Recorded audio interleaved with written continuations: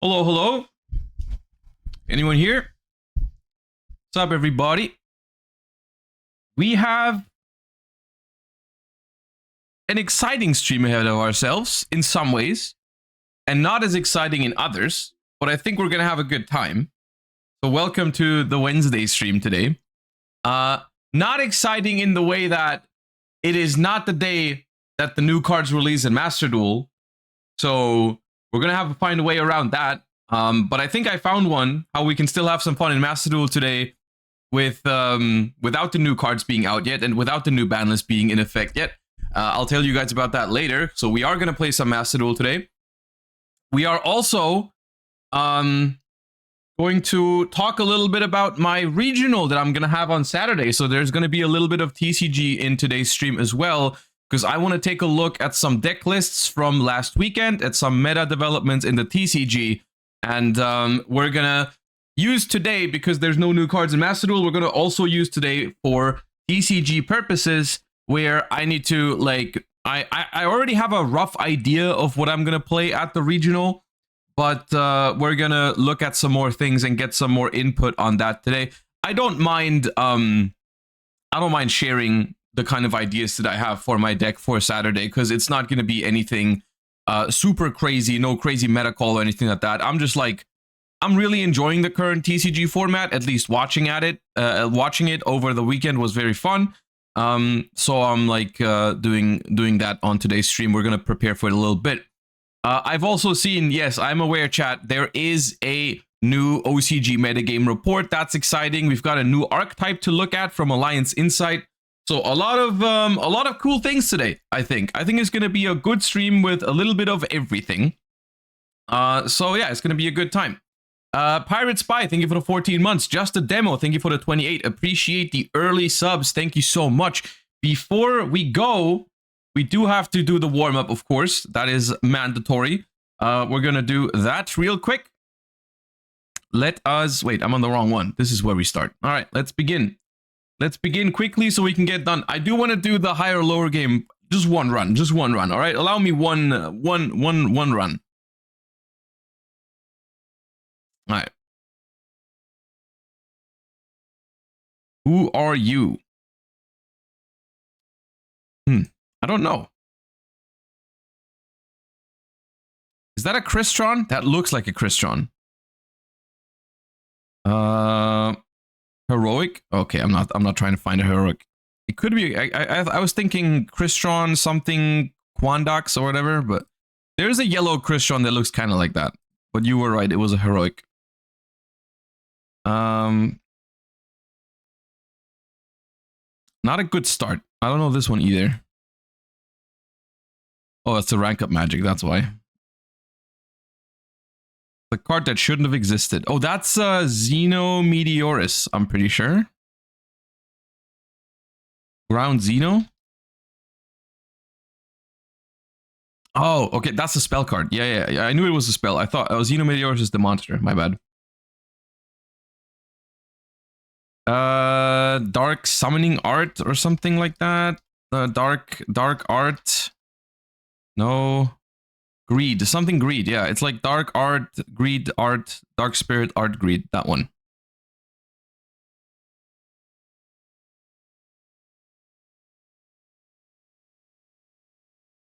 Shadow Ghoul?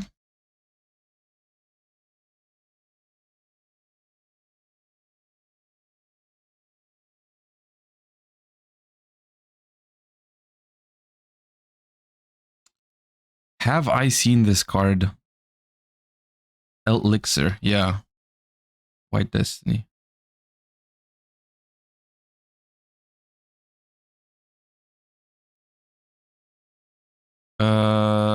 It's a Fire Fist. What animal is that? A wolf? Yugioh? Oh, it could be Yugioh. Yeah.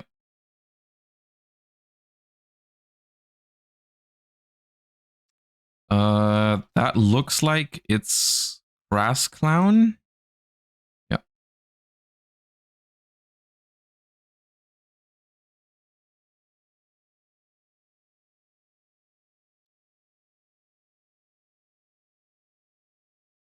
It feels familiar, yet so unfamiliar. What is that? Henmaya Tai Tai. Okay. Not familiar. That's a desk bot. Desk bot. Anyone know the number? 4? 4, nice. That is Gladiator Lash, I'm hoping.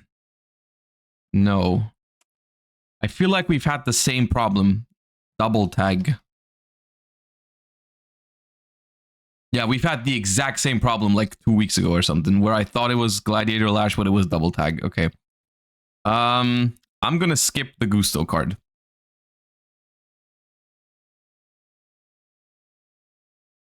I'm just skipping the Gusto card. Whatever. Tailwind of Gusto. Sure, cool. Not even a monster. Even harder. Who are you? I've never seen this guy. Anyone know? I don't think anyone knows. This solver? This solver. Okay.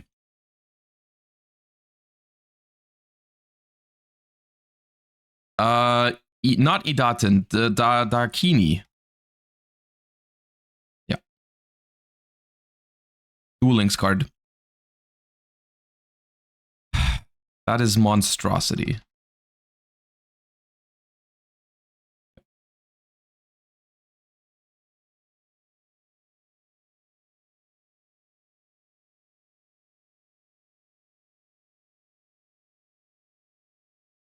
Don't know what that is. Noble Knight Ivan.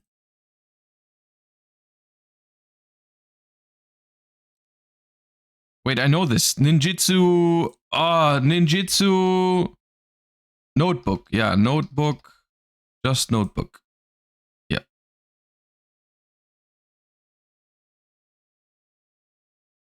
The link too. Power. No. Labyrinth Defender or something. Defender of the Labyrinth. That one. Yep.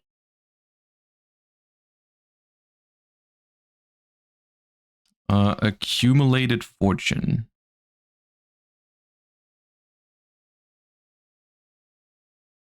Love that card.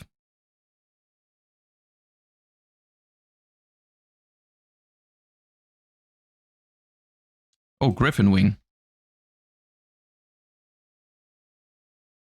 Wait, no? Wait, what is that? Griffin. Oh, Griffin's Feather Duster. That one. Okay, my bad.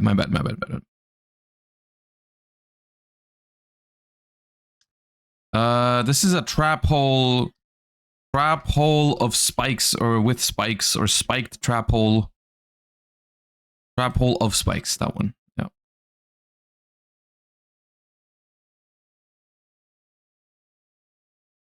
Runic Circular. Thank you for the 7 months. Appreciate you. That is Runic Allure, I think, or Dispelling. I think it's Runic Allure. Yeah.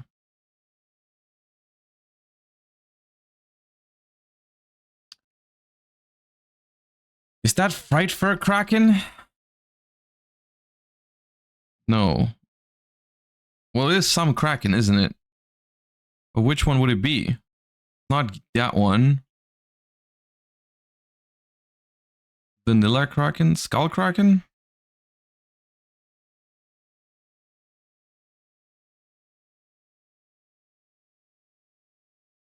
Ah, come on.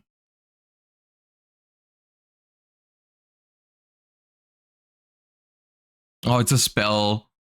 Shut up, Dark Reef.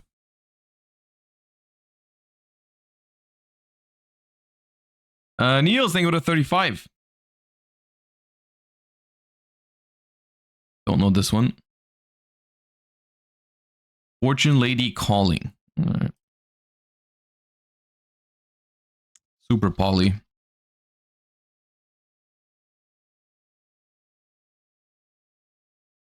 Right. Oh, dude, I knew it on the first thing. And I zoomed out of habit.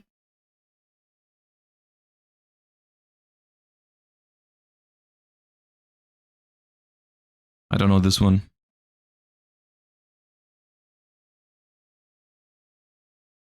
Curse Reflection Doll. Signet. Is that mining? No, mining doesn't have purple on it. 3 strike. 3 strikes barrier. Really? That looks like a Signet card.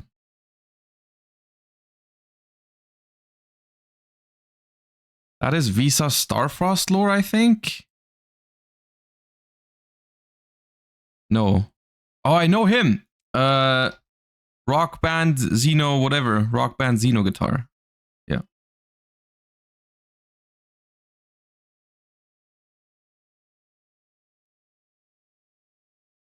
Not the Evols, man. Which one is that? Evil Sore. Evil Tile. Casenario. Oh.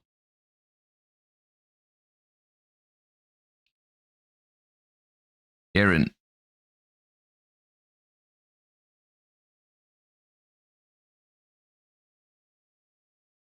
Yeah, apparently beats Raiko now. As we learned yesterday. Oh, it's a wind-up Zen May... Then March? Yep.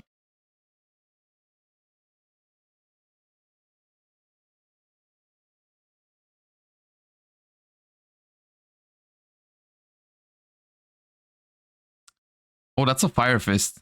It's a Rooster. Yeah, but I realized too late. Oh, I know you. Armored Axe? No. Armor. It's something armor. Armor X? Oh, that's what. Okay, yeah.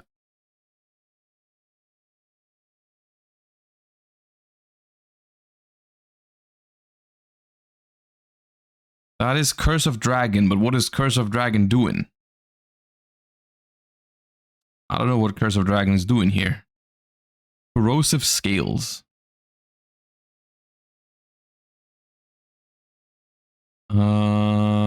Telekinetic Shocker? No, Shockwave. Something Shockwave. Psychic Shockwave? Yeah. Maddie Naps, 5 gifted. Appreciate that. Thank you for the support. Enjoy your subs, guys. Appreciate that. Very kind of you. I love Cyber's backup at Ignister. No, you don't. Oh, I know you. God, this is a very cool card. Blast Magician. Yeah.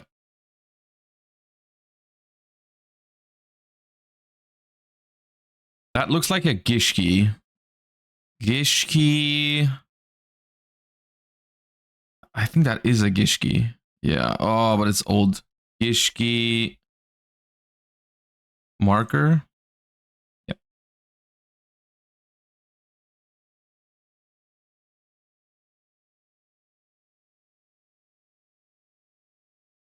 Skull Zoma. Skull Zoma. Oh, Zoma the Spirit, not Skull Zoma. Why was I thinking Skull Zoma? Never mind. That is a Dark Magician spell. Magician's Salvation, I think. Yeah.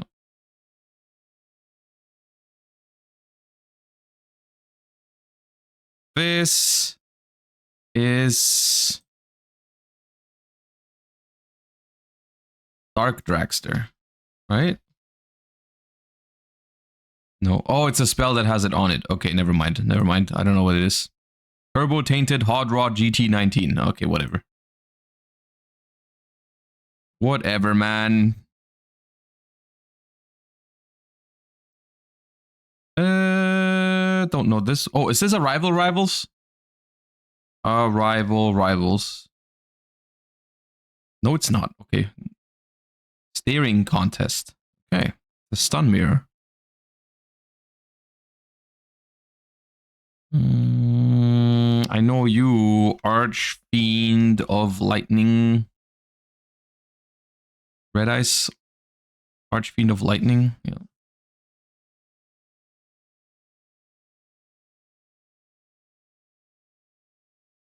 Ice Bell, I think. No. Winter Bell. Oh, come on. There's 3. Glass Bell. Shut up. Freeze Bell. The last one.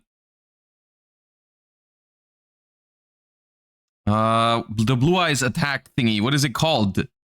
Photon Blast or something? Neutron Blast.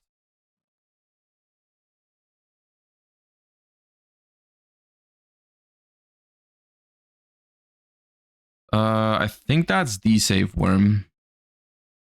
Then it's Deplexer Chimera. Yeah.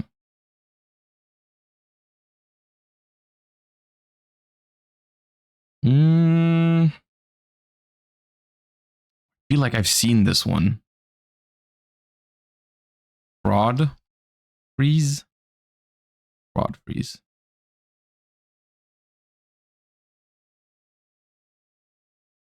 Ooh. The Circle. Magician's Circle. No? Then I don't know.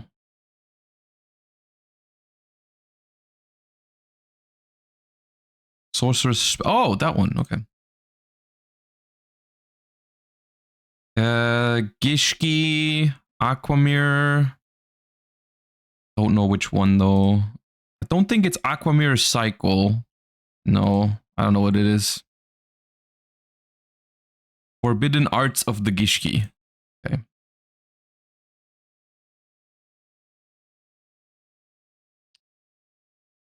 Wait, I know you.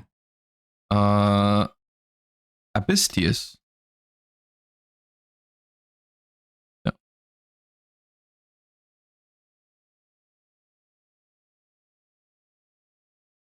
Claudian, I think.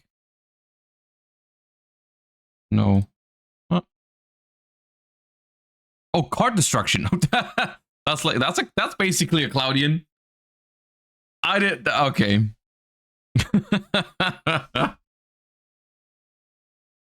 Yeah, well, after the next zoom, I also saw it. All right, it didn't look like a hand to me at first thing. I thought it was like, I thought it was something else.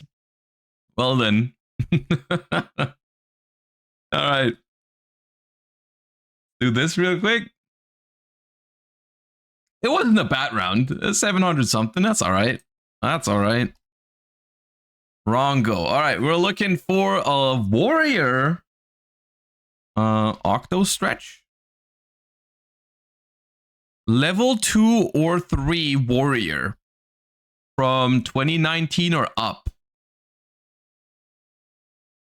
Light, wind, fire. What warrior archetypes did we have? 0 defense. Not a dark or an earth. Goblin. What goblin? Is Goblin Biker warriors? I thought they were fiends. Goblin Biker. Oh, they are warriors. Oh, okay. Good shout. Goblin Biker, boom Mac. Easy as that.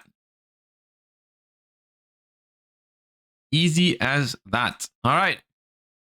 Next up, I couldn't help it. I already played a game this morning. I got 47. It wasn't bad. When I opened the page, I wanted to play. I got 47. Let's see if we can beat that.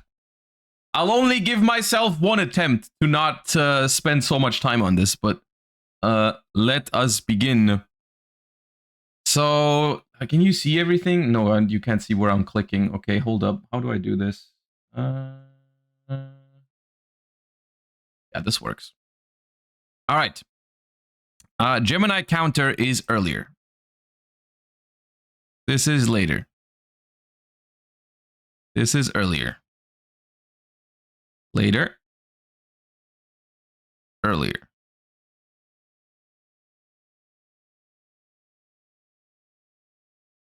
Earlier. Even earlier. Later. Earlier. Not comment the new card. Believe it or not, but after like the stream does not end after we play this game. There's more things to happen. Millennium Shield.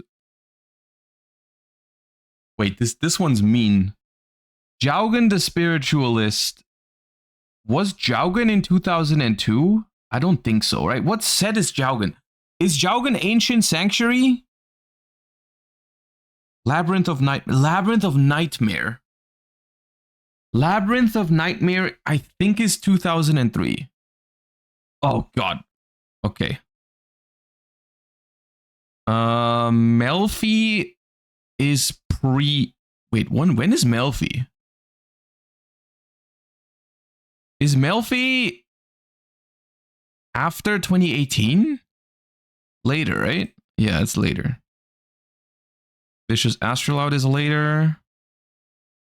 That's earlier. I've never seen this card in my life. Shit. All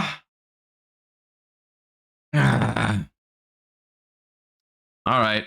I said one attempt. I'm gonna keep my promise. Just one attempt. Just one attempt. I don't want the warm up to take too long. All right. Especially because we have a couple of hype things to take a look at right now. We have OCG Metagame Report. We've got new cards from Alliance Insight. We've got a TCG format to look at, and we've got some fun to have in Master Duel. So let us hop right in. First and foremost, new cards, an entirely new archetype released in Alliance Insight. So let us see what exactly it's got in store. It is called Regenesis. Regenesis is what the archetype is called. It is a couple of different cards, I think. Yeah, we've got a bunch, actually. Okay. Regenesis Warrior or Regenesis Warrior Bereshit. Level 7 Fire Warrior effect monster, 25/25. You can only special summon with the first effect of this card's name once per turn.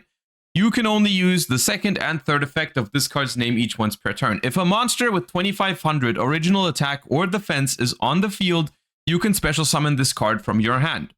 Quick effect, you can tribute this card, then target a monster your opponent controls, return it to the hand.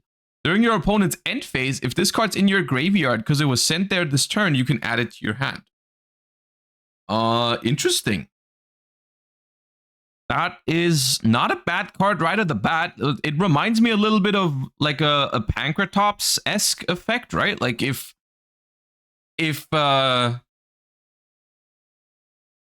guess it depends if there's a card on end boards that has 2500 attack or defense, but like if there is, then this can be a really easy thing to summon.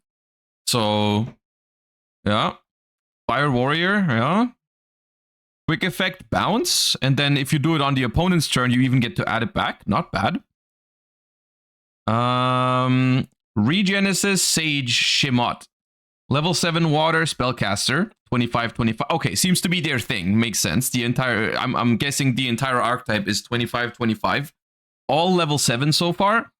You can only special summon with the first effect once per turn. You can only use the second and third once per turn. If a monster with 25 attack or okay, that seems to be the trait. I can already tell you right off the bat, all of them are level 7, and all of them require 2500 to be on the board to special summon themselves. This is 100% Kashtira Unicorn material, all right? Level 7 and 2500, and you just special summon it out. If this deck is built around this entire thing, you're going to play a Kashtira package in this. When your opponent activates a card or effect, quick effect, you can send one other Regenesis card from your hand or face-up field to the graveyard, negate the activation, and if you do, destroy that card. Send one other Regenesis card. Okay. During your opponent's end phase, if this card's in your grave because it was sent there this turn, you can add it to your hand. Okay, so that seems to be something they also all have. That is an Omni Negate. The cool thing, quote unquote, about this card was that you contribute itself, and then if you do that on the opponent's turn, it'll add itself back to the hand. This one, you're sending a different card, so it won't immediately like go to the grave and add itself back, but that's probably solid. I don't like the fact that it's an Omni Negate, of course, but it's powerful. Regenesis Dragon Vayikra, level 8 win. Oh, this one's level 8. Okay, so they're not all level 7. Well, okay. You can only special summon with the first effect once per turn. Okay, I think we can skip this part. They all seem to have a 1, 2, 3 with that setup. If a monster is 25, yep. Quick effect, you contribute this card, target a spell trap your opponent controls, banish it. Okay. During your opponent's end phase, if this card's in... Okay, I like this concept.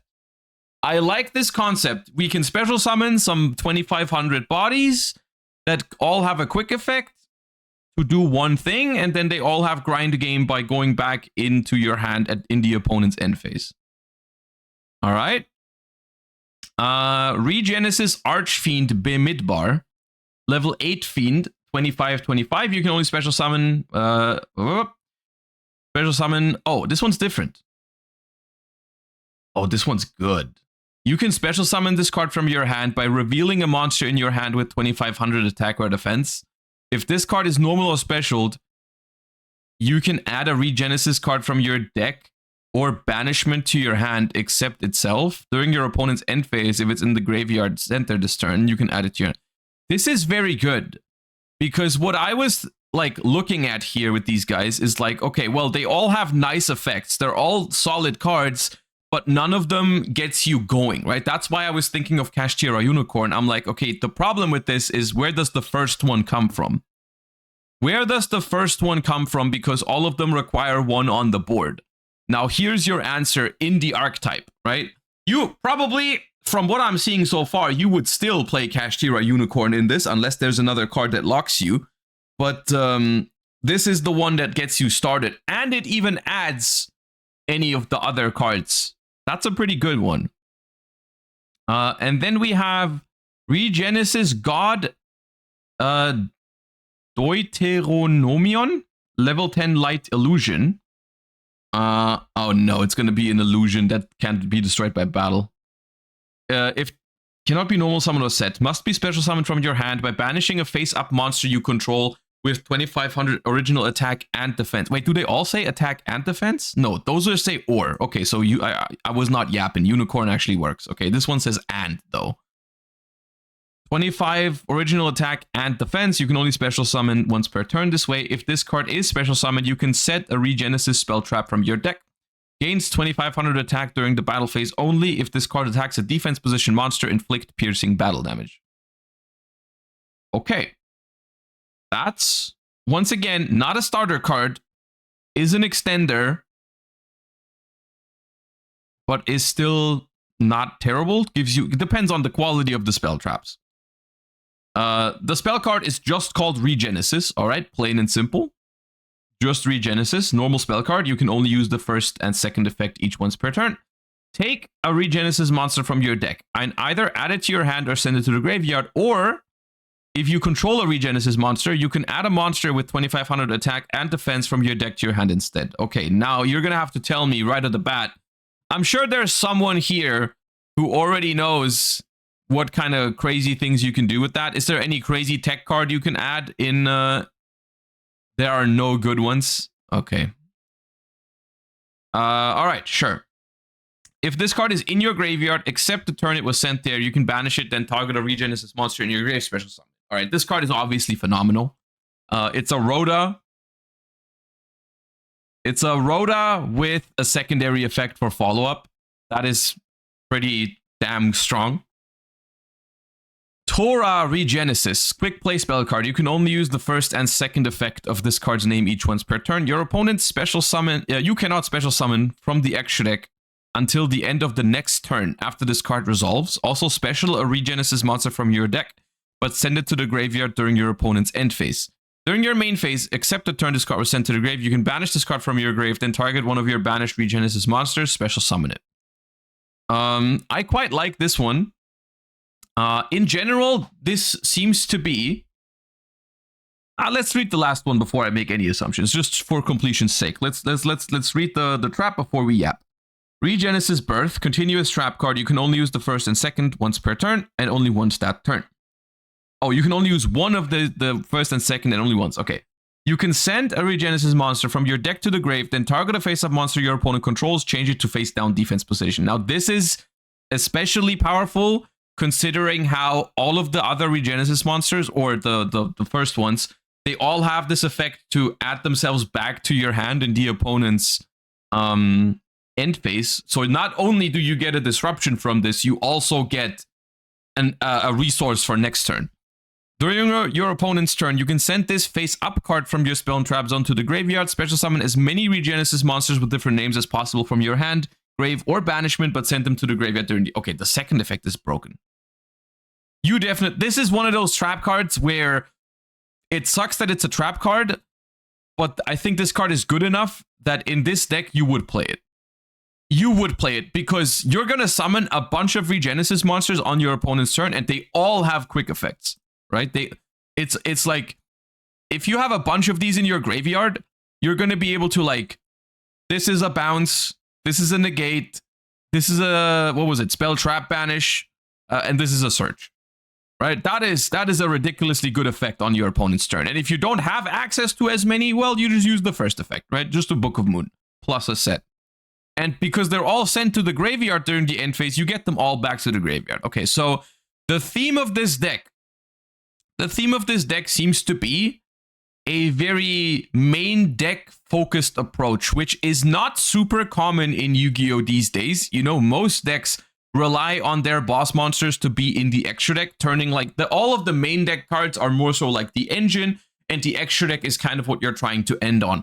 With Regenesis, it seems like what they want you to do is to actually play with your main deck boss monsters, right? And in order for you to do that, they're giving you a bunch of monsters that you are incentivized to keep on the field. You're not incentivized to link off or Xyz summon with a card that gives you an Omni Negate or a card that is a bounce on the opponent's turn. That kind of stuff, right? Like, so you are incentivized to not use your extra deck, of course, further strengthened by the fact that one of the better cards in this deck does lock you from your extra deck for multiple turns, right? Like, this one is... This is a very good card for this deck. It's an emergency teleport, which is especially good considering that, like, you need a way to summon your first 2500 attack monster, and then you are good to go, right? But you are locked from your extra deck. What you get in exchange for kind of playing a deck that doesn't want to go into its extra deck much is you're getting a ridiculously good grind game, right? Like, you're getting Rhoda with a secondary effect for follow-up. You're getting an emergency teleport with a secondary effect for follow-up. You're getting a trap card, which helps you set up and gives you insane follow-up. And the entire archetype is filled with cards that are good with follow-up because they all go back into your hand during the opponent's end phase. This is a sort of playstyle that I could really appreciate this, you know, like it could be a solid deck. Of course, I think you would be incentivized to pair it with some other archetypes that make it easier to get 2500 attack bodies onto your field, because as it stands right now, the first three here are not starters on their own. They can only be extenders. So you would have to open this one, the Rhoda, the Regenesis normal spell, or the quick play spell. If you don't open one of these 9 cards, you won't be able to summon out your other Regenesis monsters. So cards that I can think of is, I can think of Kashtira Unicorn is the obvious answer, I think, especially because, and this is a small little nuance, these guys say original attack. So you can even use Kashtira with the field spell. Like if you're activating Wraith Soth and then summon Unicorn, that'll still count as 2500 original attack. And 2500 in general is a pretty common stat. So like, I'm pretty sure you have a lot of choices. You could play Bestials, right? Which would help you a lot. You can add other things. Does this card say for the rest of this turn? You cannot special summon until the end of the next turn after this card resolves. Yeah, okay, so you could also use like a normal summon engine because they don't need their normal summon. You could use a normal summon engine that produces a 2500 extra deck monster. I'm not sure exactly which one that would be. You guys are saying Alistair. I don't know if that would be the one, but theoretically you're correct. Yeah, you could use Alistair to make a Mechaba, and that's 2500, and then you can summon all your other things. What I'm saying is it seems like a pretty good secondary engine. I don't think from the cards right here you would be building a pure Regenesis deck. I think they would slot into different decks. to add some grind game to it. But from the first wave, this looks powerful to me. Like, this is one of those instances where every single one of these cards is actually good. There's no card in here that I'm like, yeah, this sucks, you're not going to play this. These are all good cards, I feel like. Even the trap card. And they offer pretty good grind game, and they offer interruption on the opponent's turn. And really, what more can you ask for like main deck monsters that are basically free special summons, right? Because that's a pretty good feature. I do like that they're making cards that do incentivize you to not go into your extra deck as much, right? Because this offers you more play under cards like Molcharmi Fuvalos, for example. Like, if you add this engine to your deck is going to get better into Molcharmi Fuvalos, for example. And in general, just like driving people into playing more with their main deck and less with just spamming extra deck monsters, I think is a good thing. Yeah, I like this. I think it's a promising archetype. Not broken right off the thing, but it's pretty good. The only thing I don't like, of course, is how they just have a very generic Omni Negate. But I suppose, you know. Duo Drive has 2500 attack, Ryziel Regenesis. It's pretty cool that you can right off the bat come up with a lot of different strategies to potentially slot these cards in, right? It's pretty cool. I like it. Looks promising. Honestly, looks promising.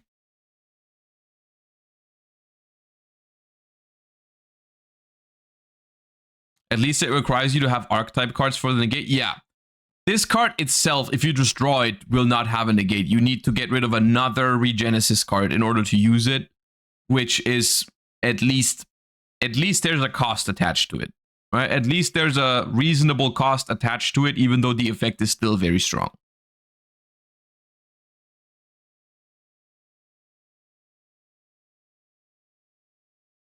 Skull Guardian is 2500 defense, Voiceless Regenesis. Borger has 2500. I mean, 2500 is a very common stat. You could theoretically put these in a lot of decks. Where they actually end up being good is something that remains to be seen. But they are good enough to see play, I think, eventually.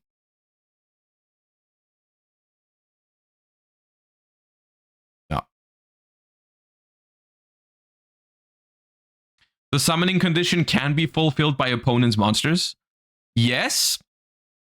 They could be even better going second, depending on what deck your opponent is playing. But you're not going to want to build your deck around that, hoping your opponent is going to give you a starter, essentially. You're still going to have to make sure that your deck is good enough at producing a 2500 attack monster and not just rely on your opponent, right? Because yes, against some decks, they're going to have it, but not always. Also, it depends on whether you want to go first or second. 2500 Kaiju. Is there a Kaiju with 2500? You could Lava Golem. I think Lava Golem has 2500 defense. This looks like a pretty good deck to put Lava Golem in your side deck. And just like, maybe you play a normal summon in your main deck, and then you side out your normal summon going second, and you side in Lava Golems, and then you like just make your opponent makes a board, and you go like, okay, here's your Lava Golem. And then you summon your Regenesis monsters. That's cool things.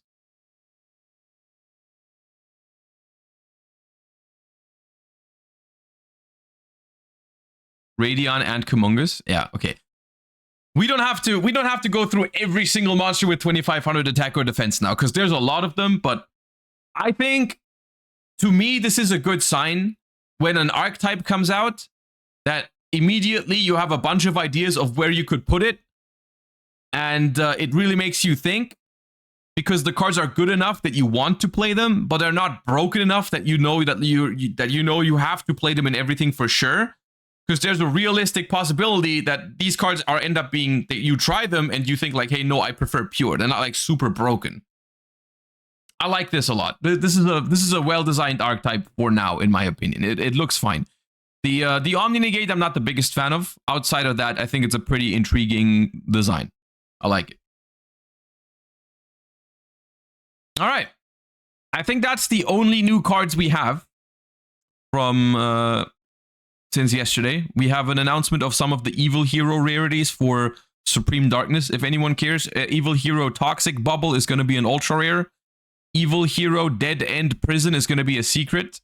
Infernal Rider is common or super. Neos Lord is an ultra. Backfire is common or super. Darkest Night is common or super. Dark Contact is common or super. Evil Assault is common or super. And Supremacy is also common or super. From what I remember, these cards were solid cards, but they don't fix the problems that heroes have. So it's like Hero has a lot of cards that are solid, but yeah, the Hero community will know more about these than I do. That was my impression, at least when I read them for the first time. But they're all right. These cards make the Hero community not happy. Okay, if even the community that the cards are designed for is not happy about them, then yeah. All right.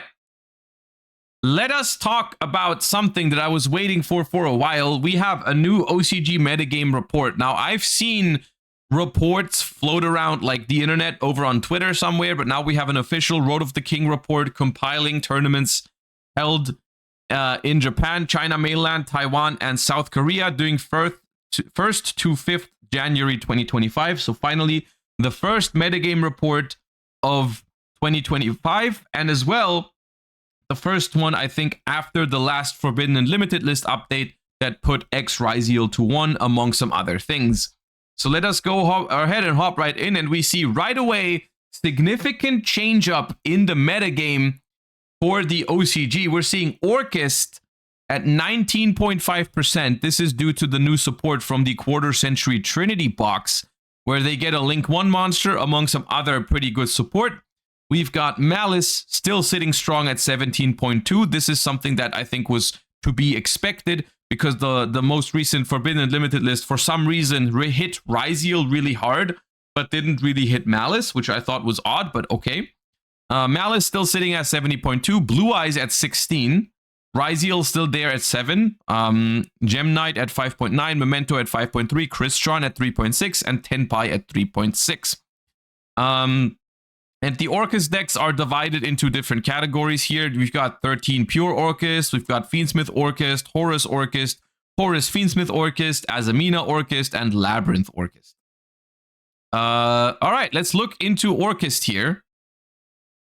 This is what the list looks like. So they're playing a lot of the OGs. We played 3 Skeletons now. I heard that Skeleton is a starter now because of the Link 1. Apparently, drawing Skeleton is good now.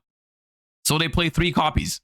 So you have like 3 copies of Girsu, 3 copies of Harp, 3 copies of Skeleton, 1 Brass Bombard, 1 Nightmare, 1 Crown, I think is this one, and then 1 Wand, alongside some of the like. This main deck is almost entirely legal in 2019, minus like obviously some of the generic staples like Prosperity and Crossout and Fuvalos.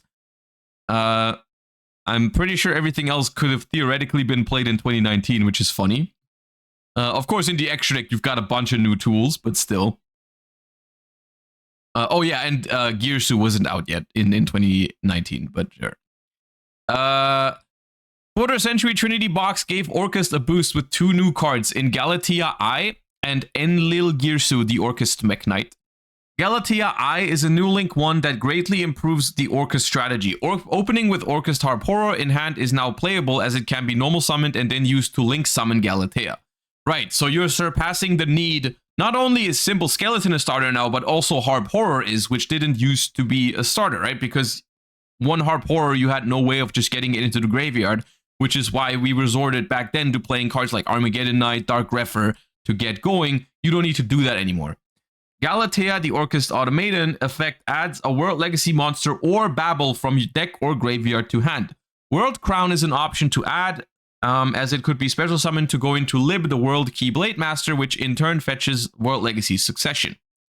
Galatea I's effect banishes another Orcust monster from graveyard as cost to special summon itself from the graveyard. This provides Orcust with an extra body that can be used as link material. A combo opening with Girsu and one card is as follows. Normal summon Girsu. Girsu's effect send Harp Horror from deck to graveyard. Girsu's second effect to special summon a token to both players' fields. Okay, so this is a combo that only works with Girsu because you are making use of that token.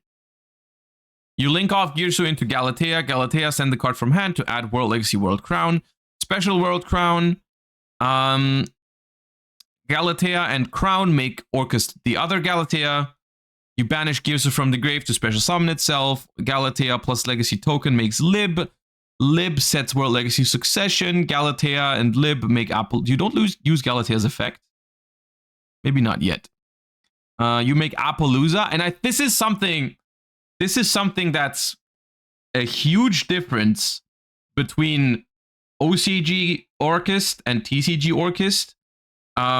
We are not gonna have Appaloosa, so I think whatever power level this deck has in the OCG is gonna be something that's like remains to be seen how realistic it is for us to do these crazy combos, because we won't have access to Appaloosa to protect them in any shape or form. This Appo doesn't drop before 5 summons. No, this Appaloosa happens after 5 summons. You can get nibbed. However, you are making Appaloosa before you activate Orcust Harp Horror in the graveyard, right? So like, if you don't have a way to summon a negate for Nibiru, at this point, you're going to continue, and at some point, when you're locked into Darks, when you've used your Harp Horror, maybe even when you've used your World Legacy Succession, then you're going to get nipped, and then you don't have any sort of resources to keep playing, right? It's a different scenario. Lib shuffles opponent's token away, activate Succession, summon the Galatea, Harp Horror's effect to summon Nightmare from deck, Galatea effect, shuffle Harp Horror back to get Babel, activate Babel, make Long Girsu, Nightmare sends Skeleton, Skeleton, special this Dingirsu, attach Nightmare, Long Girsu, Dingirsu, make Enlil Girsu, add Skeleton from banished to hand. So you end on Appaloosa, Babel, and Enlil Girsu with a Skeleton in hand. Banish, effects, no symbol, Nightmare effect. You have an Appaloosa. You have a Steel with Enlil Girsu. You have World Crown to negate an effect, and you have Dingirsu. Honestly, in a world, this is a pretty strong end board. I can understand why this deck is good in the OCG right now, but still, if you compare this to what's been happening in the TCG, or like what's been happening in 2024, I think it's, considering we won't have Appaloosa, this seems fine to me. This looks like a fun concept.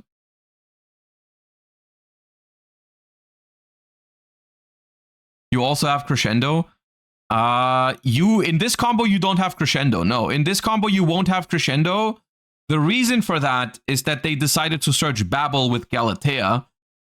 You can have Babel and Crescendo in Orcust now, because the Link 1 can search Babel, and then Galatea can search the Crescendo. However, then you're not searching the World Crown. And then your combos are going to be less powerful in that regard, right? So like you will have to decide between which thing you're going to search. But how exactly this deck is going to be played when we get to the TCG with it remains to be seen. I do think it looks incredibly cool, though. I think in a world without Appaloosa, this deck is not going to be insanely powerful, broken, or anything like that. I'm just happy to see Orcust come back. I thought it was a very fun deck in 2019. And I think the playstyle, this is one of my favorite Legacy supports that I've seen in recent years, even, because the way this deck plays, it still feels exactly like an Orcust deck. It feels exactly like an Orcust deck because it is essentially the same deck as 2019. There's almost no new cards in the main deck. It still feels like you're playing the exact same decks. It's just slightly better and more appropriate for 2025 Yu-Gi-Oh! This is one of my favorite ways to do Legacy support, is if you can make the deck stronger and it still feels like it's exactly the same deck. So I really like this about it. All right. Besides the mono variant, the Fiendsmith variant has also been gaining popularity among Orcust builds. Similar, the Fiendsmith package is able to set up Appaloosa.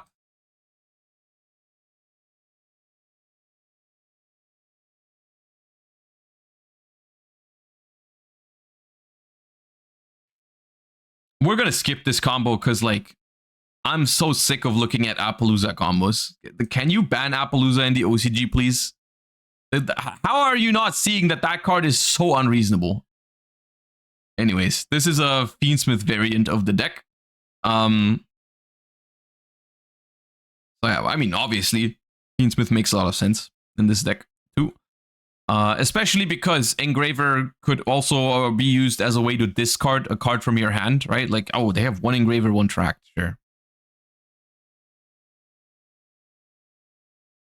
So yeah. Pretty cool, pretty dope. Looking forward to the Orcust cards. Malice is still the same here. I guess the return of Dominus Impulse is worth noting. Of course, Dominus Impulse, same as in the TCG right now, is not seeing a whole lot of play, not even in decks that can play it, simply because it is considered to be not as good versus Ryziel, which is the most powerful driving force in the TCG at the moment as well. So the card, obviously, in a world without Ryziel and more like Orcust and stuff like that, is going to start seeing play again. So that's what Malice are doing. Other than that, it's a pretty standard Malice list. Nothing crazy here.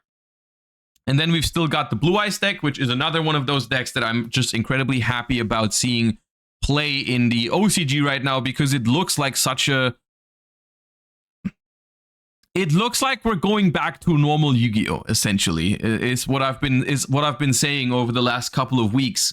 With Ryziel and Malice, and then Orcust and Blue Eyes, it really feels like we're approaching normal Yu-Gi-Oh! Gameplay again. So Prime-Eyed Blue Eyes, with Orcust and Malice as the top contenders in the current OCG format, running 3 Nibiru's in the main deck has become a common trend. We went a step further and adding some more hand traps. Okay, Blue Eyes seems to be the deck that has the most non-engine space, even though they did go to 45 cards with this. Maybe also to just draw Blue Eyes less often. Most Prime-Eyed Blue Eyes decks chose to not run Called by the Grave, as the deck can play around Maxi and Molcharmies by going for the Drill Beam and Seals setup. The increase of Malice running Shifter in the main deck makes Called by the Grave a good counter tech and could also double as a disruption against Orcust. Yeah. Okay, so you're running Called by not because you're scared of Maxi and Charmies. You're running Called by because it's good against Shifter and Orcust. That makes sense. But yeah, this deck feels very mid-range to me. There is a key difference, because you guys are saying like, oh, this deck is running like 17 hand traps or whatever it is. Well, how many is it? 8 plus 18. It is running 18 hand traps in 45 cards.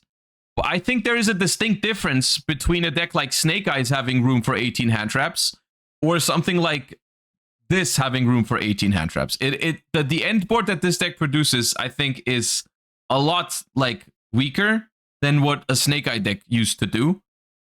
And it's more comparable to, obviously it's stronger than it, but it's more comparable to something like Marincess or whatever. A more powerful version in 2025, of course, because the deck is like Marincess is not as powerful. It's not the bar, but it's more in line of what we were talking about, or at least the conclusion that I've reached in regards to one card combos and mid-range decks having a lot of room for non-engine.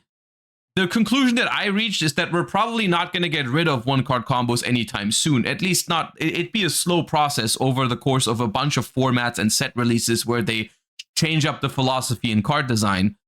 In the short term, one card combos are going to be a thing, but preferably they come at the cost of being not as powerful. Like a one card should not do what Snake Eye Ash does, or one card should do less than that. At least that's where I stand on it right now, and it looks like this deck and the Orcust deck are moving in that sort of direction. You know, that is more in line of what I'm hoping for one card combos to be like in the future. Even though they're still powerful, they still exist, but they're just less oppressive and less auto win, especially when we consider that we won't have Appaloosa in the TCG. So, all things considered, looking cool here with the OCG Metagame Report. Actually, do we have any other mentions after the Blue Eyes? No. Okay. Conclusion. The OCG January limit regulations weakened Ryzeal and took out Abyss Dweller, opening up the format for Orcust, Malice, and Blue Eyes to take the top spots. With Orcust and Malice as top contenders, many players are running Nibiru in the main deck and Lancia in the side deck against them. Fantastical Dragon Phantasme is also a good option in the side deck to help dig for hand traps, while also being able to attack over the opponent's Appaloosa. Name one bad format where people played Phantasme. That's right. That's right. You cannot. Impossible. When you play Phantasme, times are good. Times are good. Snake Eyes? People didn't really play Phantasme in Snake Eyes. Not really. Doesn't count.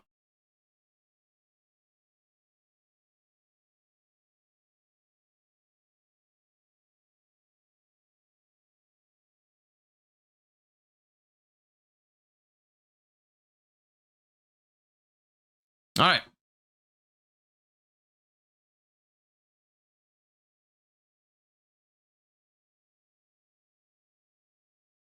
Can you show a Gem Knight list?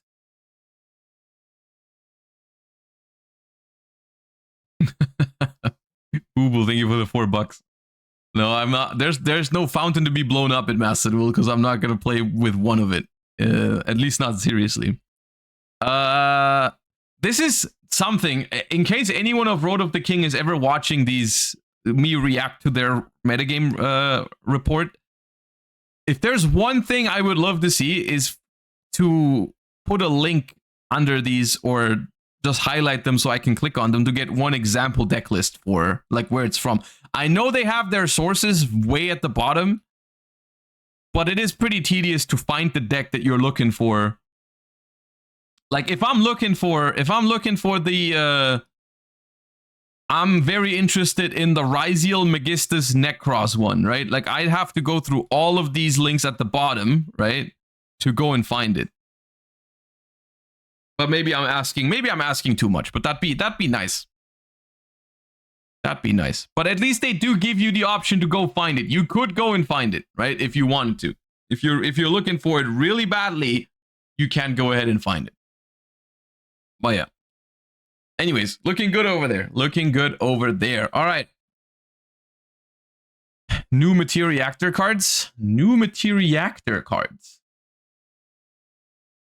Not on YG organization yet. I'm seeing if it's Twitter front page real quick. No.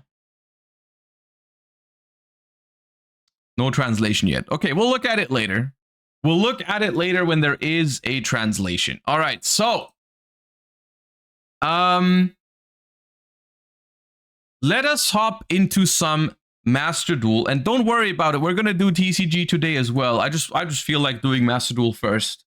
There's two things we're gonna do today. We're gonna try to have some fun in Master Duel, even if the new ban list isn't live yet. And I think I have found a fun deck to take a look at in today's stream, just something quick to play for a couple of hours to see if the deck is any good, which is a deck that Peeps played recently in the TCG and said it was also basically completely legal in Master Duel. So we're gonna give it a try, and it looks like a deck that if it actually works, I could actually find it enjoyable.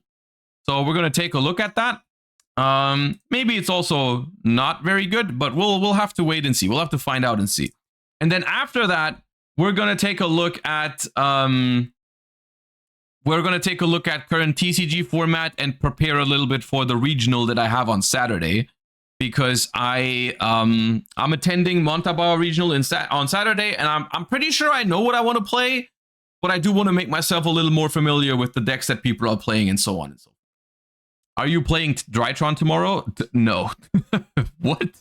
Why would I do that? Anyways.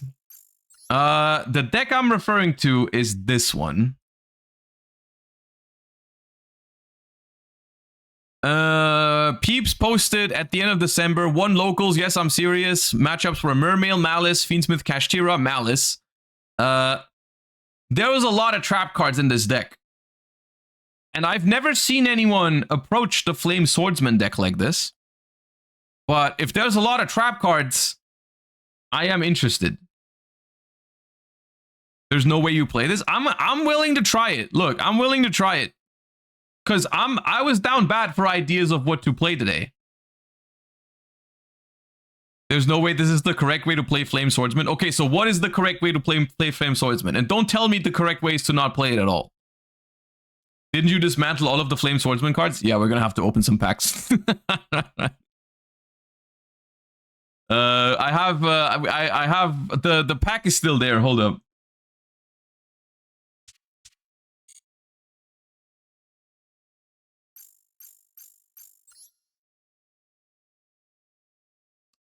It's the Gears of Light one. I'm pretty sure it's still there. Wait, no, it's not. Is Gears of Light not there anymore? Oh, there it is. 15 hours left. But we don't need much out of it. We don't have to spend all the gems that I have. Like, we only need this guy twice. And we need some supers. This guy. We'll just open like 10 or 20 and then craft them. Fine.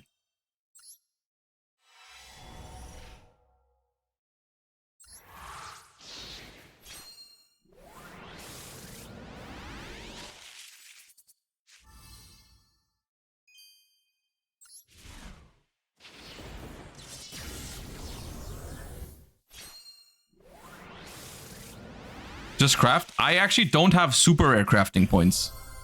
I could craft ultra rares, but I don't have super rare crafting points.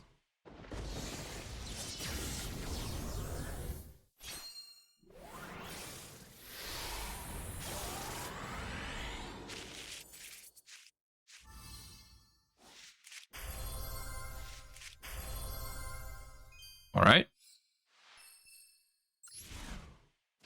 Ah, sure.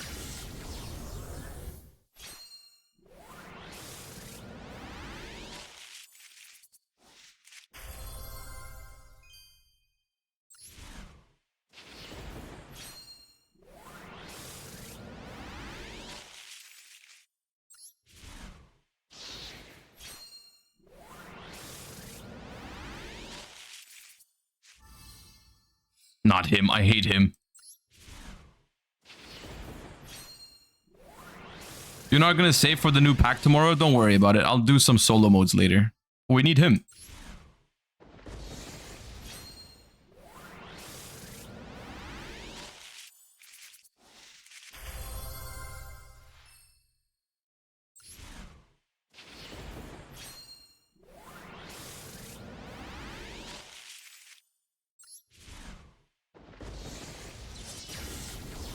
Why is it that if I'm looking for super rare cards, I'm pulling more ultras than supers?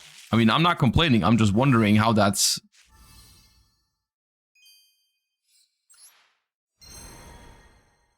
I pulled 6 ultra rares. I pulled an entire Melodious deck.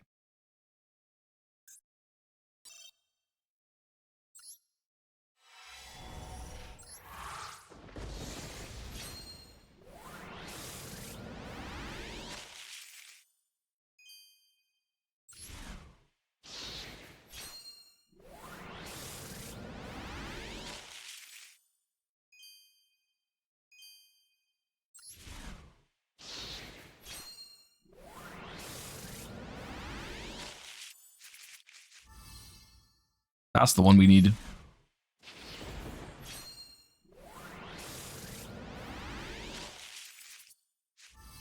Can I stop getting messengelados? No? Okay.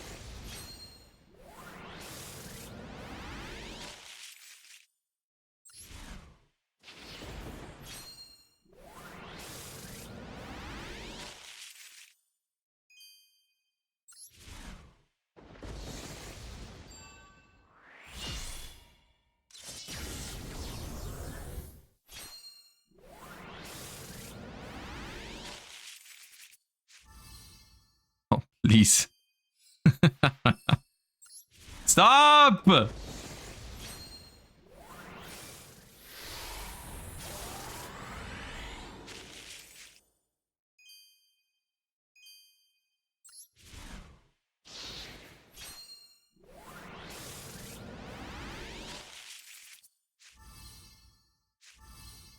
Oh, we need that.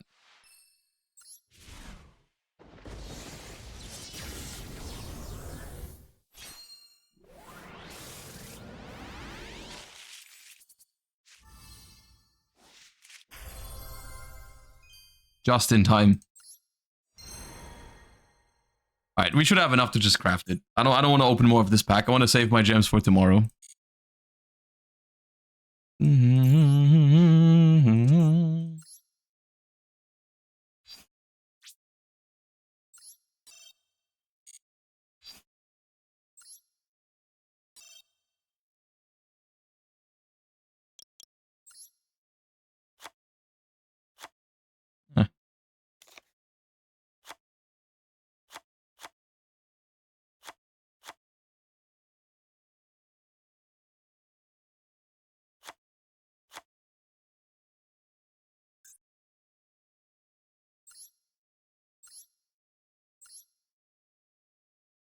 Need one more super rare.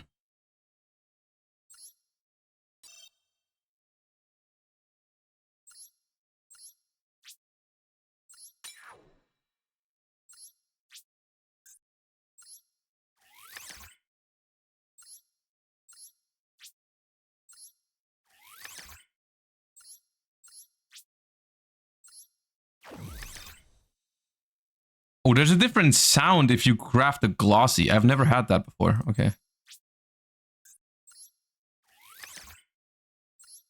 Okay. We need to fill this deck because Peeps had...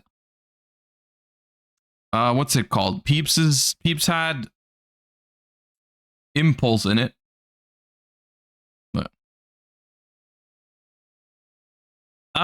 So the idea essentially is that it's a trap control deck, and because the Flame Swordsman archetype apparently has a bunch of non-targeting Book of Moons, like this one. If a monster is special summon a level 7 or lower fusion from your extra deck that's Flame Swordsman or mentions it, then you can change a face-up monster on the field to face-down defense position. As well as this one. Target a fire monster on the field, equip this card to it as an equip card that gives it 700 attack, then you can change an effect monster on the field to face-down defense position. The idea is that you're playing a trap deck with the Zark stuff to summon Zark and then use its effect and then set it face down to blow everything up. It sounds fun, honestly. That's why I'm willing to try it today because like the new and exciting stuff happens tomorrow.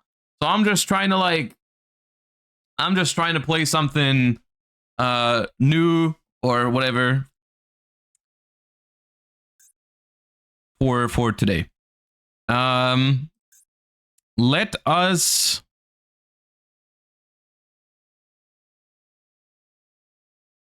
play Eclipse. I don't think we need to go super hard on that synergy. We already have a bunch of searchable ways to book our own Zark, and like whenever you draw a card like Book of Eclipse or Book of Moon or whatever, you're gonna just like hate yourself if you don't draw the Soul of the Supreme King, because you're not always gonna have that.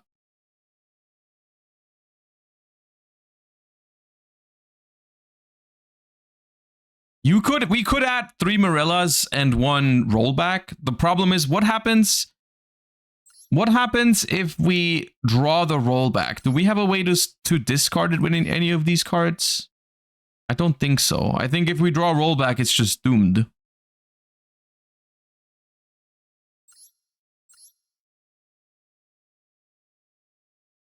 We could add Lord of Heavenly Prison, but I'm not sure if I want that.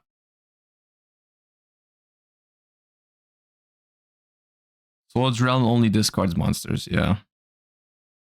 We could play Maxis. We could play Evenly Matched. We could play Skill Drain. I'm not sure about that.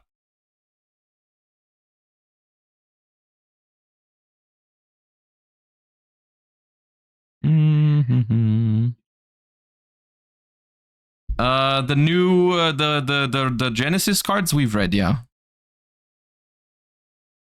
We could play Judgment.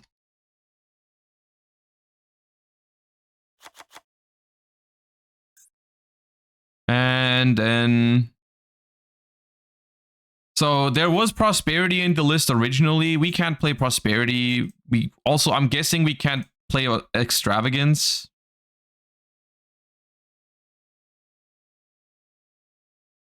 The new Materia Actor? Hold up. Yeah, they're not on yugioh yet. You want me to just like manifest them out of nowhere? Let's go ahead and play.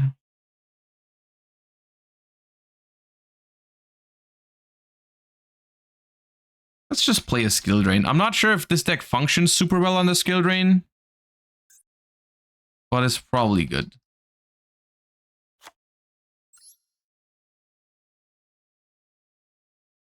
All right, before we play, let's look at these Materia Actors so that you guys can watch gameplay in peace. Twitter reveal, new Materia Actors, Alliance Insight. We have level 3 Light Dragon Pendulum Normal Monster. This one. Scale 1, 0 attack, 0 defense, pendulum effect. You can only use each of the following pendulum effects once per turn. Xyz monster you control gain 100 attack for each material on Xyz monster on the field. You can target a Materia Actor Xyz you control, attach this card as material to it, then draw 1 card. Okay. That does not seem super good, but sure. Materia Actor Melt Through. Field spell card. When this card's activated, excavate the top 6 card of your deck, then return them to the top of the deck in any order. Once per turn, you can pay 15 life points. Immediately after this effect resolves, special a material Xyz from your extra deck using a level 3 normal you control as material, but you cannot special summon from the extra deck for the rest except Xyz. If an Xyz monster is summoned, you can attach the card from the top of your deck to a Materia Actor you control as material. Now, the problem is I'm missing some context here because I'm not super familiar with Materia Actors. These cards seem mediocre to me, but they could be a little bit better if you know the context for Materia Actors, but I don't really know. All I know is that, like, Materia Actor has synergy with, like, vanilla monsters, right?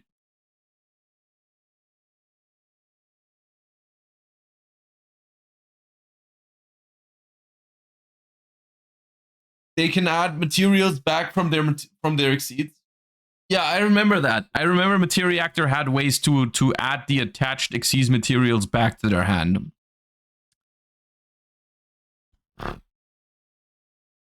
Yeah, it's very hard for me to evaluate these. They could be better than I'm thinking, but I'm thinking they're not that great. They're not terrible, but yeah. All right, let's try. The reason we're playing a trap deck today, by the way, or we're trying to learn a trap deck, is because I'm just afraid of running into Tenpai when I'm playing a normal Yu-Gi-Oh deck. I don't want that to happen, so like we're just gonna mess around with this a little bit.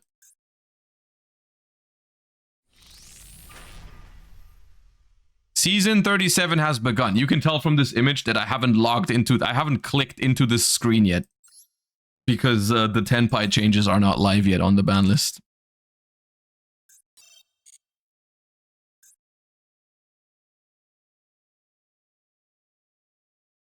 Did you play the 30-second event? Yeah, I did, and it was a lot of fun. It was a lot more fun than I expected, and it's probably going to be up on YouTube at some point.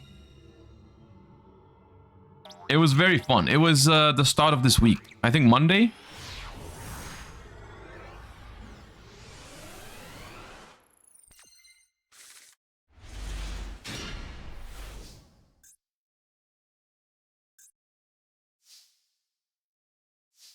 All right, I think we've drawn the one thing that isn't a starter, but the hand is still pretty good, isn't it? DB Grinder, thank you for the raid. What were you doing at this hour?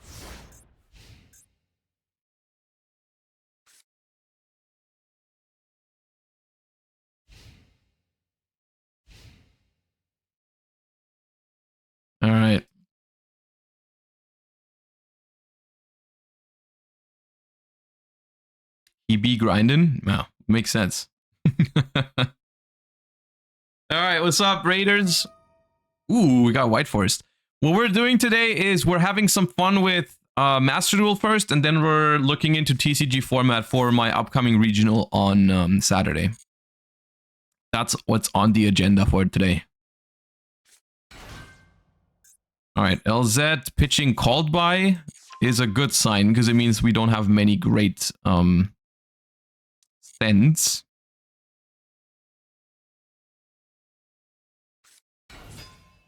I'm almost willing to Judgment the Sylvie, because that's going to give them good spell cards to send in rotation. I don't know if I want that. I'm happy to Judgment this, I think.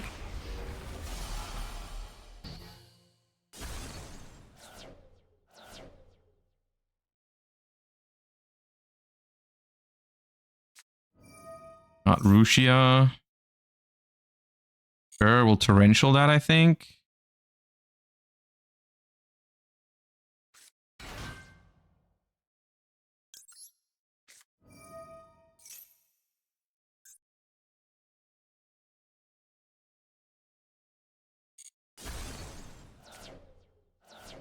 So they do have nice graveyard setup with all these three in the graveyard. For the grind game, that's pretty good. For now. Ooh, we're playing Runics. Okay. Sure.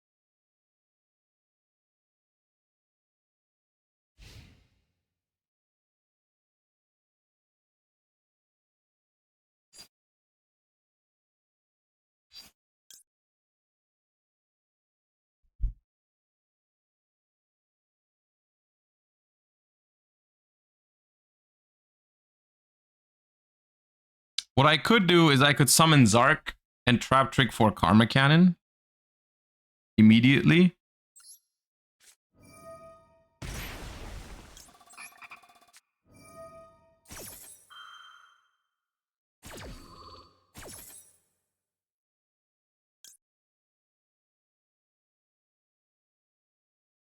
Or I do this. I could also do this, right? It doesn't have to be Karma Cannon.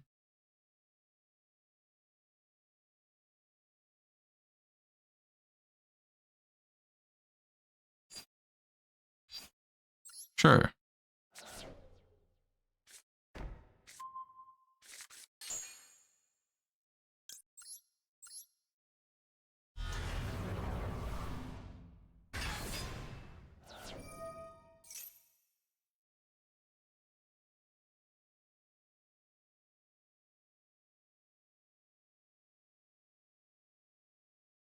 Doesn't Hugin protect if it's not the Ruma? No.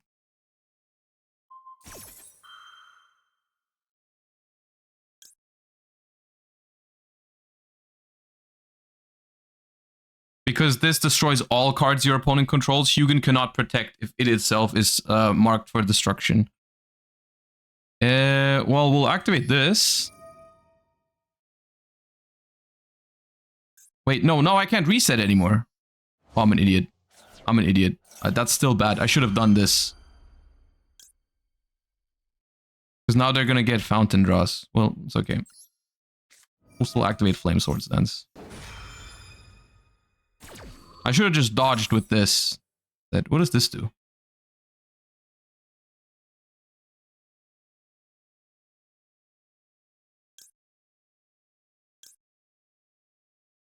Does it matter? Flame Swordsman and fighting Flame Dragon. I need both anyways. Let's grab this. I don't know. We'll book the Hugin.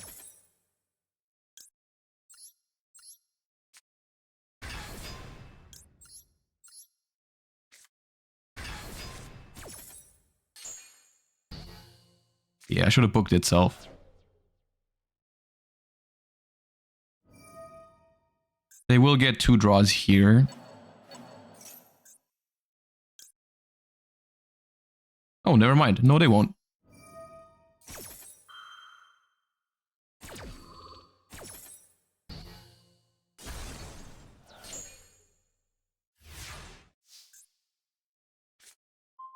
All right.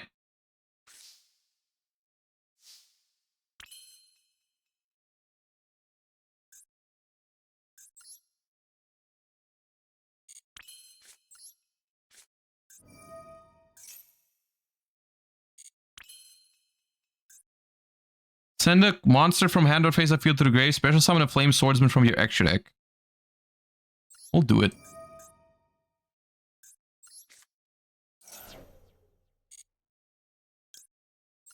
Just because. Summon the Flame Swordsman. Did you know that the fusion on the right costs 35 euros? What? Brave Ice Pendulum Dragon? No, I did not know that.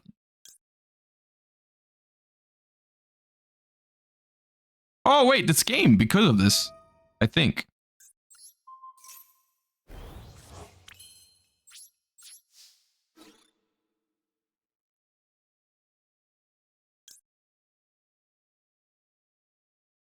It loses exactly 1,000, but all other monsters you control gain 1,000 attack. Yeah.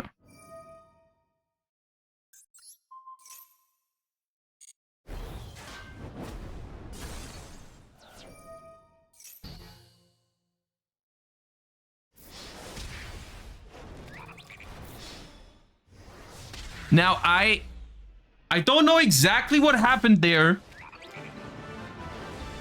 but that went pretty well. Why was Hugin negated? I have no idea. I'm assuming one of the Flame Swordsmen says whatever this battles has its effect negated. Hold up. This is just gain 700 and can make a second attack. This is your opponent cannot activate when you normal summon. This does not do it either. It's Brave Eyes. When this card is fusion summoned, you can change the attack of all face-up monster your opponent controls to 0. Negate the activated effects of monster with 0 attack. At the end of the damage step, when this card attacks an opponent's monster, but the opponent's monster was not destroyed by battle, you can banish that monster. Oh yeah, because it's 0 attack, Hugin, yeah. It's a floodgate. It's a floodgate for 0 attack monsters. Okay, I want to summon that against you, Bell. That'd be funny. All right. This was not much of a showcase for the Flame Swordsman cards, to be fair. We just won that off of the Supreme King card. It counters Ash too? It does counter Ash. Yeah, it does counter Ash.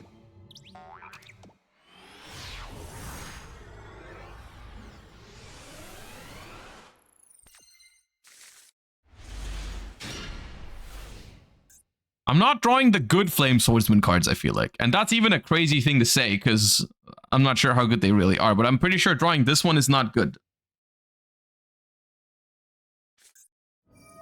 Yeah. Okay, Platt is a crazy place. Platt is a crazy place.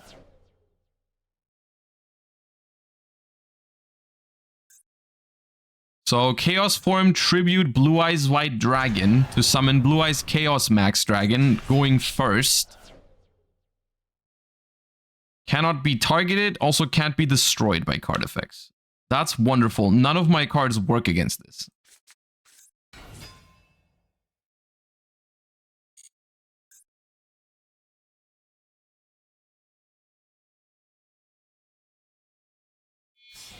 I have a lot of cards that work against this. I have like non-targeting Book of Moon and all that stuff. Just nothing I've drawn. That's concerning. That should help. Alright, so your board is Linkaribo Chaos Max. I'm sure I can deal with that somehow. Let me just make sure I'm not missing anything. This has no graveyard effect, I don't think. This has no graveyard effect. Okay, so While this card's equipped, if this card's in your hand or grave, target a warrior, equip it to it as an equipped spell. If this card is sent to the graveyard, add a salamander spell trap from your deck to your hand. Okay, so I can just attack the Linkuriboh for free. If this attacks a defense monster, inflict double piercing. So this is better in face-up attack anyways than it is in defense. So I'll just do this.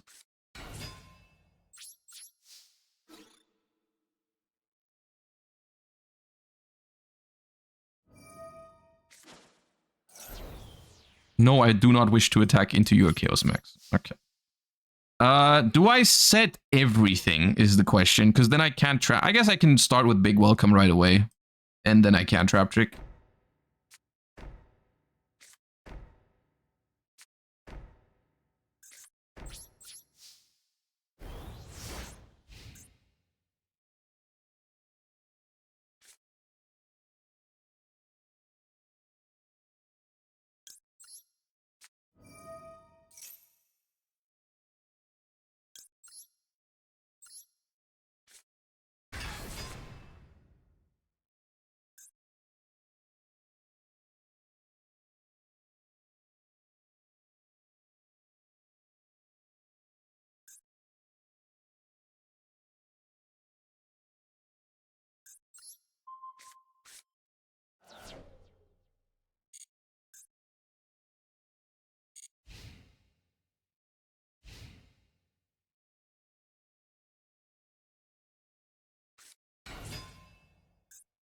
What does this mean?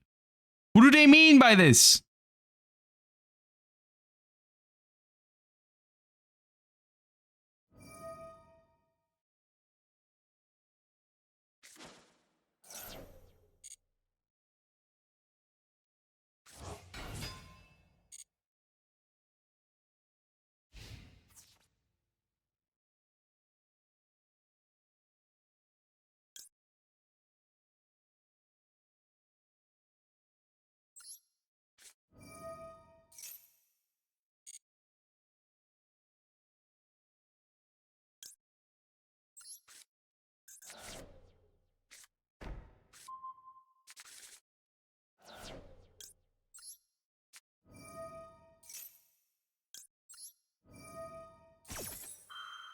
Can this give me engine somehow? Target a fire on the field. No.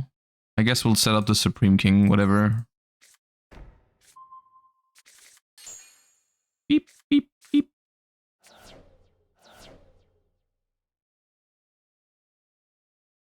Is it bad that I thought they were playing some weird draft?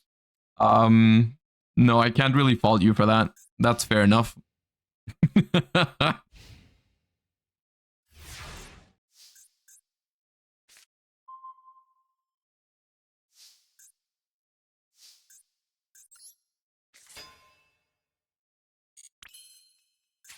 So, 0 defense.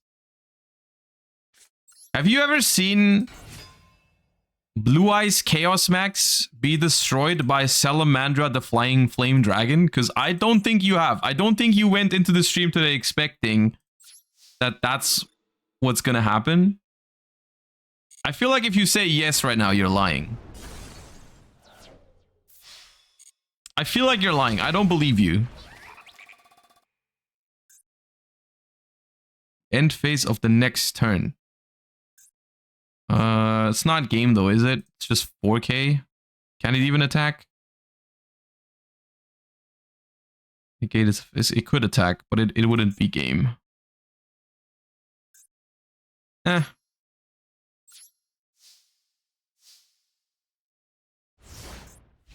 So what's happening is we're winning games, but we haven't done the Flame Swordsman stuff once. We haven't done that yet. Should play the Light Rays arc. That's what I was thinking too. They're not playing that one. The one that you can like swap out your Zark with just so that it stays around. Maybe they think it didn't matter. I mean, if you book your own Zark, like if you can do the thing that you want to do, like booking your Zark, then it doesn't matter, right? Because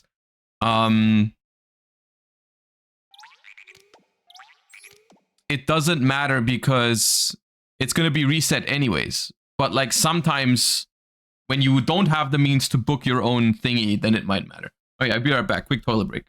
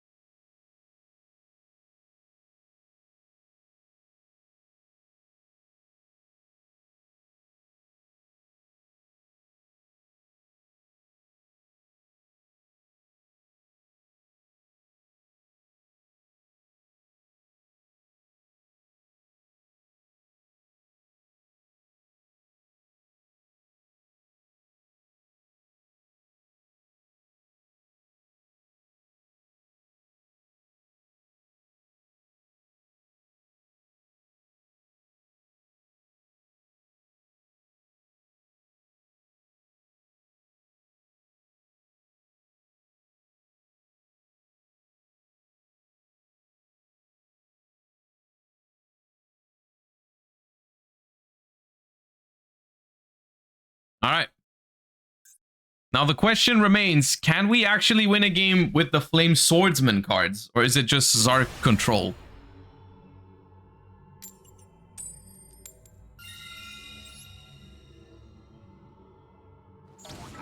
Which isn't, like, I don't think that's the worst concept. Just playing like a trap control build. You guys know I'm a fan of that. Okay, so now I think this is the worst hand yet. I haven't managed to draw a 1-card starter for Flame Swordsman. I mean, Flame Swordsman is okay to have, I suppose. But this hand freaking sucks. 60 cards. Oh my god. Is this the Peeps deck? You could call it that. Yeah, it's basically, it's inspired by Peeps. Yeah, I changed it up slightly for Master Duel, but basically it's that concept. Yeah.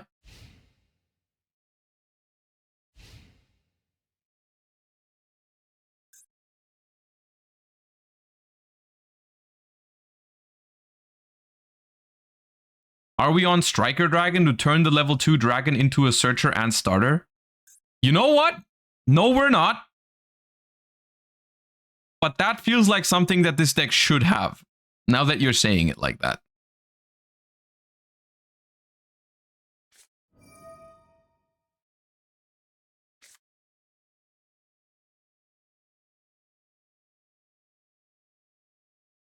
Orchest Azamina? I've heard of it. I'm like, Azamina is an engine that I want to play with more.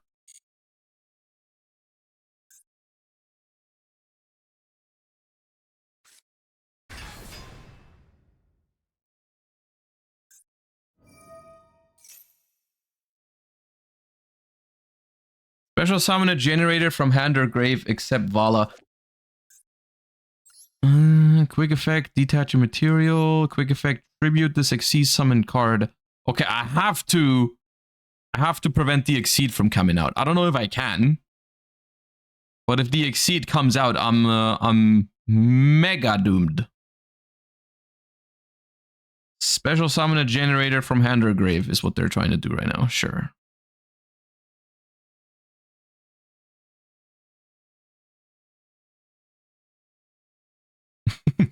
Alchemistus, thank you for the 13 months. Appreciate the support as always. This has to go face down. This has to go face down. And then we're summoning this. Yes, please. If I reboot a generator, target a generator in your grave. This is an attack position, which is why I'm considering booking this one, because it could theoretically attack, and that could be annoying. But I'll try to be safer and book the one that hasn't used its effect yet.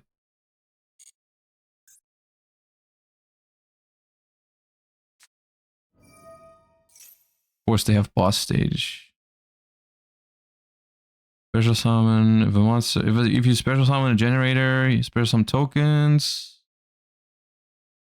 Okay, this doesn't do anything right now, does it? Don't think so. 60 cards, by the way. Yeah.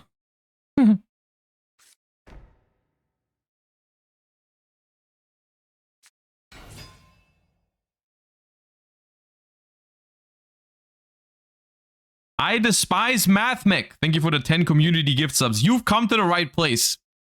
You've come to the right place. Don't worry about it. Appreciate the 10.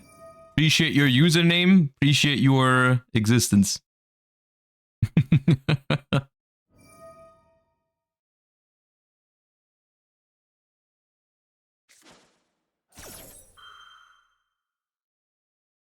I have the feeling that this is going to be a problem because they're going to summon a spell Trap Negate.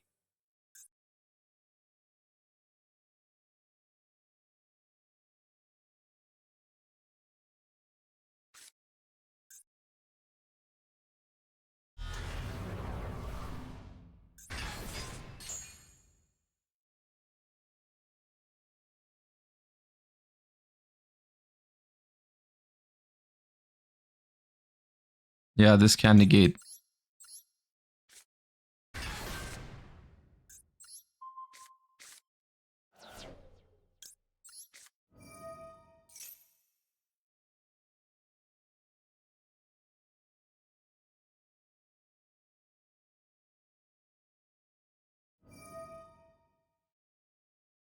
Okay, well, at least they negated the lady, which I don't think makes the most sense. Now I can freely trap trick. The problem is I don't know what to trap trick for. I don't think I have anything I can trap trick for that's just, like, good.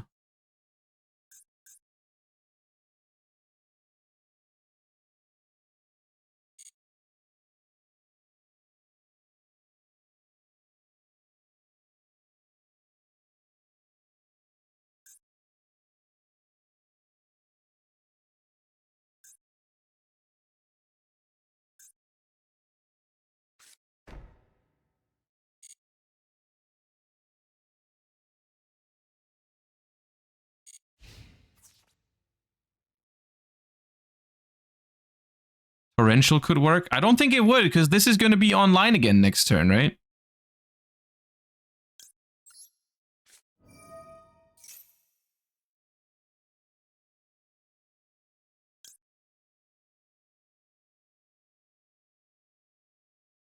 Spell card or effect. Banish this card from your grave, but then they can negate that, right? Card or effects activated.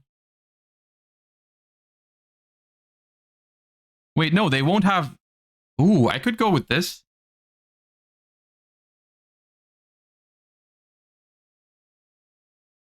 So when I draw... Special a generator from your deck in defense position.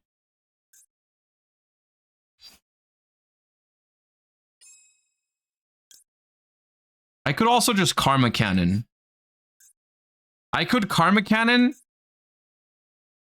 And then I can use this. Tribute a face down defense to summon a Flame Swordsman or a monster that mentions it.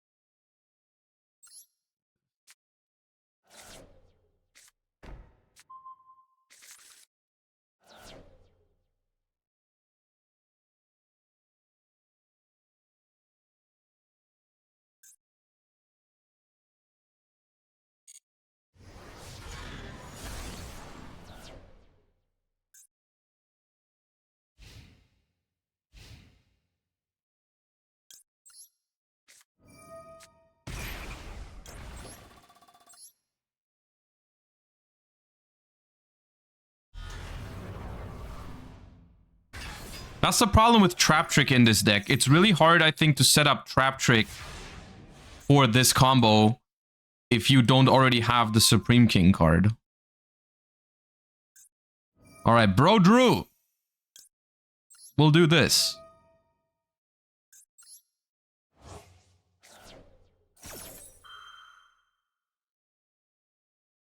We're not getting a whole lot. What is this?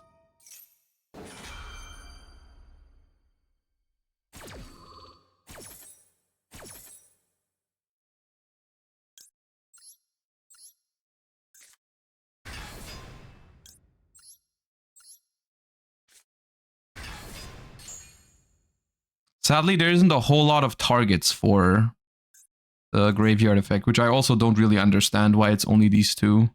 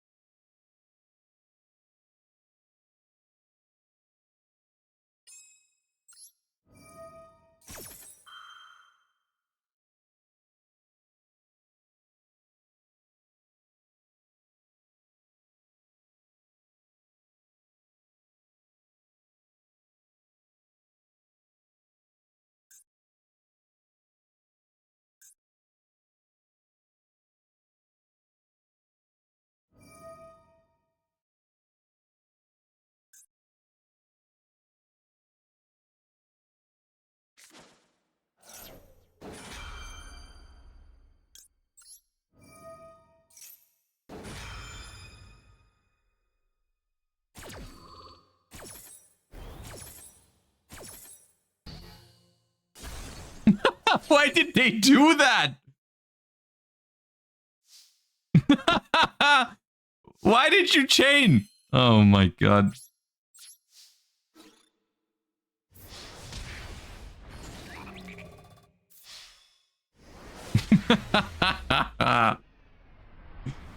Oh man.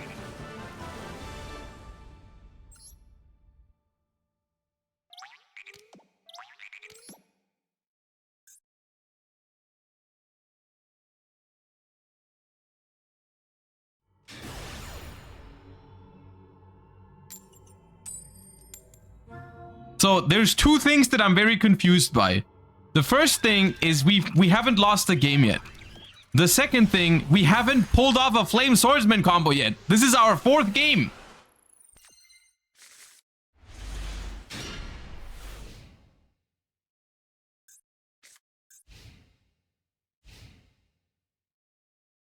$60 cards again.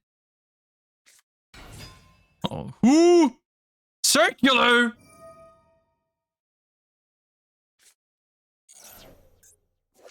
Oh my god, it's plant circular. That's my worst nightmare. It's my worst nightmare. No, it cannot get worse than that. It cannot get worse than that.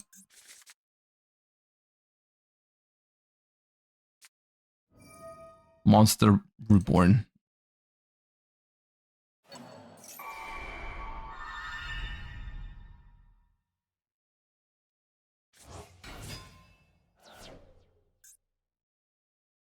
Well, not today, man. Not today. I'm playing Flame Swordsman. Please, have some mercy.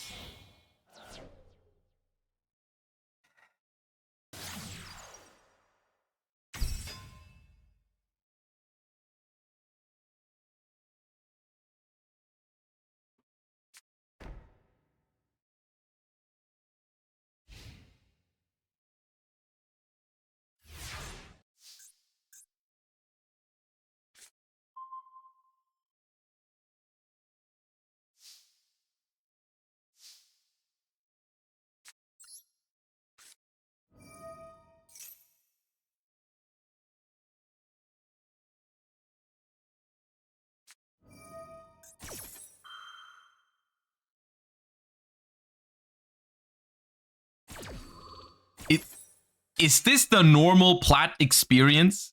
Is this what happens if you just don't play as much Master Duel for 1 month? I've just not made Master one time. One time. Okay.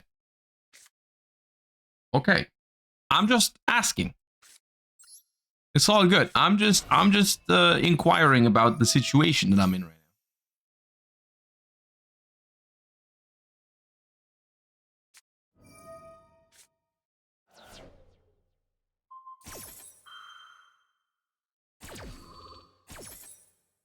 Bro gained life points. Okay.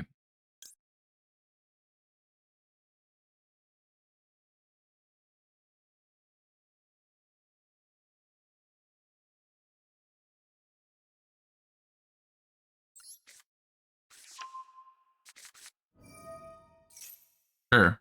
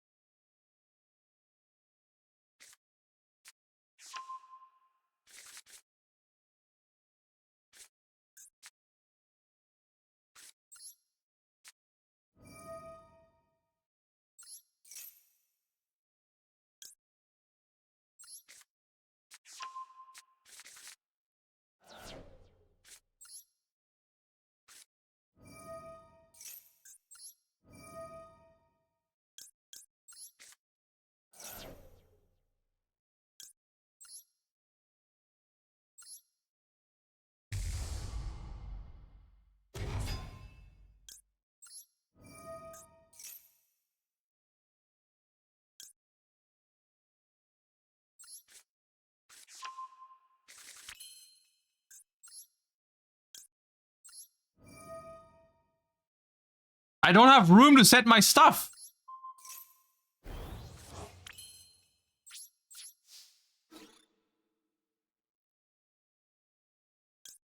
No, no,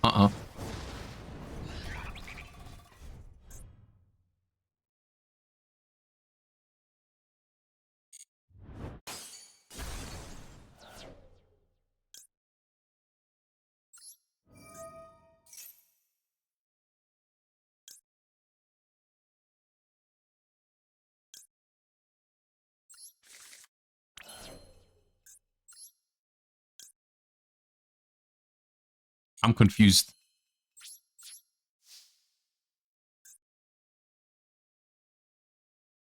Probably should not have done all that.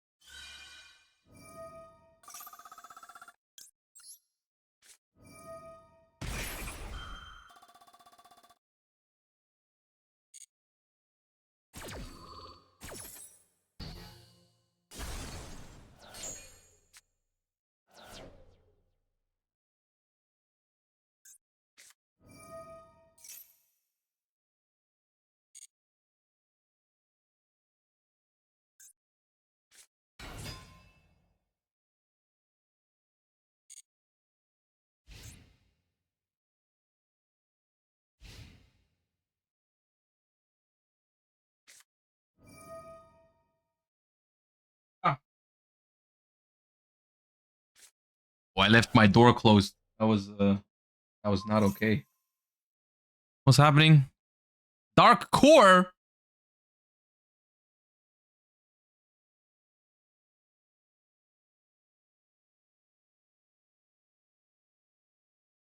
Hold up.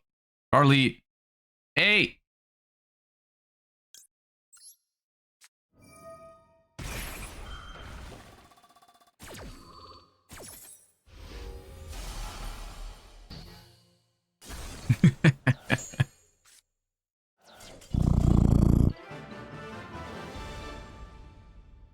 Well done, Charlie. Well done.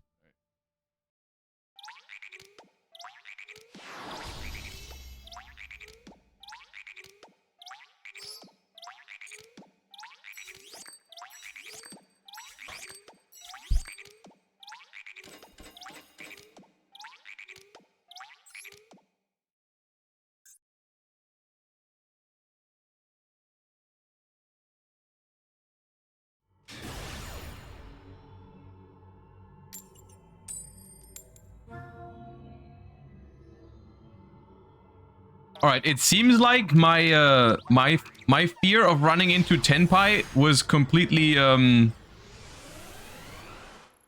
unnecessary in plat. This is the first time I'm drawing a good hand.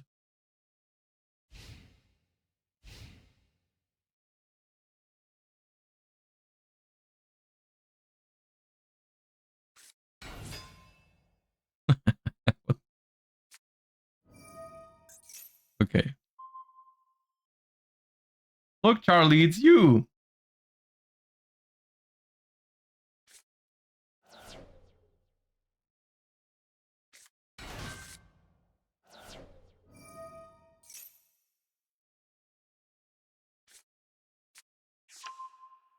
The problem is if they go completely uncontested, I do think a big noir could potentially be a problem because I don't have access to Karma Cannon right now.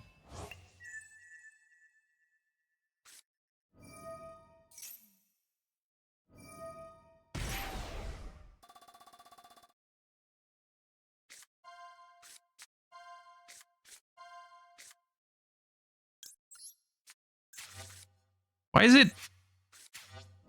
Okay, sleepy.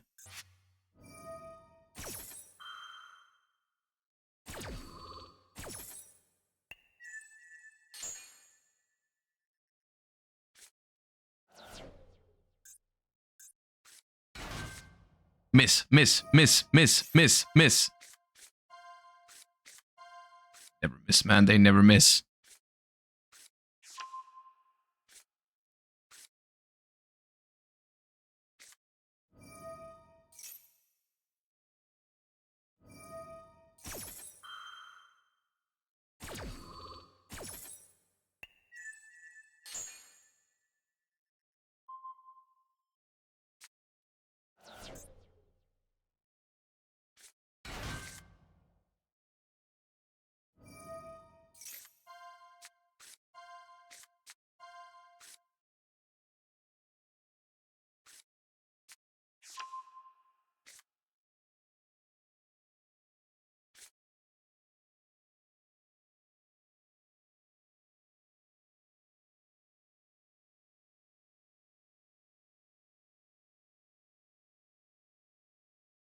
Why did they normal summon Ash again?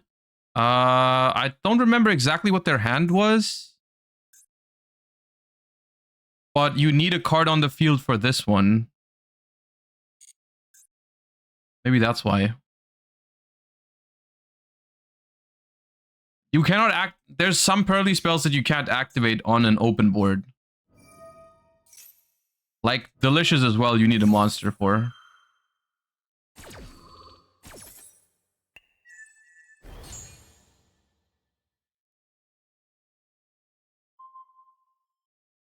Alright, they will have a big Noir, is the problem.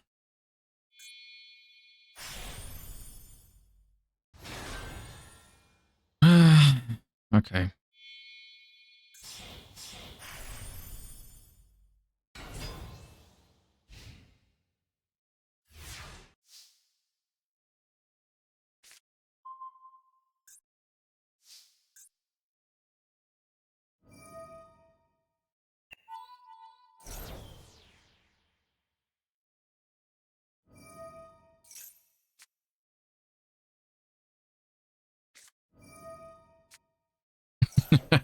That's okay. You know what?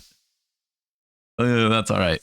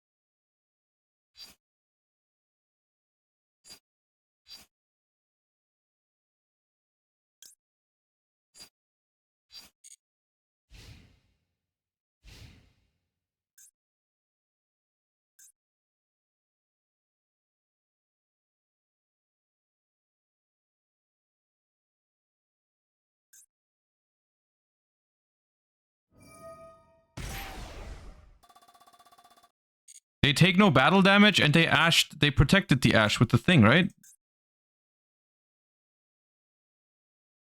Oh, this is just carded. No, they delicioused it. I'm pretty sure they delicioused the Ash. So they wouldn't have taken damage and it could have been, I couldn't have been destroyed. That's why I didn't attack it, I think.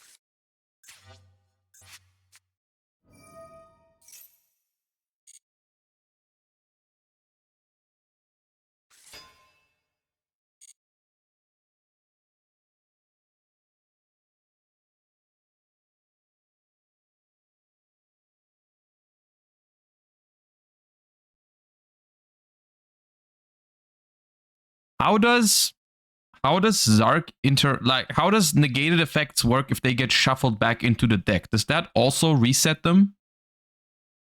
Or is that still negated? I think it's still negated, right?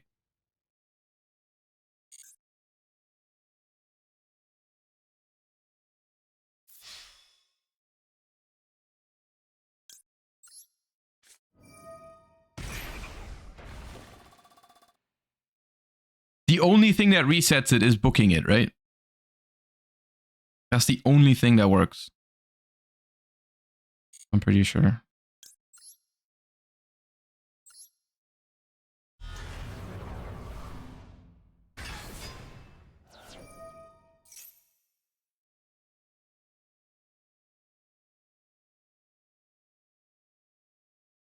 Test it for science? I mean, it's not my decision. It depends if they chain the Noir to the Zark now, which they would have to do to prevent it.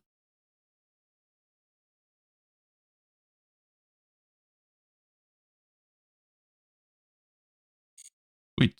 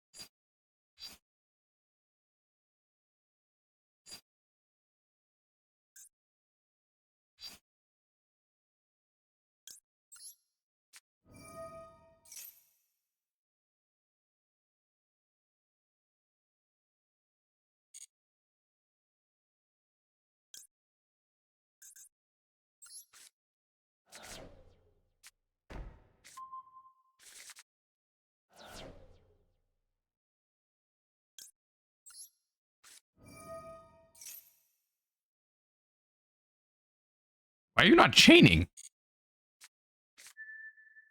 What happened?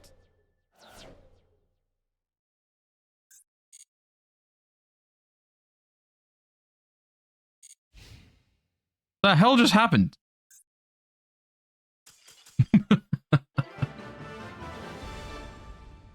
Charlie, what are your friends doing?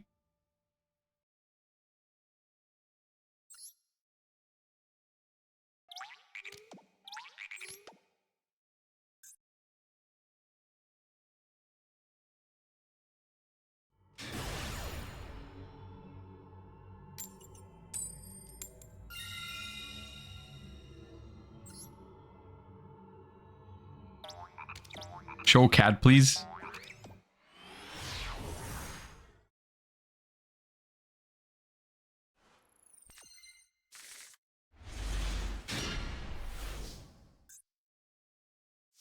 Ooh, this hand is nice.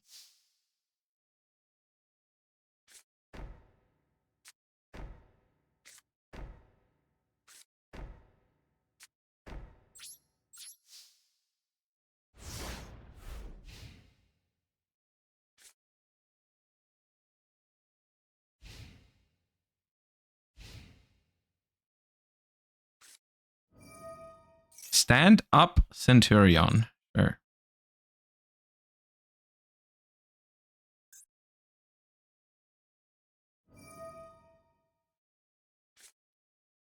Yo, they make animal based on Pearly. Yes.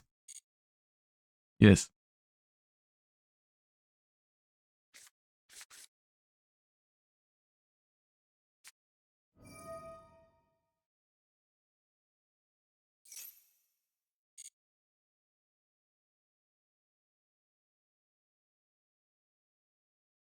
Do you think we could get it so that the main screen is the cat, and then instead of your face and chat in the bottom corner, we have Master Duel? I mean, yeah, in theory, we could do that.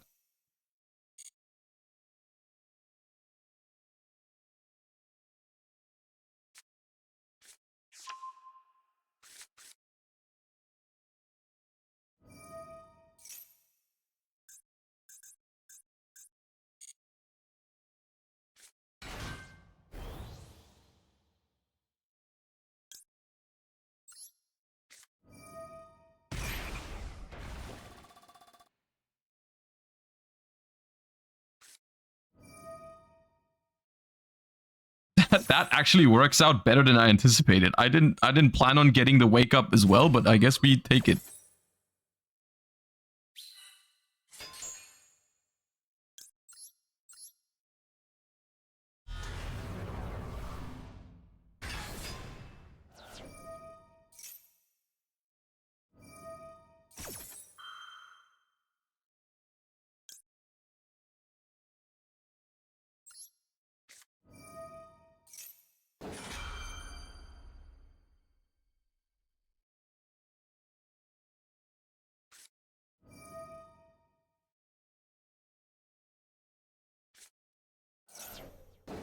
Okay, now you're gonna have no more cards because you're gonna negate. I still reset it, brother. Okay. Wait, they had Ash. You could have ashed the Swords Dance.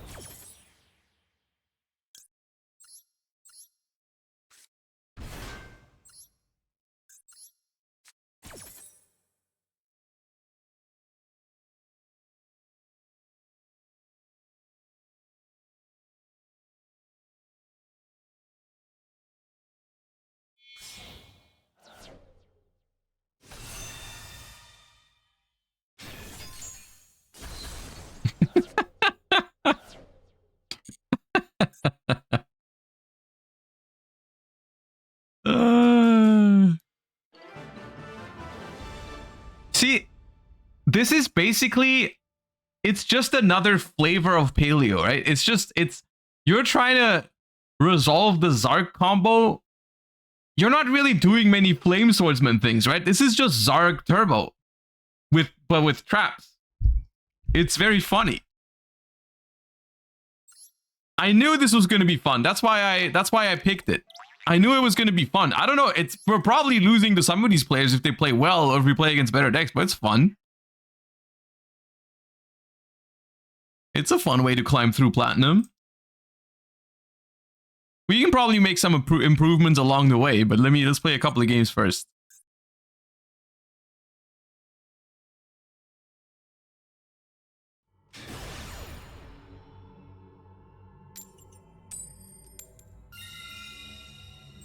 You picked it because of all the purple cards, Josh? Yeah, because purple cards are fun. Most of them, if they don't have the infinity symbol on them.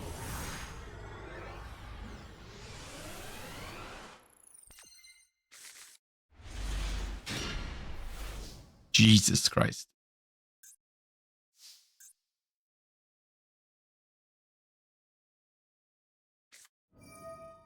That's fine, bro.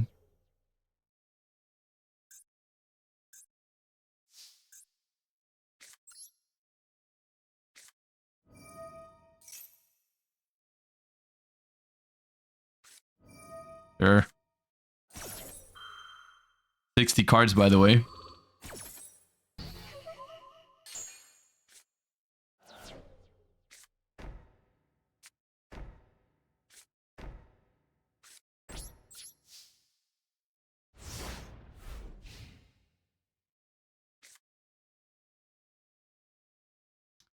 Zip your tunic. Thank you for the 3 months. Welcome back. Appreciate the support. Once again, any sub is greatly appreciated, and primes are free and help the streamer man out a lot. So I would appreciate that. Foolish is okay. Probably branded, isn't it?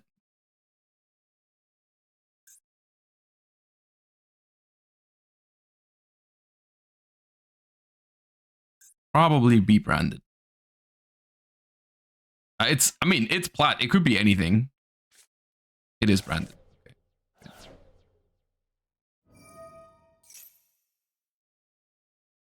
Okay. Against Branded, I don't think the Zark combo is that powerful. Maybe...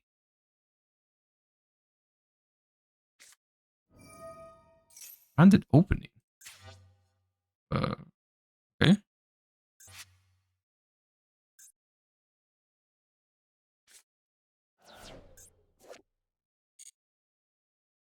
Okay, Aluber in hand, Wem on the board.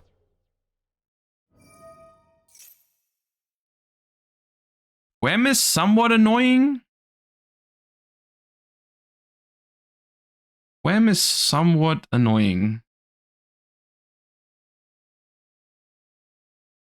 I think it's fine though. I think I just strike the Aluber.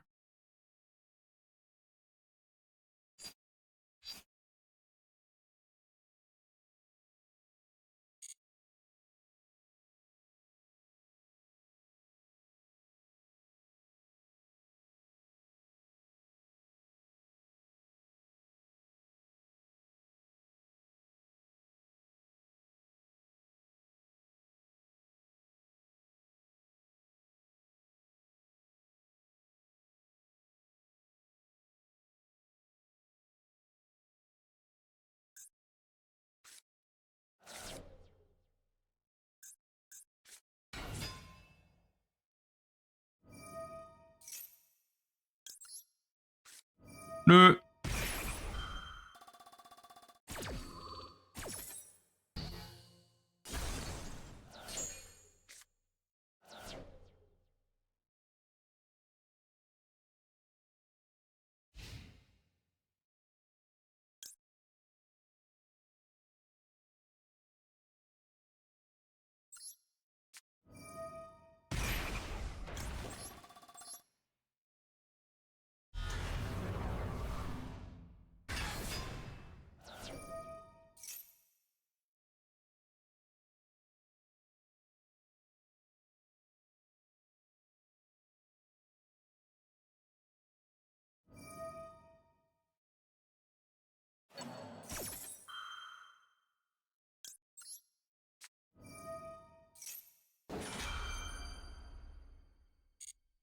Wem triggers? Yeah, it triggers, but whatever it summons just dies immediately because I'm doing this.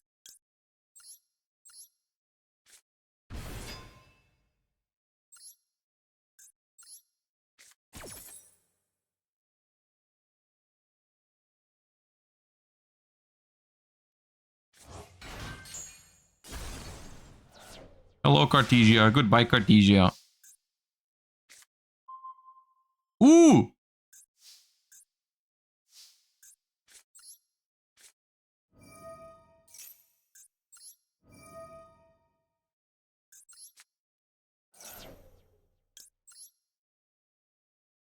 At the game.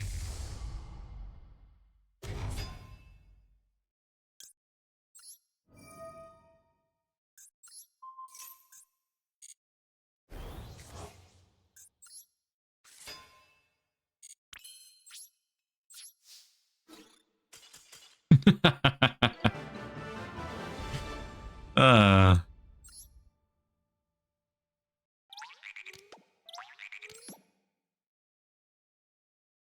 7-win streak? I mean, it's plat, but still. The Flame Swordsman?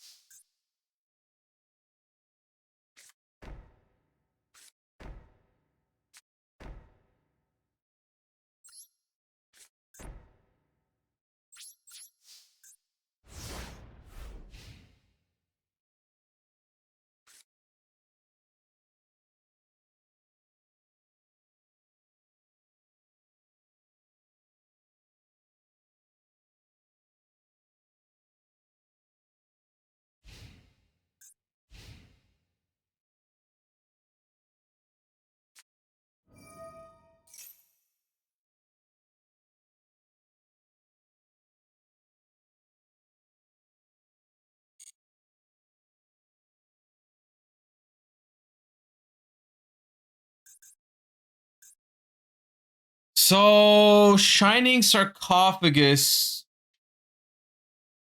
Shining Sarcophagus can't be destroyed by monster effects, right? So I'm gonna have a problem with...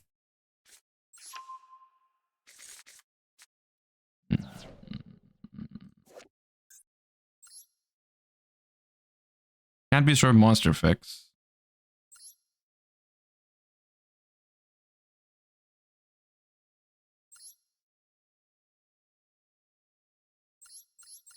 Anime Duel? Oh yeah, that is... We are playing an Anime Duel right now.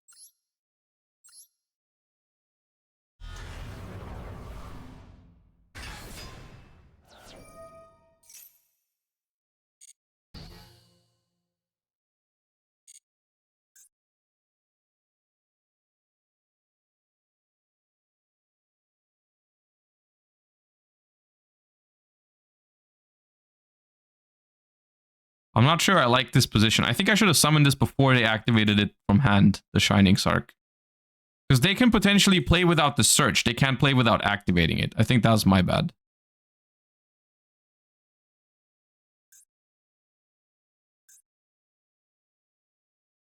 Because what happens now, if they summon Gandora, I think I'm in trouble. Like, I have to deal with Gandora. I don't know how. Like, yeah.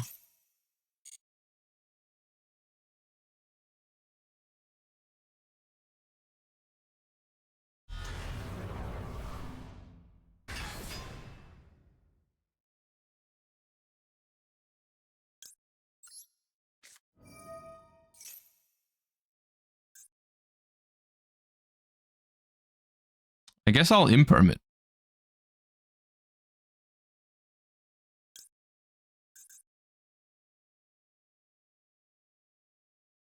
I could have also set this. That would have been nice. But now it's too late. I could have set this when they activated it in hand. That would have been cool.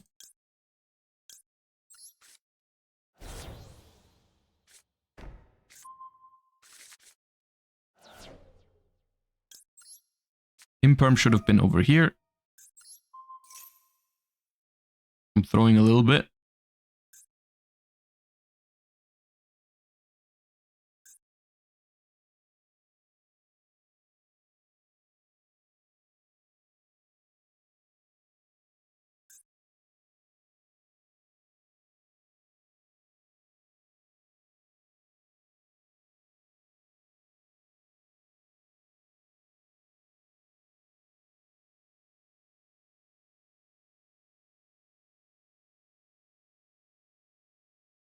Couldn't you play Trap Track and Trickstar Reincarnation for the hand rip with Zark?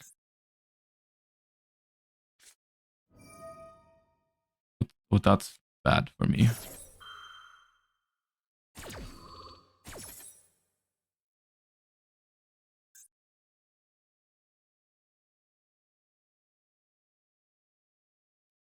Yeah, that was not a good sequence.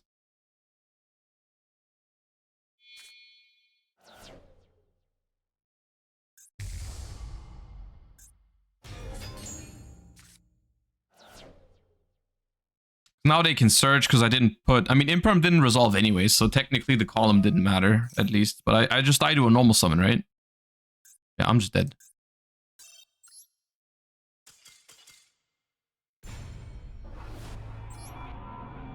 To be fair, that also happens if I trap trick for the what's it called? The Flame Swordsman trap. But it doesn't happen if I summon Zark before they activate Sarcophagus. That's what I needed to do. Yeah.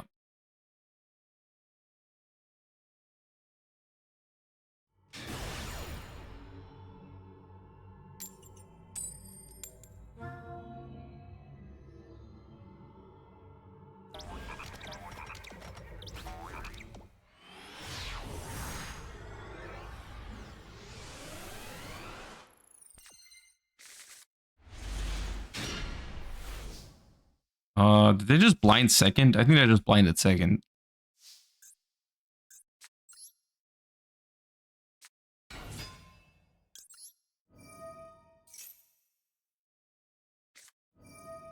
All right.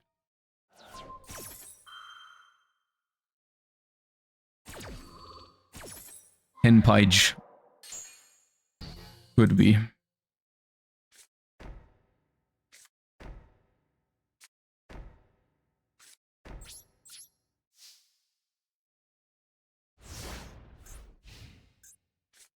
Could also be Striker, yeah.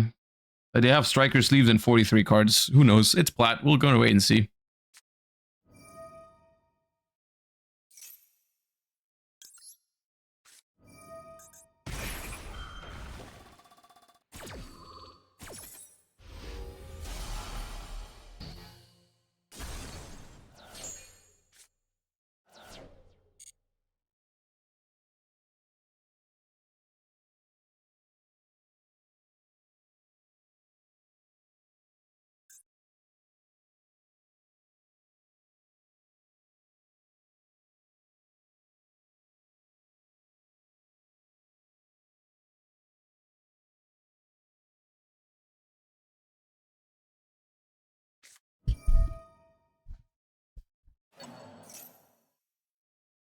Sure.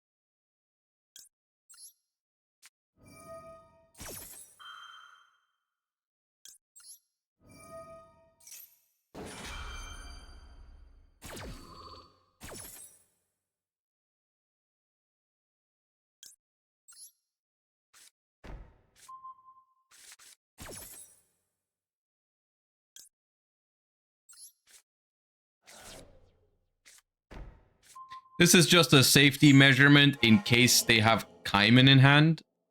I don't care about losing the lady. I'm not going to protect it because they didn't do this in damage step. In damage step, this would have been very good, but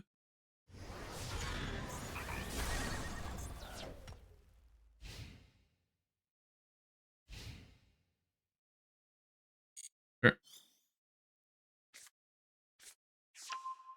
It is 10 pi. Nice. How cool is that?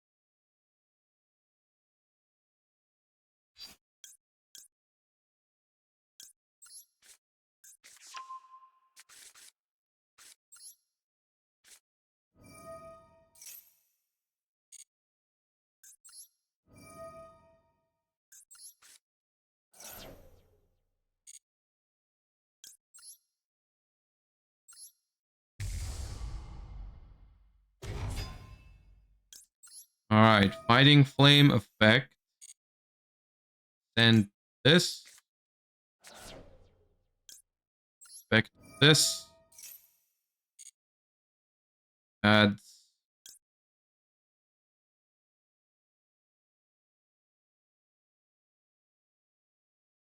this.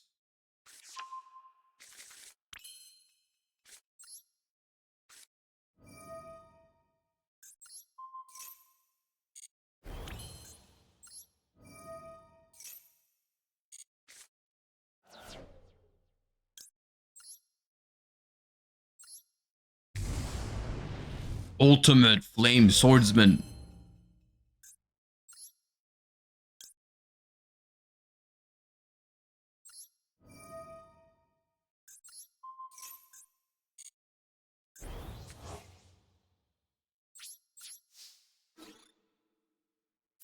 Fuck, champion. It was his effect? Double its attack, but okay, I didn't want to do that.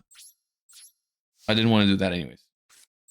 Actually, it was game, right? If I attack and then I grab trick for big welcome. It's fine.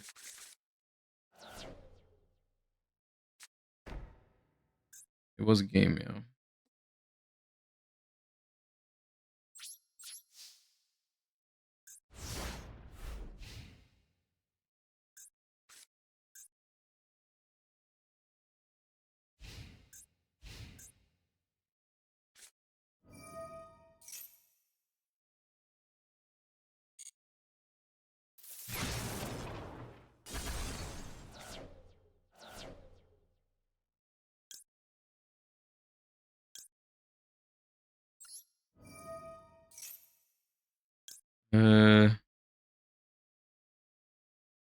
Once per turn, when a card is added from the main deck to your opponent's hand, you can destroy that card.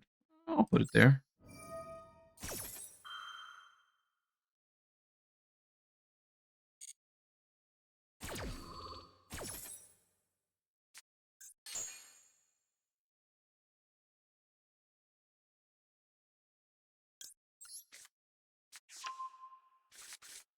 Also, synchro monsters your opponent controls cannot activate their effects. That's pretty sweet.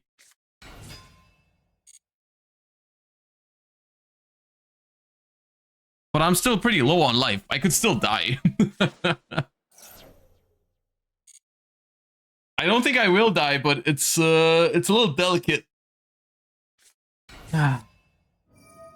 Padra. Target Pydra. Sure.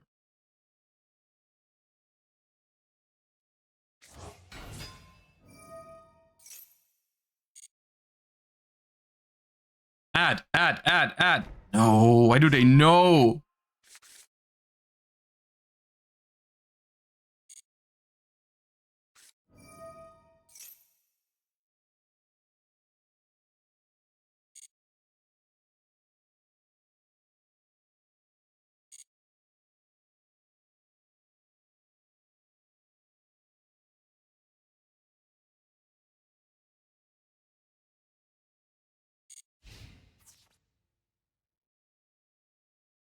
I died, right?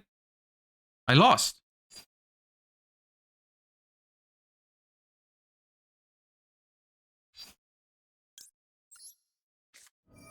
I lost because it's trap trick.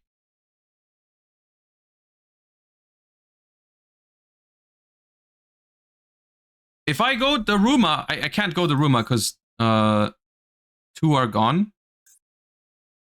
But like, even if I would go Daruma, they have Kaiman in hand.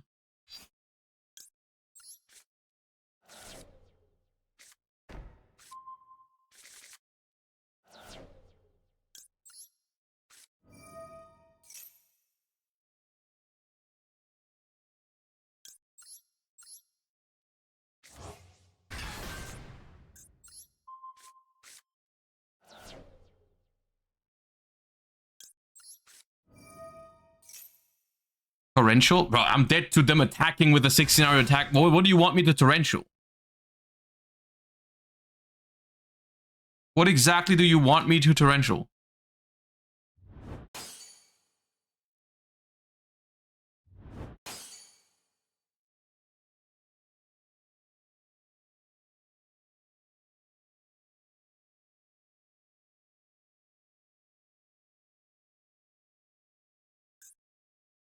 How does this work? How does this work against Kaiman? If they add and special, I don't think I can pop it anymore. No Kaiman, I think. I know they have it. They added it. We all saw it. It's not an opinion kind of thing.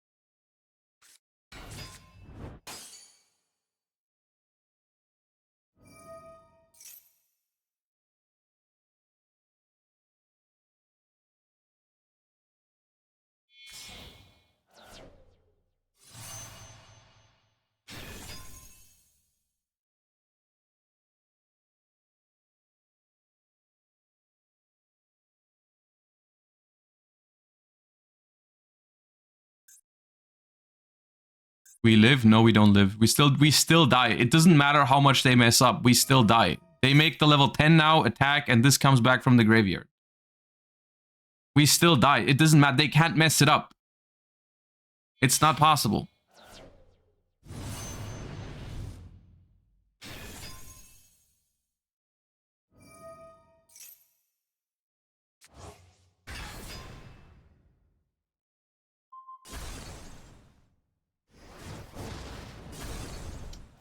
I'll stop.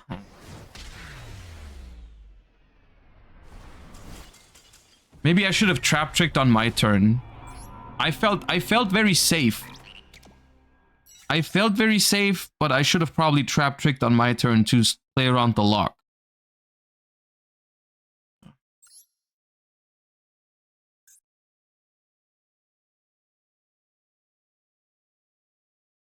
We did miss lethal. I mean, you can make an argument that it was correct to not try to go for lethal there because we would have lost to an Ash Blossom potentially. Or did we know the only card in hand? I think there was one unknown in hand.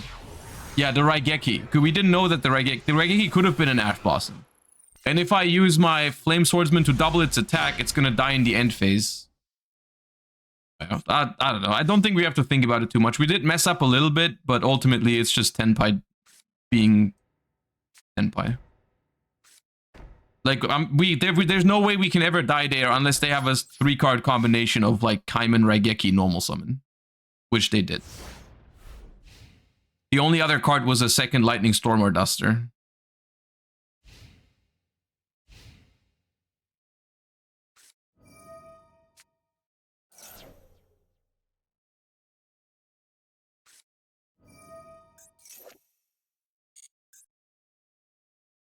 Okay.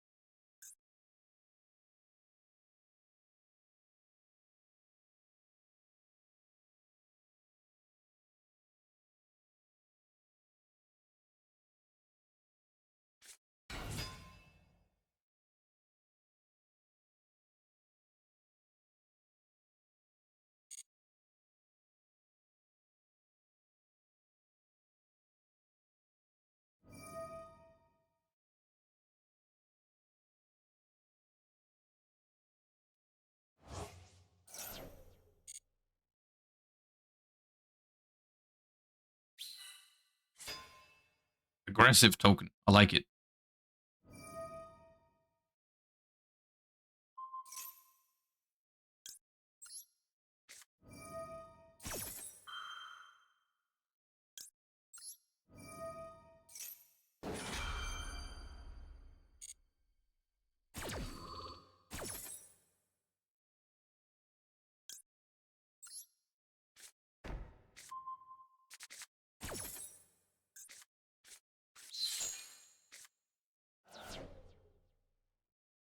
The more I'm thinking about it, the more I'm feeling like couldn't you just play like a trap deck?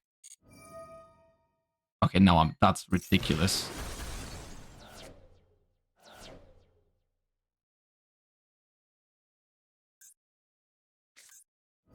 That's so fucked up that there's no words that describe how fucked this situation is right now. There's no words that describe the fucked upness of this situation good enough. You cannot.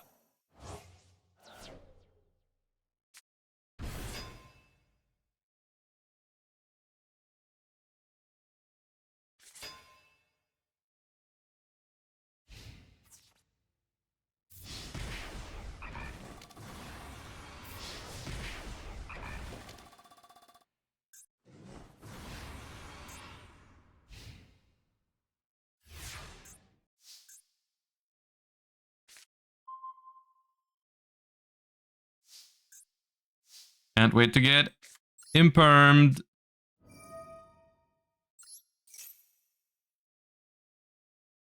There's no way for me to play around imperm, right?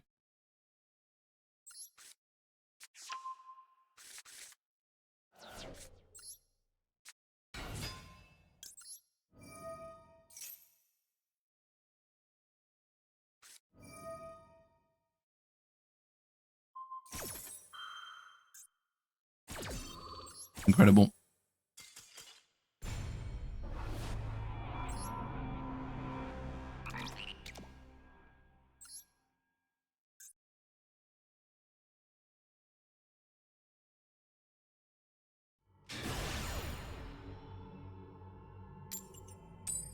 Incredible.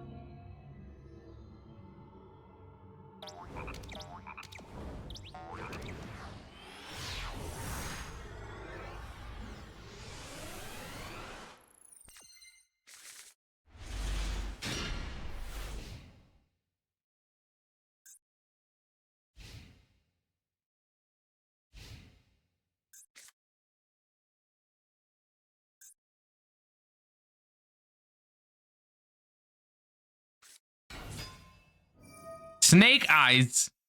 Why would one do that? On your own will?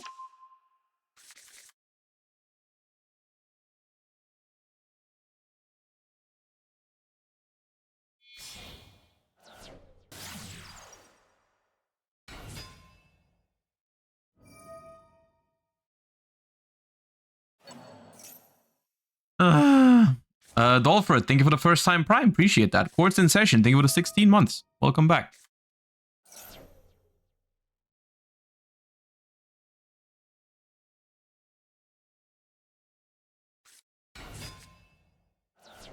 Is it Fire King? Doesn't look like it so far. They're going Ash, not Ponix. Okay, there's Ponix. Yeah. They have normal summoned. So the Ponix is an interesting search. That does make my situation a lot worse, though. They also didn't use Poplar's Graveyard effect. Wait, no, they have. They just put it back there. But now, how are you going to have two monsters?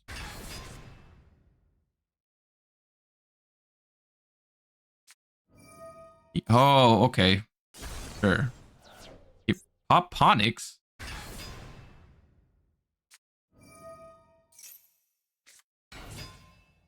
I guess that gets there.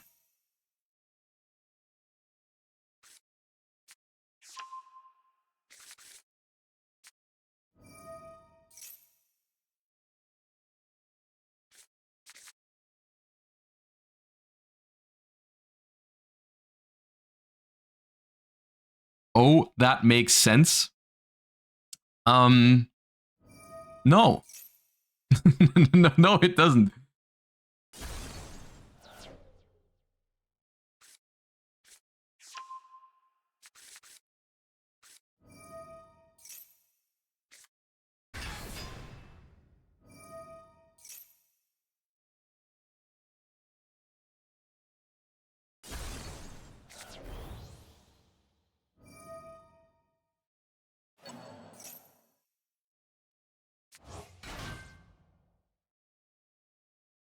I mean, I don't have to tell you guys that we should not be winning this game, right? But like, we'll stick around and see what happens.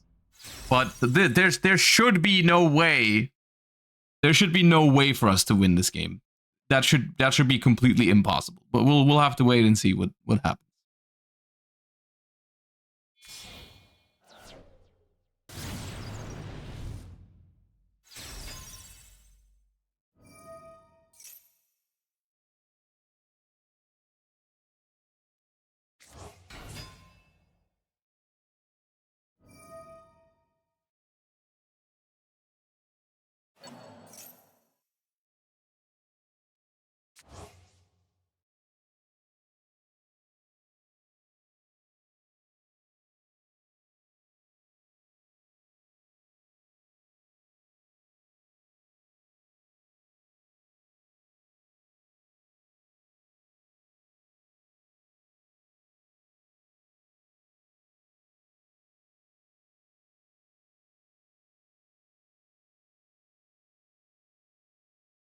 I'm pretty sure you can get this end board off of just Poplar, by the way. And they got there with Poplar, Kirin, and Ponix. But okay.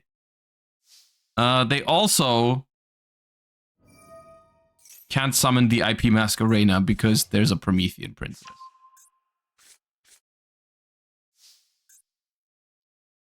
The problem is I've drawn 3 Flame Swordsman cards.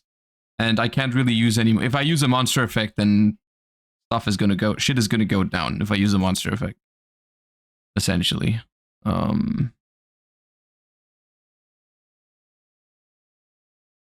Even if I make Typhon, that's not gonna help.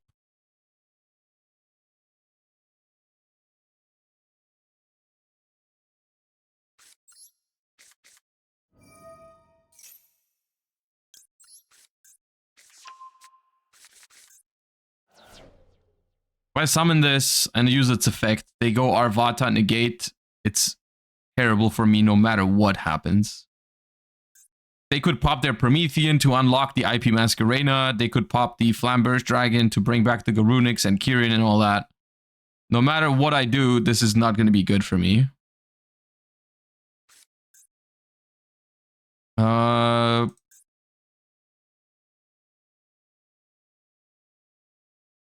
I think what the play is probably normal summon one of these two, make Typhon in defense position, and just pass. The problem... No, I don't think I can do that either, because if I summon Typhon, then my Zark can't activate.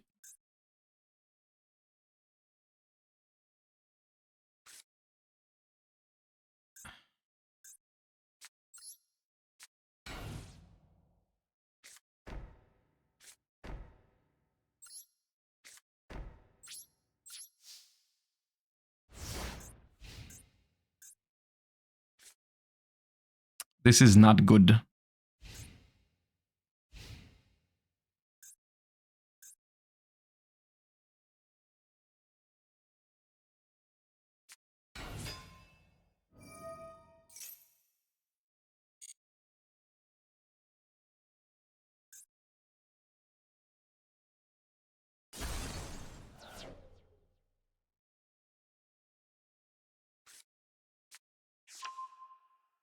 Rang Bali? You've got to be kidding me.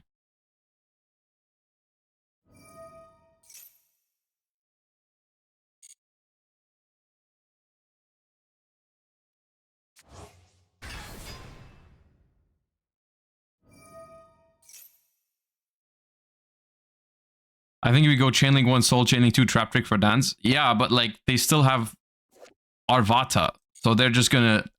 look, they're just gonna go if my Zark activates, they're gonna go chaining to Arvata. I can already tell you. And at that point, it doesn't matter if we can book it.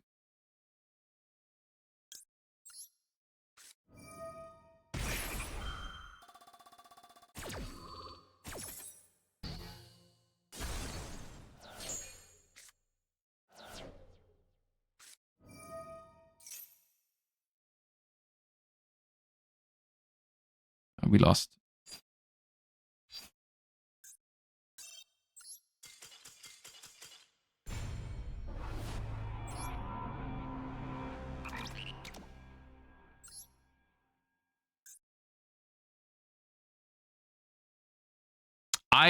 I do think there's a concept here that could work, where if you play a trap heavy control deck where it has the option to summon Zark to protect from spells, and it has the option to book it to blow up the entire board. I don't think you need to play all the Flame Swordsman for that though, because the trap card doesn't even require any bricks, right? You could just play the trap as a non-target book, right? Like a budget,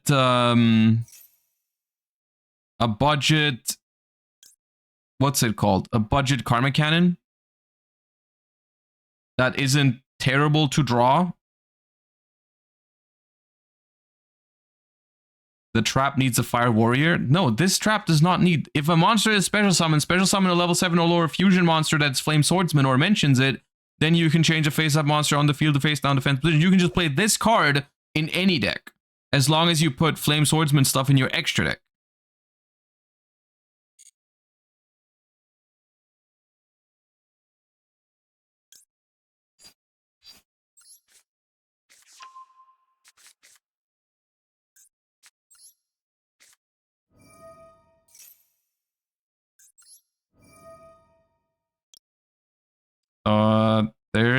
Is there a reason for me to keep the one on the board? Probably not.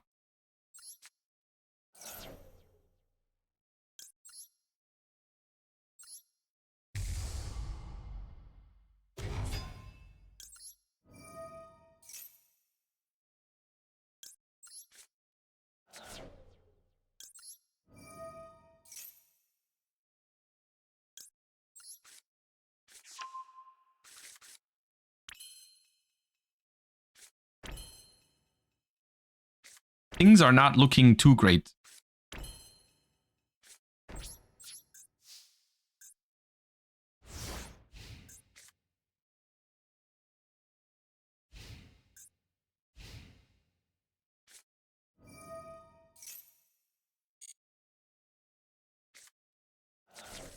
Come on, Pendulum Slob, man.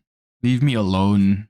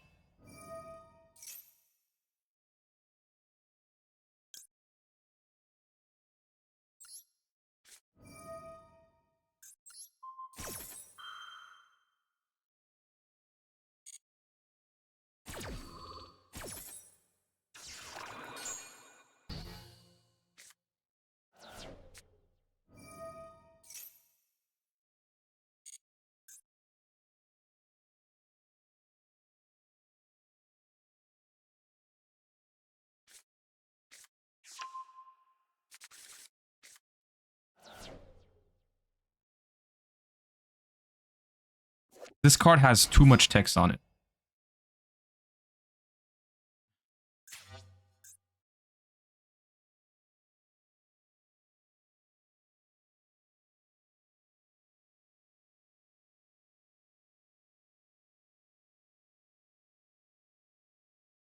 This card is special summon. I think I have to book this, because otherwise...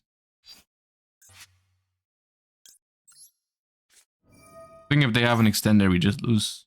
Whatever.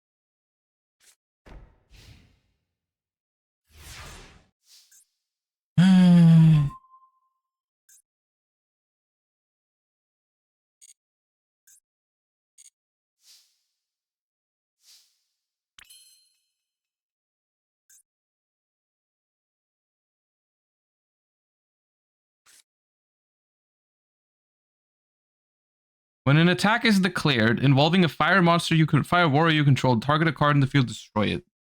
That might be better. That might be better.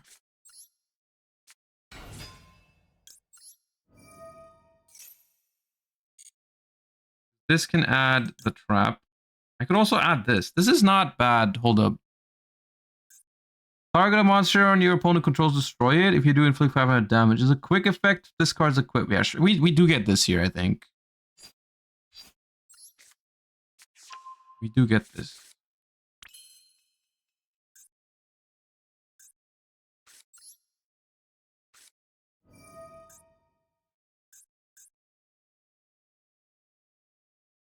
This has to go here.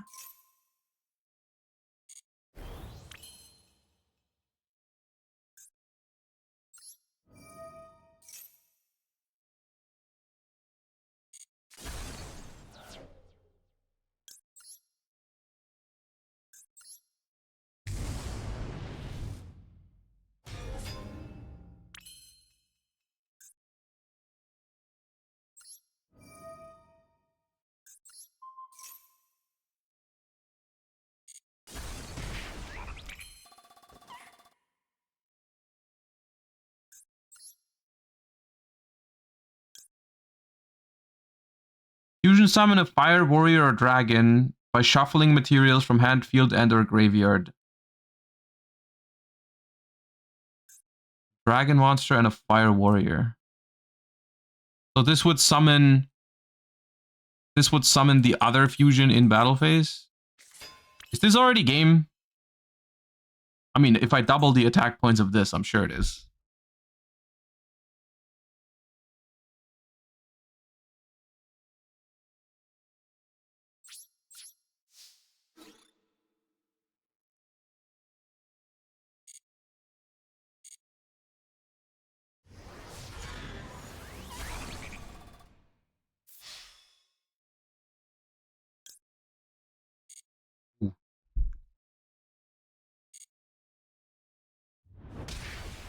So this would do 28.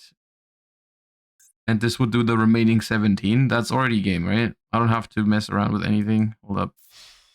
You do this, not activate that. Target a card in the field, destroy it. And this is also just game. I can just start a damage step, use this, right? You got to imperm it. Fine. Do this.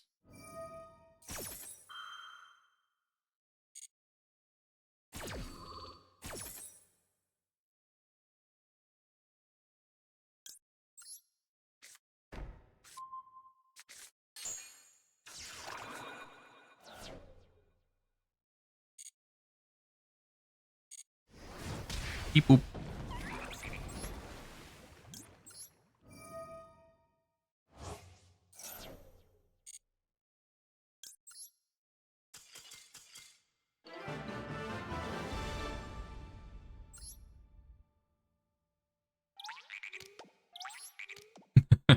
I can't help but think the worst cards in this deck are the Flame Swordsmans. Keeps. I feel like that's a problem we're encountering here in the situation that we're in.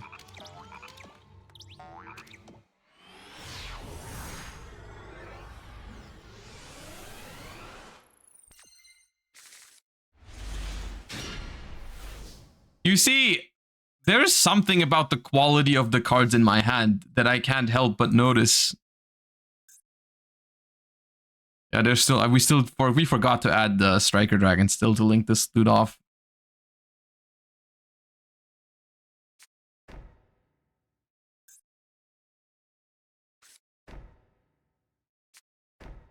This deck is bad, no way. It's not bad, but it's not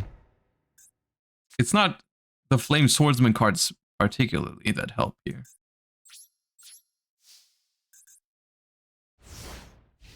I think I'm gonna summon the Supreme King right away at this.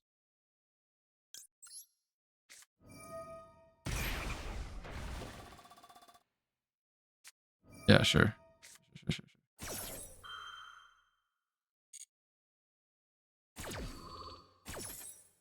Thanks for Edison format yesterday. I want to ask, are you planning to make old format rooms annually?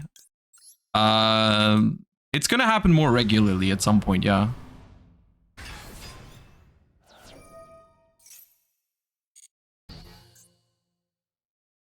Not, I don't know about annually, but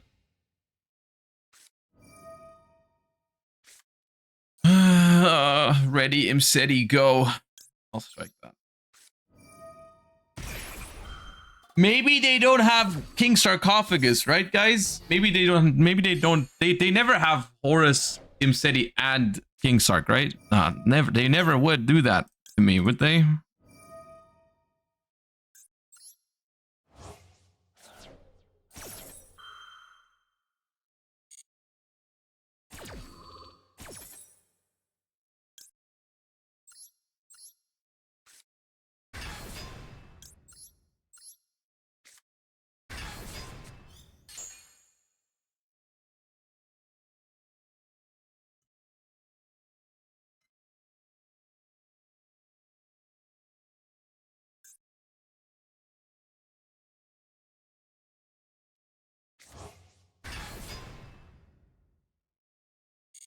Turns out the Maxi was actually good.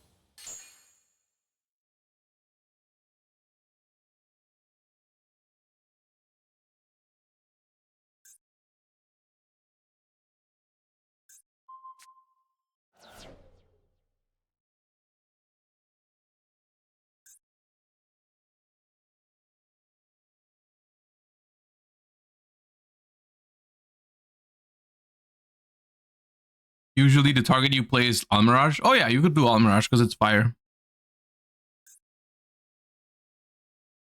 Probably better than Striker Dragon.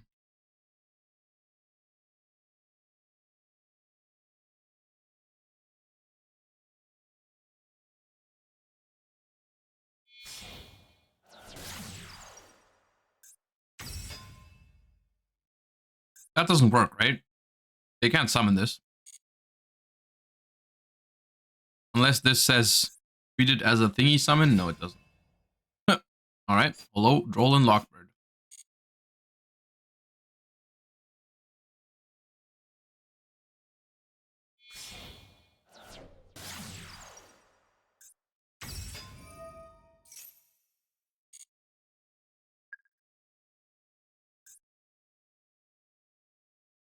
That's one whole counter, bro. One whole counter. Shut up. I didn't even notice that.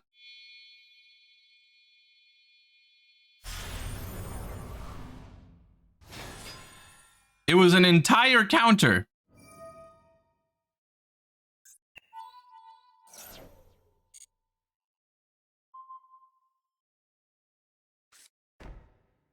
Yeah.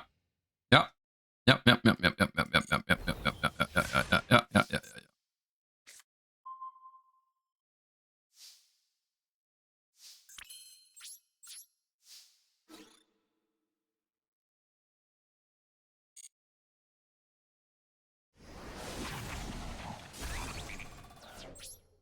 Mm-hmm. Mm-hmm. I understand. And when I say I understand, I mean I do not understand. But so I have Ita, which isn't live. I could make SP, which is probably not a good idea. probably just vibing.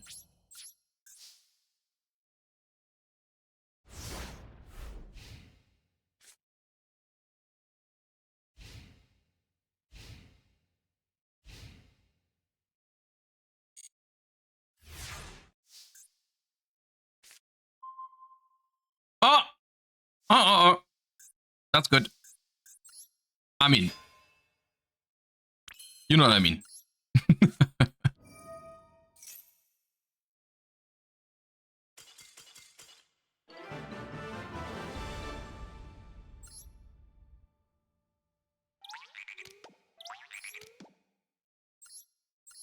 I can't help but feel like we're winning way too many games with this card. Like, this card, I feel like is actually a much better card than people think it is. So you could probably build like a trap deck around setting up this card and winning off of its advantage because it cuts your opponent off spells. And you could blow up the entire board with it if you have like Karmic Cannon with it or other booking cards like this one. But I can't help but think our extra deck is not properly set up for that. It's Dinomorphia? No, I meant like a good deck is what I said, right? I said you could build a good deck. I feel like we would need more targets for it. I feel like a second Zark already feels mandatory. Let's add Almirage so we can deal with drawing the stupid... what is this? Head. We never make that. When do we ever need 2 copies of Ultimate? I mean, we're gonna cut the equip spell anyways. So we only need 1 probably. So we could add a second Zark, which I don't have.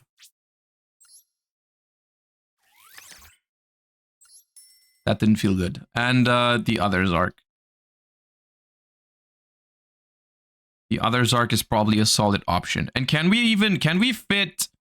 What's another good target for the trap effect that we could summon? Is there another solid one to summon from the extra deck?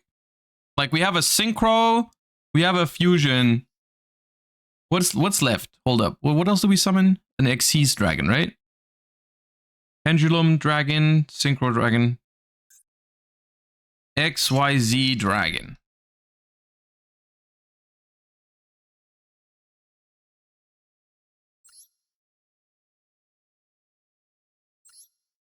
Is this the one we played?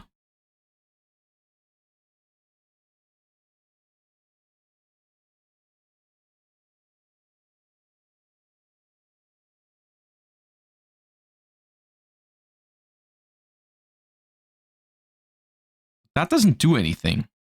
That's just a beat stick. That could be good enough. What was it? This one? No, that's not an Xyz Dragon. I am confusion. Hold up. The Xyz is just the body. All right, we'll add it for just the body. I don't know when we are ever making these.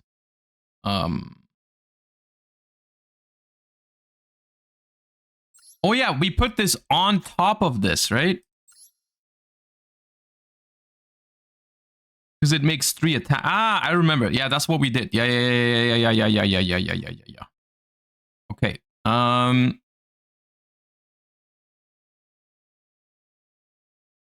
And then I want to get another trap trick target that's more proactive. Not sure what I would want that to be though. This is so expensive. Yeah, this you should only do this if you like happen to have these cards or if you really want to play a trap deck. I was thinking about playing the more I was thinking about it, someone mentioned it earlier, but Book of Moon or Book of Eclipse, because they actually combo with Trap Trick. Because Trap Trick locks you out of trap cards for the rest of the turn except for 1 more.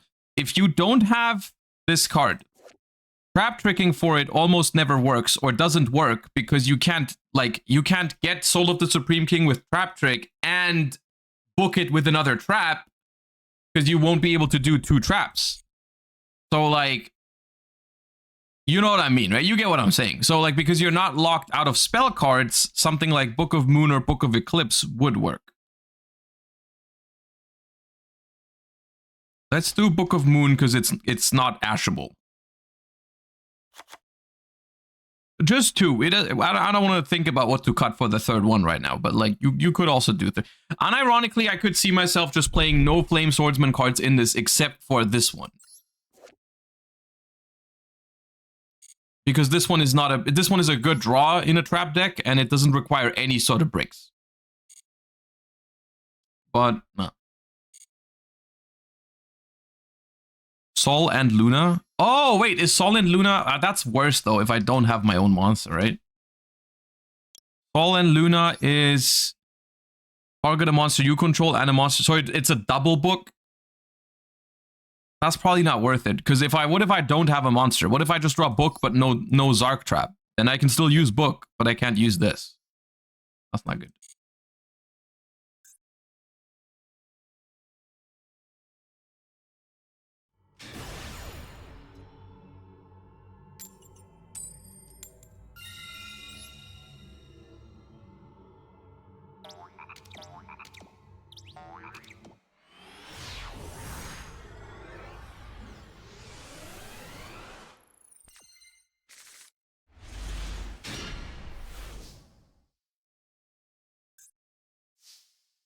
Hmm. Do you know another thing that bothers me with the Flame Swordsman cards? Is how much back row space they take up.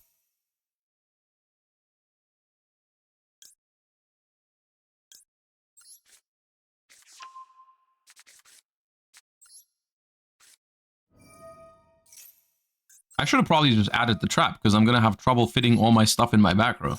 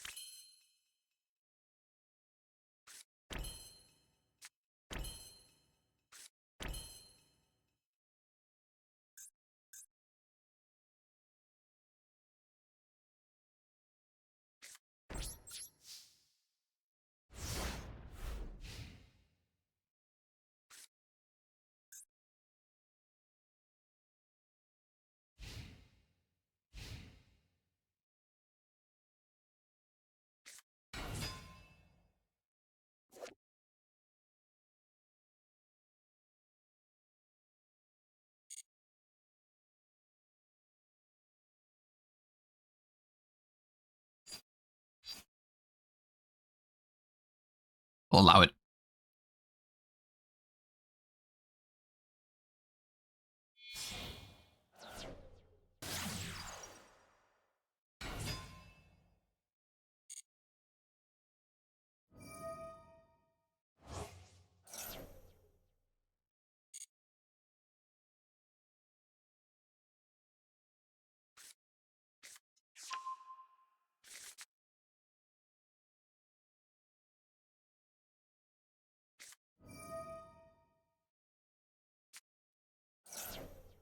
Okay, hold up.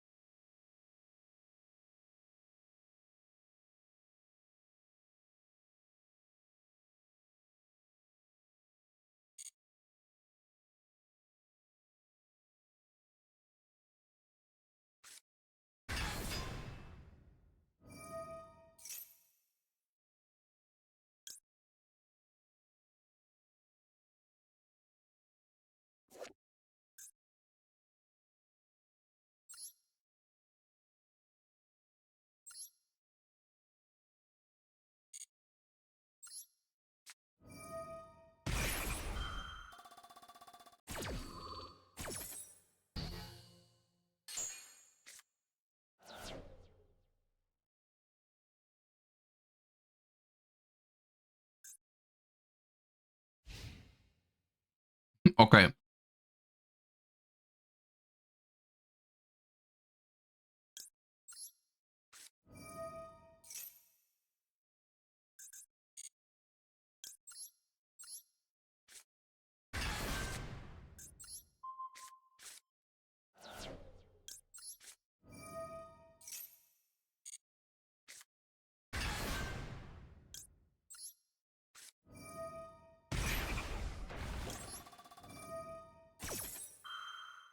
Meta Andy bullying Skull Servant. I'm activating Flame Swordsman cards. Shut up. I get to win. That's allowed.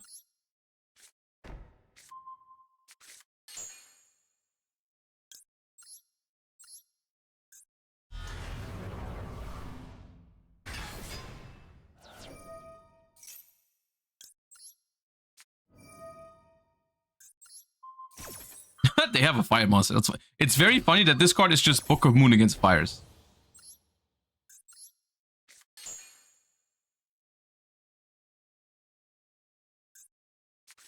Hey!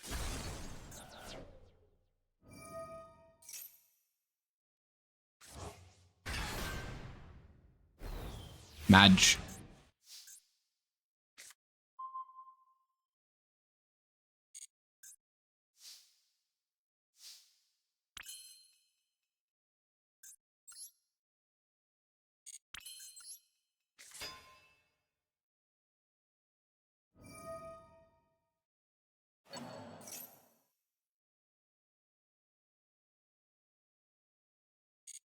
It.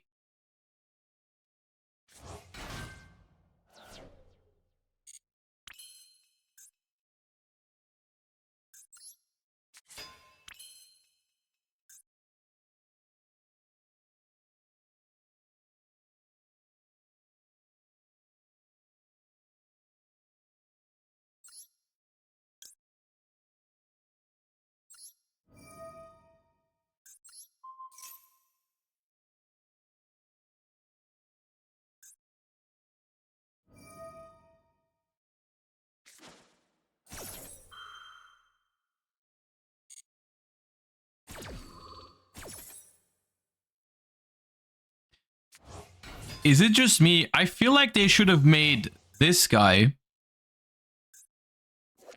You should just be able to summon this when you have a Flame Swordsman that's equipped with something. That would make sense. Why is it so unfathomably bad?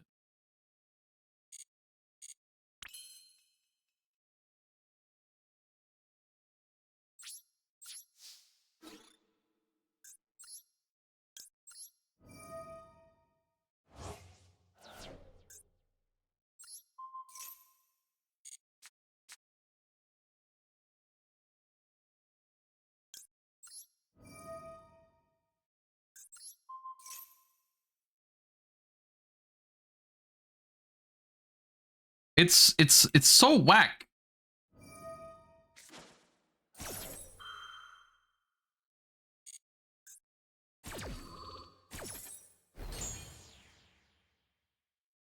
Oh, this doesn't work? Oh my god.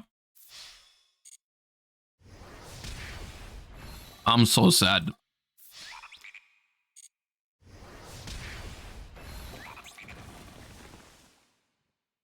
It loses exactly 1,000, but all other... Oh my god.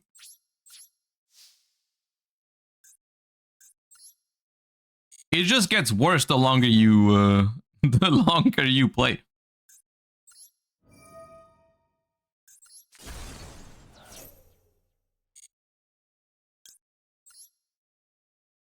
To be fair, if I knew that, I could have still gamed him this turn. Wait, why am I activating this? Whatever.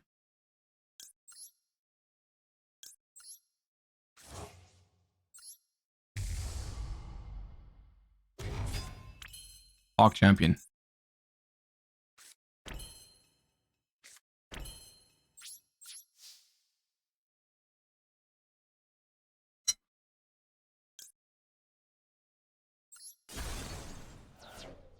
Good. Good talk.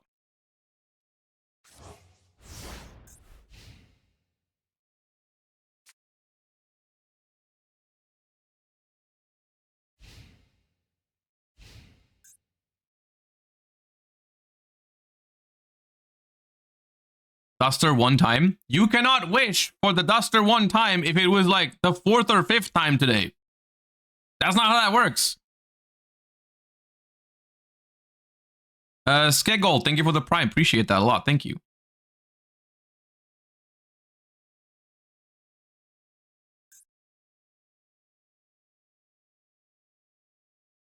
Are we still building the deck for the weekend? Yeah.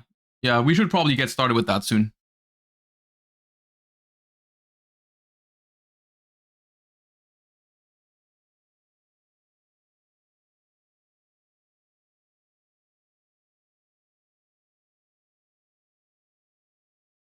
This was fun, though. I enjoyed this. We should do this more often. Just like a ladder session with an unusual deck.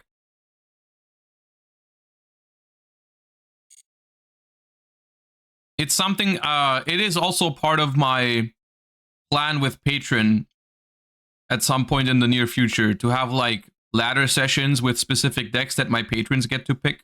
I think it's going to be fun.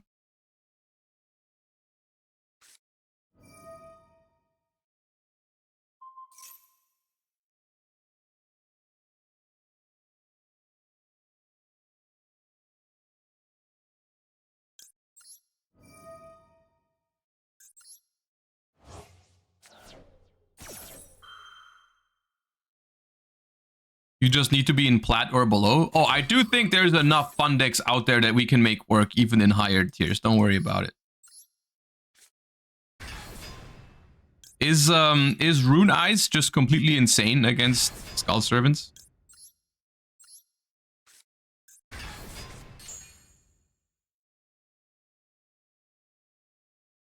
This board does not feel like a board I thought I would have.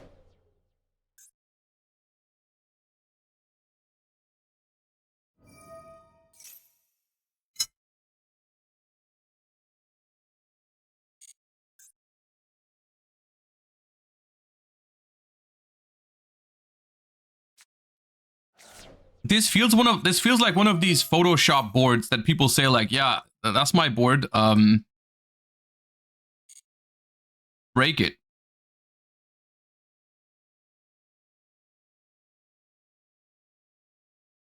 You're missing the Fusion Dragon target? Yeah, we could add one more. Ha! Get floodgated.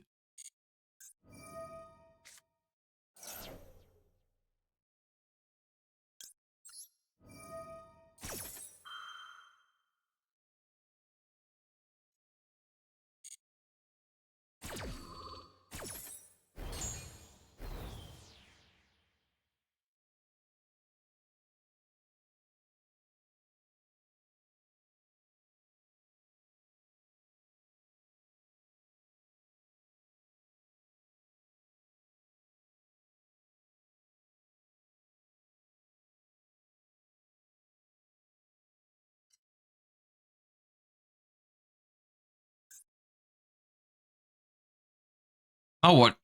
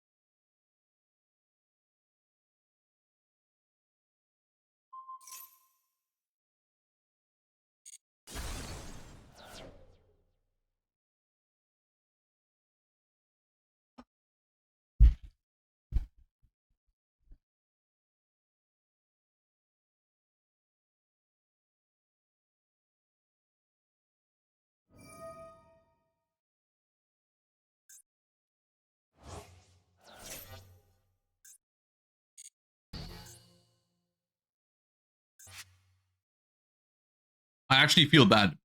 I feel bad about this.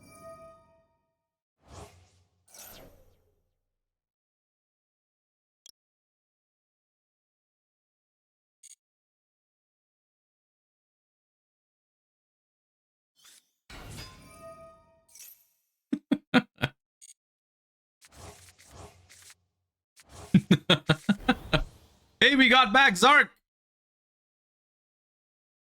We got back Zark.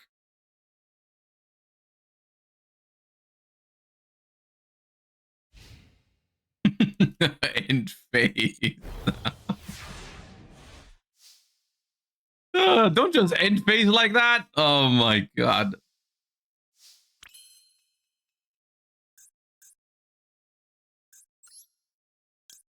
I'm gonna finish the game with Flame Swordsman. He's part of the team.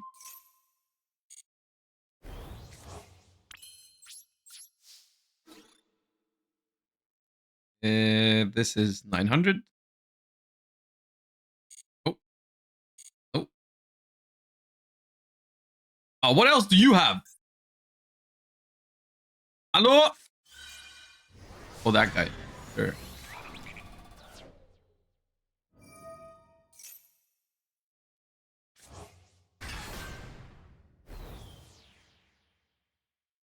Flame Swordsman for game. Nope, thank you. Oh, thank you.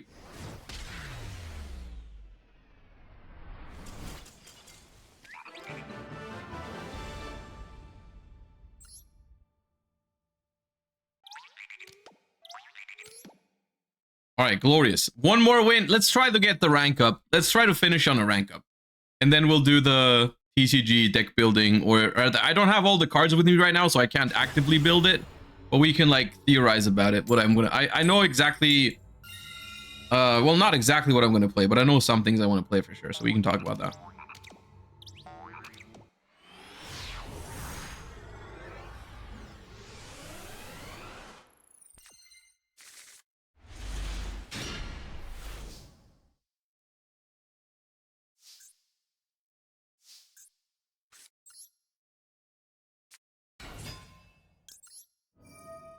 Bro, I've played against more 60 card decks than 40 card decks in Plat.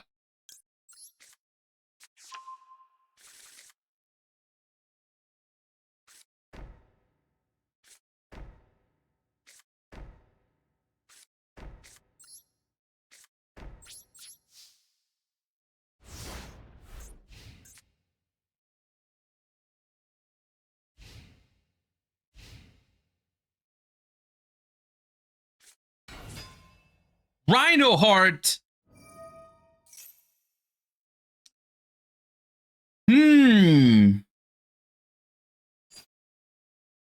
I feel like it might be more beneficial for me to imperm the kick colors rather than imperming the Rhino Heart. Because then we've got one effect out of the way.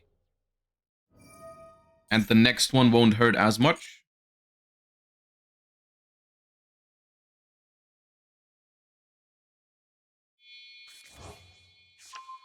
And they even invested a card from their hand into it. I like to see that. That's not bad for me.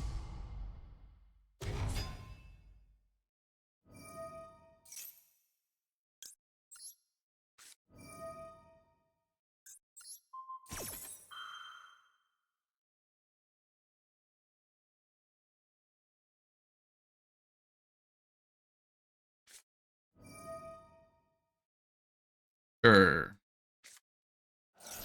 That's fine, because it doesn't mill 5 now. I don't mind that. Okay.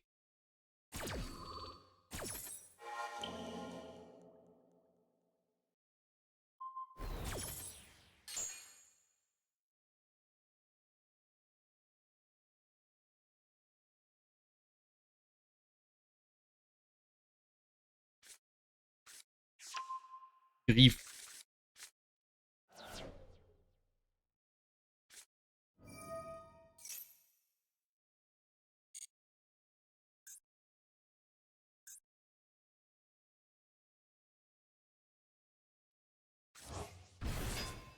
Common's back. I mean, sure. Grief is Needlebug Nest.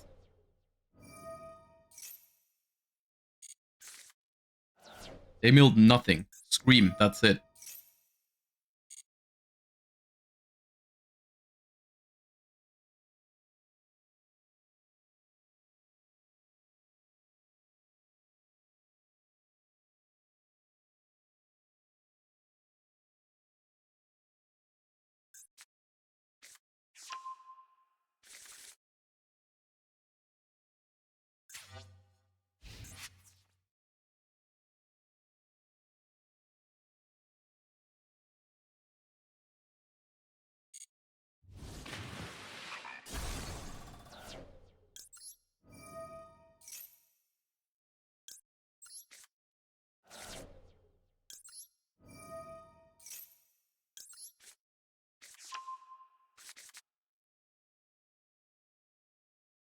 Looks like Meta Noise pass, if I had to guess.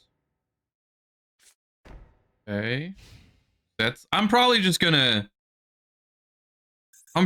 go Trap Trick, Supreme King, book it. I don't want to deal with Meta Noise. I'd rather them add back Halfness than actually have Meta Noise. Big welcome. Oh, it's untargetable, I guess. Yeah, we could do that too. We could do that too. Just big welcome for Lady, summon Lady, attack the Rhino Heart.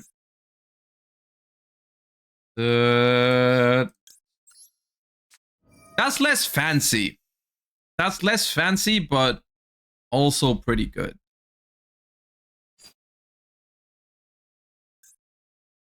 Does that lose to anything? It doesn't lose to Super Poly. Unless I'm missing something. You can't Super Poly Rhino Heart plus Lady Labyrinth, right? There's nothing. No.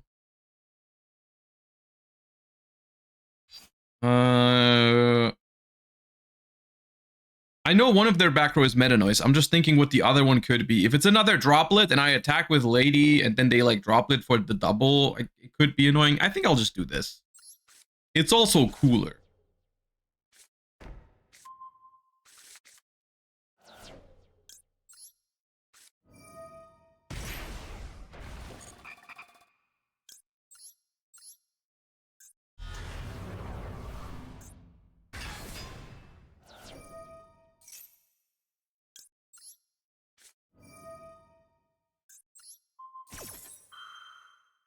-2 though. I mean, the Book of Moon I don't think is that great against Tearlament anyways. That's the main purpose of Book of Moon. It was a Called by the Grave. Oh, that could have been annoying.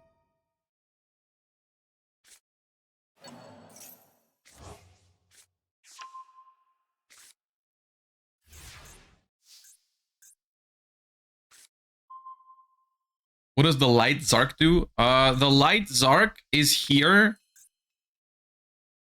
Oh. Deep. So you could make that Zark now by sending this away, but I don't think this is good unless this would go back to the extra deck in the end phase. Like if you book this, if you book the Zark, it won't go back to the extra deck because of this card. But if it's not booked and not reset, then it's good to have something to replace it with.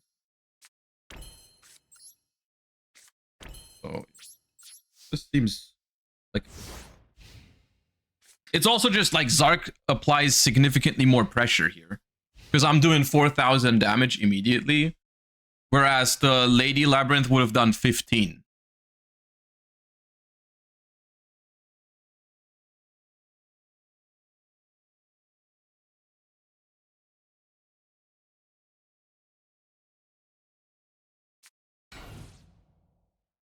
See, they're a scared little Tearlament Andy now.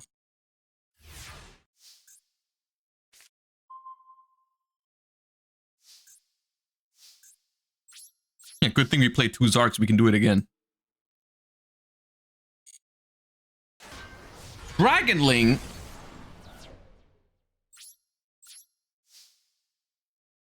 Up.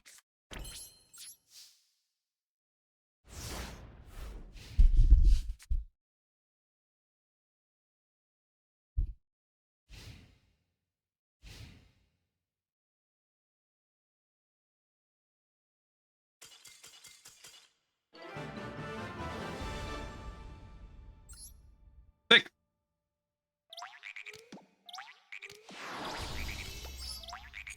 All right. Overall, not too bad.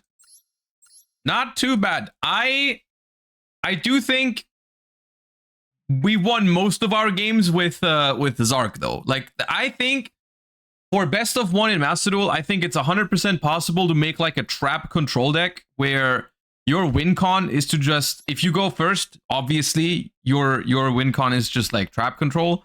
But if you go second, your win con is to like let your opponent make a board and then Karma Cannon it or Zark it by booking it.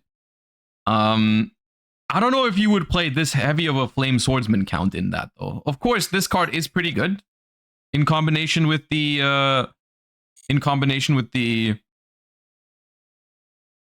Zark Trap. So, I mean, you could, this card theoretically also just searches this card, right? And this card searches that card too. So you could play the Flame Swordsman package without the one-ofs to just search this card. But I don't know if you would play this many of it. Another thing that I'm not really sure I like is I'm not sure if I like the 3 big welcomes plus Lady. I think this could just be Lord of the Heavenly Prison, because I think in theory they do a very similar thing, which is provide you with a body and a way to get any trap you want in 2 turns. But Lord of the Heavenly Prison feels less bricky and less... like, it actually has a purpose on the first turn, which is protecting you from Lightning Storm. Oh yeah. Well, it's been fun. It's a fun little thing. I like these trap kind of control decks that are thinking a little bit outside of the box. Because the only things we really lost to were Lightning Storms, right? We lost most of our games to Lightning Storms and Duster. Everything else was fine. I mean, to be fair, it was plat. It was plat, but still. We lost to Lightning Storm, Duster, and Fire King, which are reasonable things to lose to with this deck. All right.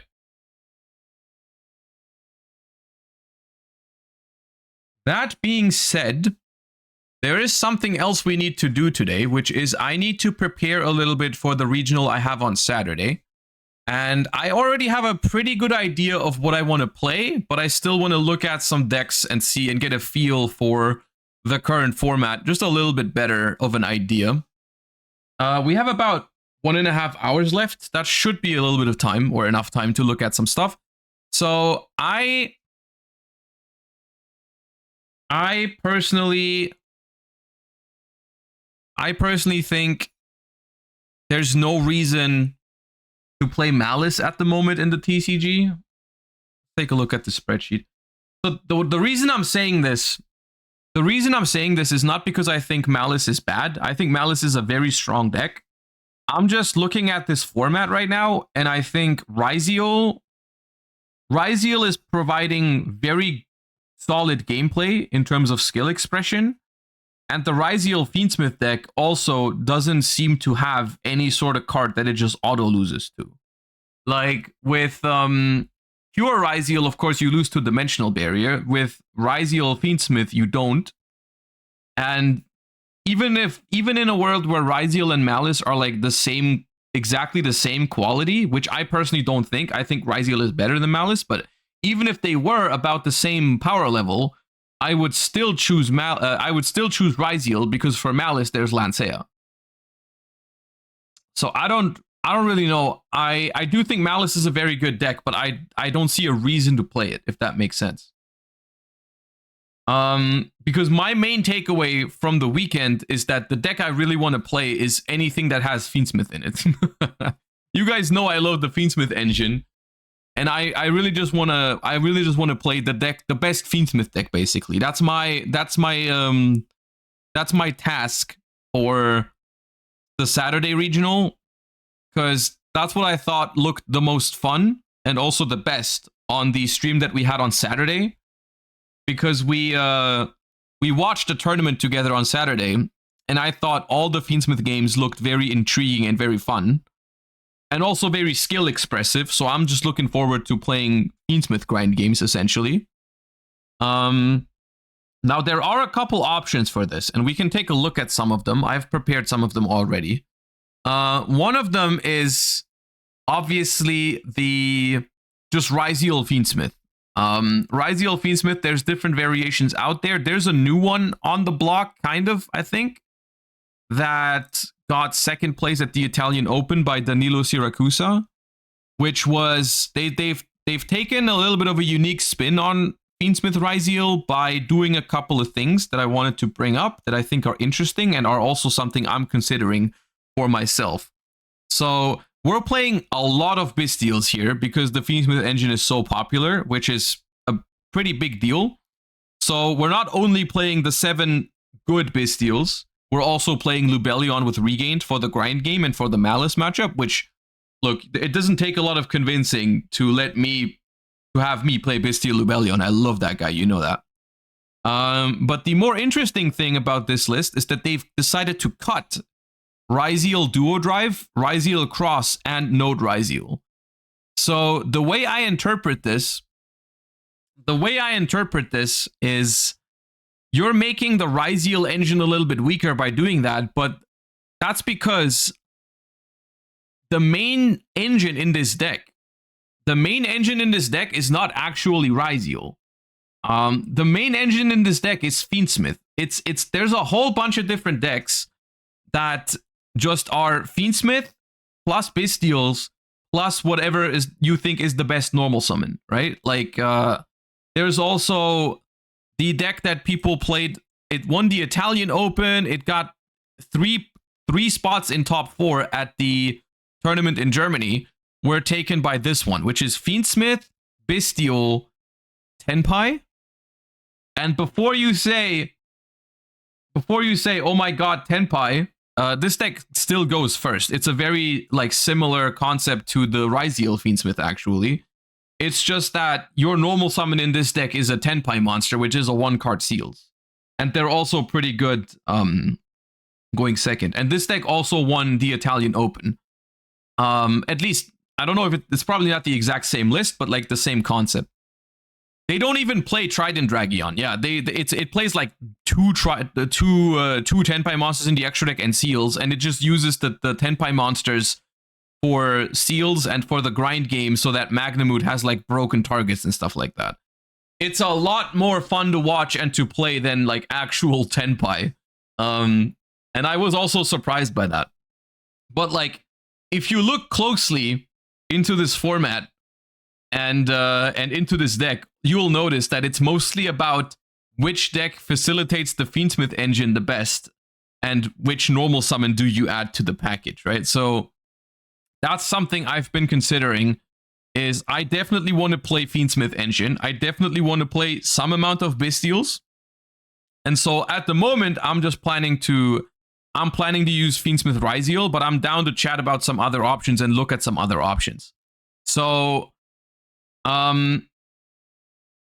yeah, so we're checking out the spreadsheet. If you want to have access to the spreadsheet, you can go !spreadsheet. I don't know if the currently linked one in the command is the most recent one, like this one right now, but I can also drop the link real quick. Here. So, yeah, there were a couple ones I wanted to take a look at real quick. Someone played at a UK regional. Ben Sherman got top 8 with Malice, Azamina, Fiendsmith. I did want to take a look at that one because that sounded interesting. And then there's some other things we're going to take a look at.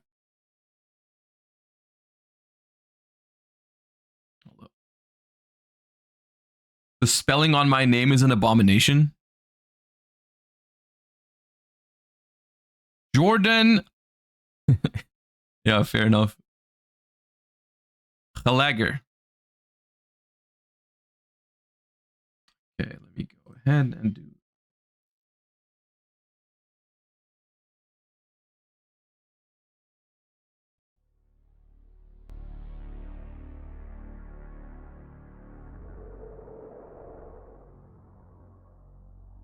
Hello and welcome back to Pulsar Games. I played the Newcastle Regional. I came 5th on a record of 6-1. My loss was to the snow because it took 4.5 hours to get here and they just wouldn't hold it back in the 20 minutes. So I got a loss round 1 to not showing up on site. And then when XO for out there, I played Fiendsmith as a winner. So last time I showcased the Malice Fiendsmith, which was at the time the premier version. I think now this is the better version because it just lets you do even more. The Azamina cards let you access Fiendsmith cards, and then you can break any board. The Azamina cards let you access the Fiendsmith cards. How do they do that? What's the way you go like Azamina into Fiendsmith? Is it just 2 bodies into Moon? Just Moon? Okay. It's ridiculous. So I got onto the deck profile and then crack on. So I play 3 Dormouse, 3 Rabbit, 2 Chessie. Pretty standard, that's all you need. Because you've got so many extenders, you just need a normal summon.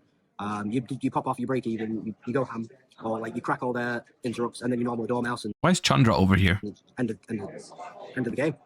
Fiendsmith play 1 Lacrima, 3 Engraver, 1 Lurie, Pretty standard. We have to play 3 Engraver now because Bestials are a lot more popular, a lot more common, so you always want to have access to this card. And sometimes you can side one out as well to help with the side deck ratios. Play 2 Witch. So all you need, we max out on the other cards, so Witch is probably the weakest one because it's the weakest of the most amount of hand traps. They can be a nice extender, but you also want to search it while you're doing it anyway, so it's whatever. Play some Bestials, 1 Mag, 2 Driss, or Ball Drake, same as before. Nice extenders, the darks. If you start with like a Witch and a Bestial, you can like Witch first, tribute it for the Azamina, and then it gives you the option of extending with a Bestial later on. So if you go for Malice, you can extend it later, whereas some people might Witch, get Deception, and then tribute the Bestial from the hands. They have 2 bodies. It's better to hold the Bestial in case you need to extend. We play El Dotto Scaper, the 1 brick. It's still really good for extending when you are forced into just the Malice lines. I suppose drawing this is not as bad if you have access to Deception to tribute it, because it'd be a free tribute. You can side it out if you go in second as well, if you're going to slide in impulses and things, which is a spoiler for the side deck, but we'll move on to some spells. 3 Malice Underground, 3 Wanteds, 3 Deception, 1 of each of the fusion spells.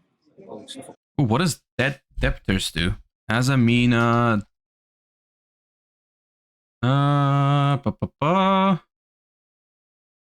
During the main phase, reveal an Azamina fusion in your extra deck, and for every 4 levels it has, send a Sinful Spells card from hand or field to the graveyard. Then special summon that monster. You can banish this. During your main phase, banish this card from your grave, target an Azamina in your grave, special summon it. You can only use 1 Depters per turn once for that. Isn't that the same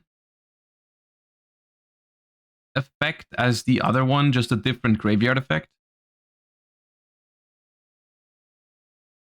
It is quick play, yeah, that's nice. That's nice. So we can see 1 Trux. But the first effect, I'm not like messing up the wording in my head or anything like that. But the first effect on this card is just the same first effect as on Azamina Hollowed, right? Because they both do the first thing here, where you send a Sinful Spoil for every 4 levels. It's just the graveyard effect is different, and it's a quick play spell. That's pretty good, I guess. But the secondary effect is significantly worse. But having it being able to summon out the Omni on your opponent's turn is pretty nice. The idea here is you just want to open any of these, or a Witch, and any Malice card, or any Malice monster, I should say. We play multiple so that we beat Bestials, and also if we draw it mid-combo, and I'm thinking it's dead, just like the Striker things. The point is, if we do draw it mid-combo after we've link locked, you can then still search your debtors and set it, and then you still got an interrupt. I do like this a lot because, like, just in general, that we're messing around with these cards, because I've been saying this in my year recap of 2024 as well, that I think the Azamina engine is almost criminally underrated because people only looked at it through the lens of Snake Eyes. These cards are pretty good. Like, these are pretty good Yu-Gi-Oh cards, all things considered, even without Snake Eyes in the mix. So, like, we can splash. This engine is pretty splashable and pretty good. So even if you are link locked, it's still fine. For the non-engine, or non-engine spells, we play 2 Thrust in the main, 1 Talents. Yeah, Deception is a card that is relatively weak into Detonator. That's one of its downsides. But, I mean, all it means is you're going to have to draw an out to Detonator before you use Deception, which is not always the case, but yeah. And 3 Burns, that's the non-engine. So you need, you just crack balls with your engine, and then you know, Dormouse and you win.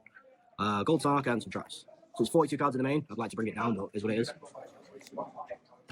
The thrusts are too necessary. So that was the best part of the Striker build, is the thrusts. So we can just take the thrusts from that build and leave everything else where it is. We get some extra deck, because obviously this is very, very tight. So still play the 1 Link Decoder and 1 Lizardos. These are necessary for the Malice lines. It gives you more bodies. You can Lizardos with any of your 2 bodies after you force out an Impera or anything, and you just got a Malice there, you just win. 6 non-engine, how you outing Detonator? That's a fair point. Yeah, in this deck, it might be struggling a little bit. The thing is, like, the Azamina cards, maybe the ideal home for those cards is a different deck. I'm not saying this one is the perfect way to play those cards. I'm just saying I like that those cards are seeing some play, and there's potentially even some other homes for them. Especially, I think an especially interesting concept for Azamina would be something that has good monsters to tribute for Deception. Like, if you have a deck where you can really benefit from sending a monster from your hand into the graveyard by tributing it for Deception, I think that's where I could really see the Azamina cards being very good. Because that also implies that you're going to have good discards for summoning Dia Bellstar, right? Like, that'd be a great concept where you just have a deck that's full of stuff that wants to go to the graveyard.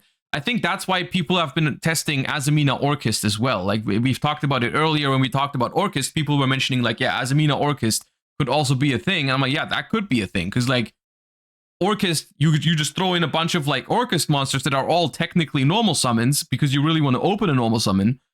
But then if you draw multiples, if you could just start with Witch, discard Harp Horror or something, that's pretty good.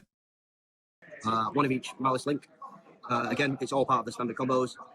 But there's a lot of stuff we've cut that we just don't need. Just play White Forest Azamina. You can do that too, but with White Forest Azamina,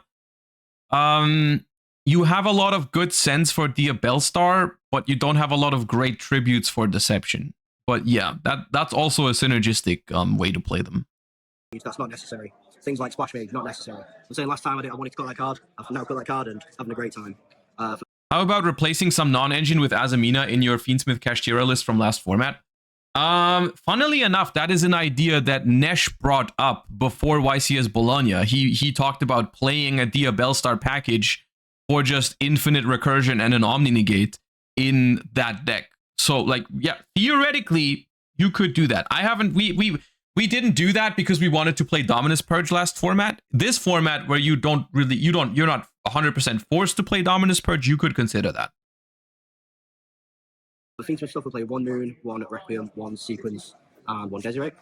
I've cut the Necroquip and Caesar this time for the space to add the Azamina cards in. The Necroquip's funny to try and like bait out a nib. It's kind of cute, but they just usually let it go. So you just go straight into, because you're setting up Sylvia anyway, you don't need the Caesar. So you already have a negate to stop the nib. And then you can just make your Desiree, and then any Malice name becomes full combo. 4, we also play IP, SP, and Griffin is the last links. So again, the same end board as last time. We are one on Griffin because it's just a boss. Resets GWC, means we can gain life turn 1. Doesn't put us so far behind. Draws a card, can draw into non-engine. Wondering if you can just play Azamina Fiendsmith Control with lots of non-engine. Definitely not impossible, I would say. Not sure if it's the best way to play the Fiendsmith deck or the Azamina cards, but it doesn't sound like a bad concept. More engine to extend even further. IP is a good play under Fool Loss. Because if you have, say, I don't know, 2 monsters, some Fiendsmith stuff or whatever, you get Fool Lost, and you have a Thrust, you can Thrust set TB11, make IP, their turn, TB11 out of Rabbit, make Whitebinder, banish Rabbit, Rabbit set into BO7, and then you start an Interrupt on their turn. As well as a good endboard piece, so I'll show you how we utilize the endboard at the end so that the Griffin doesn't lock you out of anything. And then the last 3 cards will play 1 Marissa Lago for the searching, 1 Ellie Sylvia to negate, and 1 Sol Eristicton to get the pushes. This guy is an absolute beast. You just summon it, get rid of the problem card, and then you just add back your fusion spell, and then you make anyone you need. You can either. So, Mercy Alago searching a sinful spoil in this deck, it's only Deception or Wanted, right? So that I could imagine being a little bit weird because a normal sequencing could be something like if you draw Wanted, you go Wanted into Witch, Witch into Deception, and then Deception for one of the fusion spells. At that point, it probably wouldn't even be worth it to even make Mercy Alago anymore because you don't have a great target for it, except for another duplicate Wanted, right? You can search the quick play? No, right? Mercy Alago searches Sinful Spoils, and this one is not a Sinful Spoils card, right? Unless oh, Azamina or Sinful Spoils card. Okay, never mind. I was yapping. It's still good. Okay, yeah. Search. Even better than I thought. Negate. Busted. And outside deck. 3 Lancia, Mirror. Pretty easy. 1 Thrust, like the 3rd Thrust I should say, with 2 targets. I never actually got a chance to go first post side against Ryziel. I played 2 to 3 Ryziel, and I just never got a chance to go first post side, so that was what it was. Never got a chance to side the Divari, just smashed it. 1 call buy for when we do go first, or against some matchups that it can be okay going second, like you help if you play against it. Another talent just to increase the chance of opening it, because we're not going to interrupt anything. We're just going to let them do everything they go main phase, start playing, and then we just got talents, thrusts, all equal cards. Duster for back row decks. Yeah, so this deck essentially, long story short, this deck just operates on not a lot of non-engine, just like talents and thrust, and just tries to push as hard as possible with engine, right? Where we have a Malice package, a small Bestial package, and Azamina cards and Fiendsmith cards. So we're just trying to open high quality engine cards and have a bunch of pushes into boards. Which honestly, no matter what, it speaks for the format that a concept like this can work. around. Even against like Ryziel, it's nice to just clear the cross and like other stuff. And Malice, it forces all the traps out. So it's nice. 3 Eclipse, Ryziel again, solid. You just wait for main phase, Eclipse, stay Ash, Talon, Stake, Thrust, you're just having a great time. And then 3 Impulse for when we go second. You can side out the Fiends for stuff. This card is busted in the mirror, played a mirror today. He starts with the field spell, which is very poor. You impulse the gun mouse and just passes. It's good. I'll show you how you're going to position your board at the end of the combo so that you don't lock yourself out of Griffin. So Griffin is always in the center. We have a good time. We put Ilya Sylvia down here. We've got IP here. And then you've got Desiree with sequence equipped to it. And this is going to be what you're going to aim for. So Wanted, Witch, or Deception, or whatever, plus any name gets you to this board. This is going to be what you're going to aim for. You'll have... I don't even know why we're playing the Malice cards, to be honest. If this is what you're trying to do, I feel like there'd be better engines to pair up with, because you're not even aiming for Malice end boards at this point. I mean, maybe you have a trap card that they just forgot to put there, or... a few cards in hand, because it is a bit more card intensive or card costly than last time, because you have to tribute for deceptions and things. But the deception resets itself, you get more follow-up, you've got Fiends. Well, I mean, I find it hard to imagine that the Malice trap card is even necessary, right? Like, yes, it would help to beat certain board breakers, but in terms, I mean, you also don't get to do this every time, I think. Like, this is the theoretical end board, but most of the time you're going to get stopped somewhere, because people do play, you know, Imperm Veiler, Nibiru, Bestials, Ash. So, like, I'm not sure how often you actually get to this board. Set up in the grave. We don't play Paradise, but they don't know that. So they kind of scared. So that's another thing they're going to focus on. This is... oh, right, there's no Paradise. Everything. It doesn't give them a zone for the Griffin. This kind of targets if they play Anima for whatever reason, it doesn't matter. I know what you're thinking. They can battle phase, attack over the IP. If you've got this, you've got a trap, you bring back a Malice Link, say a White Binder, again, points to the Desiree so he can activate, and then now they have to attack this. So the IP just lives. And then they force the battle phase, you don't die. If you don't die, you have so much follow-up. You've got Azamina, you've got Fiendsmith, and you'll have Malice stuff in hand. You just win. He's very strong. I do advise this. I think this is the best version. I know I said that last time, but just plays more good cards. Thank you all for watching. But before we do depart, I'm going to let you know about our sponsor over at... yeah, so this, to me, feels like it could be a pretty good version of Malice. But like I said earlier, I'm not trying to play Malice. I'm trying to lean more into... basically, I'm not trying to make a board like that. I'm trying to grind with people and just play the deck that does that the best. But it is, I think, an interesting one. Another interesting one was Greenville Regional undefeated first place Labyrinth Fiendsmith, which I don't know what that's about. It's only 5 minutes, so let's quickly find out. He's back. It's Aaron with first place at Greenville. What's up, brother? This old man still got it. The old man. Yeah. 9-0, completely undefeated. Insane. Crazy. Playing Raziel, right, or Malice? So I don't know about either Oh, of those, no. man. But What's he played some playing? crazy people today. Yeah, let's get into this pretty wild list. You were second place. Logan's only lost. I'm playing. Oh, see cash card. That's not a Fiendsmith or Labyrinth Red card. guy. Some cash Raziel cards. Yeah, he's pretty neat. I mean, I do think Kashtira Unicorn is looking really good right now with the decks that people are playing. Like, the Fiendsmith engine is very weak to Kashtira Unicorn, especially if people are only playing one Requiem. And the Malice deck is also very weak to Kashtira Unicorn, because usually all the Malice links are one-ofs, and they don't have a way to get back the face-down banished ones. So this is the one thing that's like weird about Unicorn, is you can't pair it with Bestial super well. Like, I mean, you can, but it has the chance of being awkward. If you're going second, if you draw like a Kashtira card and a Bestial card, it could clash and it could be awkward. But in general, I am also thinking about doing Kashtira Fiendsmith again, like for the regional. I'm not sure if it's worth foregoing the Ryziel cards yet, because the Ryziel cards are pretty good. But the Kashtira cards are also very, very appealing to me in the current like grindy meta that we're in. Because Kashtira cards also give you sort of a little bit of protection against your opponent's Bestials when you're playing Fiendsmith, because you start your turn by summoning Unicorn or Fenrir, which is a punish to their Bestial. So like, if they summon a Durasworm and you have a Fenrir, you get to banish it for free, or you get to look at their extra deck and take away their Fiendsmith cards too, right? So like, It's kind of like if they steal your Fiendsmith card, you also take away their Fiendsmith card, which is very, very good. You've seen this before. Yeah, now it's X. I'm just kidding. These are No. Do you consider this and the next format a tier 0 format? More than 60% of the pie have Fiendsmith? No. This is not a tier 0 format, and it's not even close to it. There's so many different decks.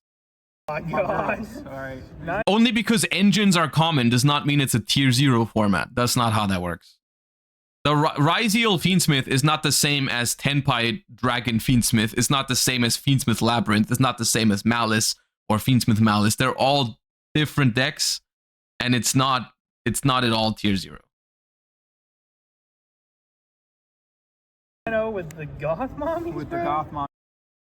Fiendsmith is in every deck. Okay, then we're living in an Ash Blossom tier 0 meta since 7 years. What the fuck is that statement meant to be? Like, what's the value of that statement? Yeah, Ash Blossom has been... We're in a tier 0 meta since 2017. Because Ash Blossom is in every deck. It's pointless. Of course, the decks that you throw Ash Blossom in work differently. And so do these decks. I ain't never gonna stop. Never gonna stop. Until Peter Parker kills me. Oh my the Green God. Goblin. All right. So she's necessary. She summons Lacrima. That's all I'm gonna say. That's actually crazy. 3 areas. If an engine uses up half your extra deck, I think that counts. Well, you can think it counts. I don't think it counts. I think you're wrong. I think it's dumb only because they have the same, like, the Fiendsmith cards use up a lot of extra deck. That's one of the drawbacks of the engine, but it's still an engine that you put into different decks, and the deck ultimately still tries to do very different things. That's just not how tier 0 works. But once again, it is subjective. This is like one of the most strange hand traps to play around, because if you just open this in Daruma, sometimes you just win the game for completely free. That card is just insane. 2 lady, she's literally just an extender to go in the Fiendsmith combo, but she's a Labyrinth card, she's insane. Lovely, she's necessary. I'm playing like 48 cards here, so I don't draw her a lot. 1 clock, 1 chandelier just to have another name, 3 Stovey. This is the one that I want to open because it special summons itself and lets me play Fiendsmith cards. Yep. All of these are Necroquip. These in Arius, you can draw off of Necroquip, which is like the best thing in this deck. Well, that's cute. The Necroquip draw is the best feeling in the current format. It's the entire reason to play That's this deck. crazy. 3 Engraver, expensive, but this is the best deck for me to play Fiendsmith. They're insane. The Lacrima, the Lurie, 1 Shavara, because this card is like super important. I'm not playing the trap card, but he just helps bring all the endboards together, whether it be making like Caesar or something. For like my going second stuff, I've got like Thulos, Perulia. I know my deck's expensive, whatever. Nibiru, it's just like, it's high impact enough and it works with the furniture really well, so I'd rather do that because it like cooks Malice or whatever. Yeah. 1 Birth for those red guys, 2 Tracked because it's like... Was there Fenrir? I already forgot. I zoned out. Was there Fenrir? It's just Unicorn, right? Yeah, there was no Fenrir. Infinite 1-card starter. For the trap cards, we are playing 3 Big Welcome, which is just like the best card in the game.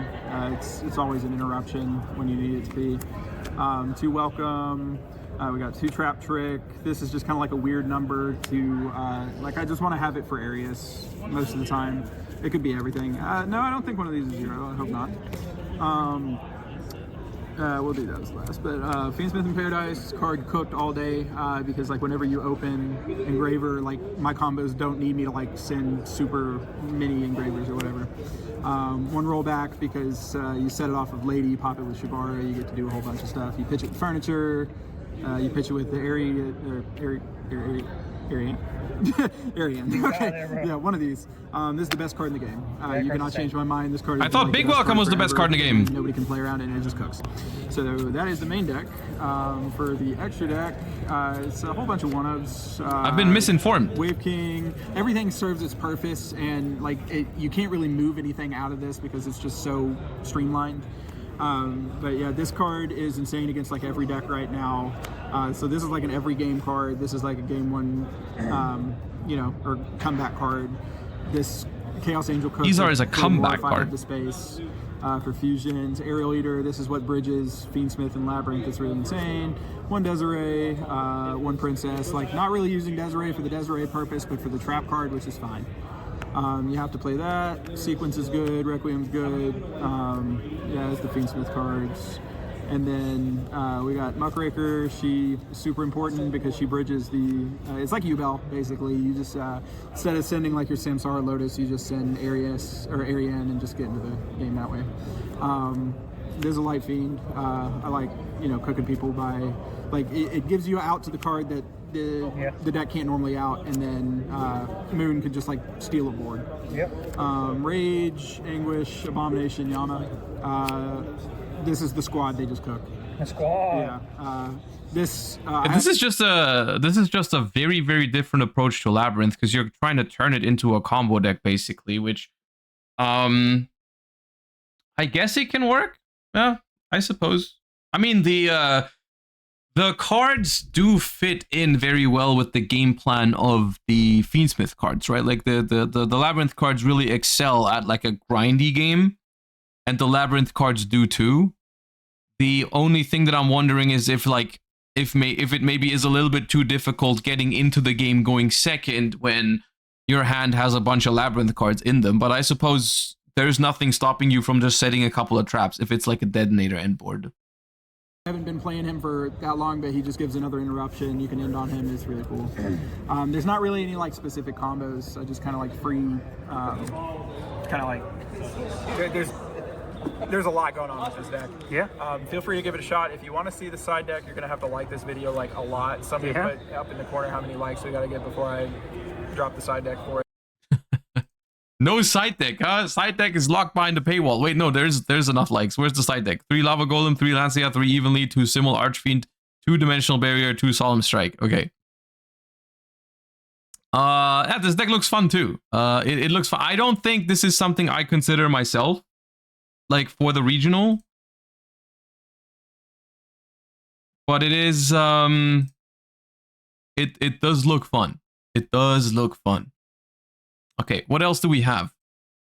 There was another... Was there another one? Labyrinth, Fiendsmith, Kertas. That was that one. A lot of them just don't have links with their deck. Hi Josh, I play Melodious Snake Eye. I was thinking about removing the Bellstar and Azamina engine for more hand traps and talent in the main. I feel like the Ombi was not that strong. What do you think about it? I think right now there's very little reason not to play talents. So if your deck doesn't have talents, you have to have very specific reasons for it, I think. Of course, space is always a reason, but I think that sounds like it's a good plan. I'm not entirely sure what the Snake Eye... What are you trying to make with the Snake Eyes without original? Like, how are you... Are you just trying to go Ash into the Vine Temple and then do a regular Snake Eye combo? And you're using Melodious cards... Like, I'm assuming it's just Ostinato to make Banshee to get your Snake Eye Ash without normal summoning? Yeah, I mean... The problem is if you cut the Diabellstar and Deception and Azamina engine, then I feel like you would be way too weak to Imperm or Veiler on your Snake Eye Ash, right? Because then, what do you really have? I guess you could still play Fiendsmith. I don't know if you do play Fiendsmith. Play 3 cross out as well? Okay, yeah, maybe. You could try it. I think Talents is good. I think Talents is good. What do you think about White Forest post Suda? I think White Forest post Suda is interesting. We'll try it. We will definitely try it. Ghost Cherries. I don't think Ghost Cherries is good enough right now. I think Ghost Cherries is just like most decks I think are still gonna cook too much without Ghost Cherries. Like if you play against, like, what are you trying to Ghost Cherry? is my question, because I think for every deck, no matter what you ghost cherries, there's still other cards or other lines that they can go for that are just as good.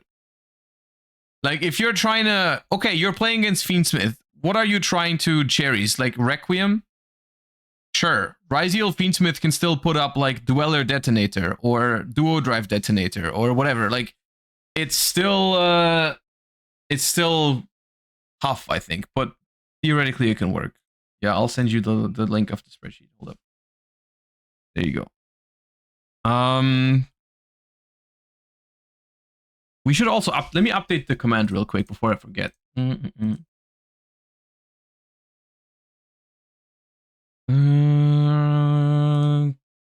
Commands. Where is it? Exclamation mark spreadsheet. Updated. Nice.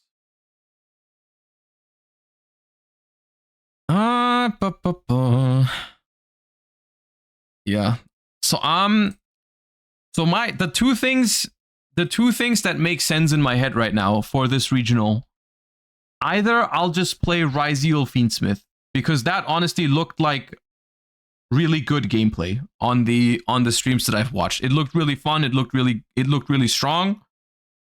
And it feels like that would like be a good pick for this regional.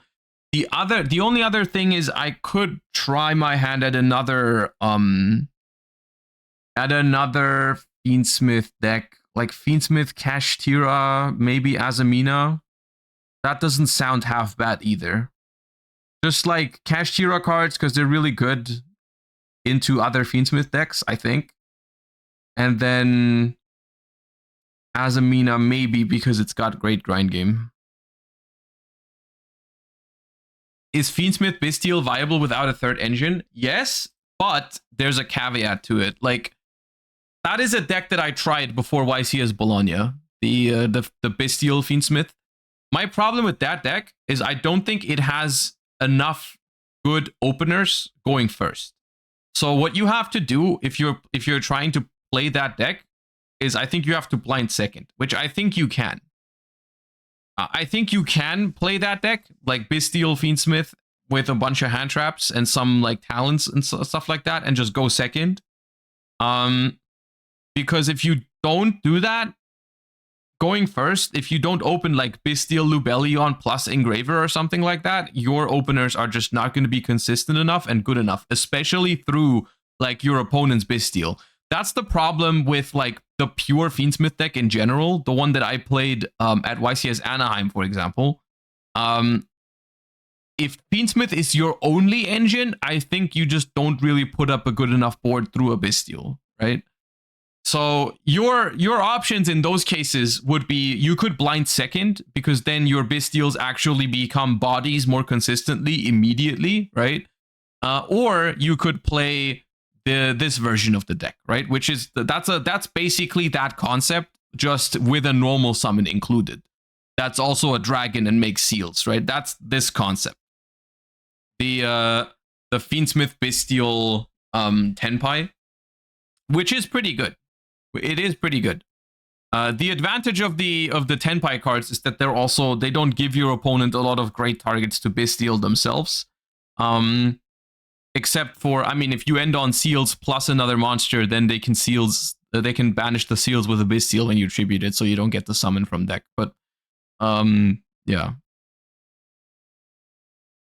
We said we would call it Dragonsmith. Yeah, I don't know if Dragonsmith is gonna be the term for it. I think Dragonsmith sounds cool, but I've not seen anyone else make it. It's usually Seal Caesar. Yeah, if you let them. But that's not really, right? Because they would probably go Caesar first, right? And then make seals. In which case, having a Bestial is also completely fine. Like, the Bestial would prevent the Caesar, right? In most cases. So, yeah. So, Bestials are good against this no matter how you really spin it. And that's the weird situation in general right now. Is like, people are going crazy with Bestials right now, right? People are doing 7 Bestials some are doing less, but like upwards of 6 or 7 bestials is not very uncommon right now, I feel like. Which is very good into Fiendsmith. The problem with this entire thing is, would you ever not play Fiendsmith because people are playing so many bestials? Because I feel like skipping on playing the best engine in the game just because people might have counters for it is not correct.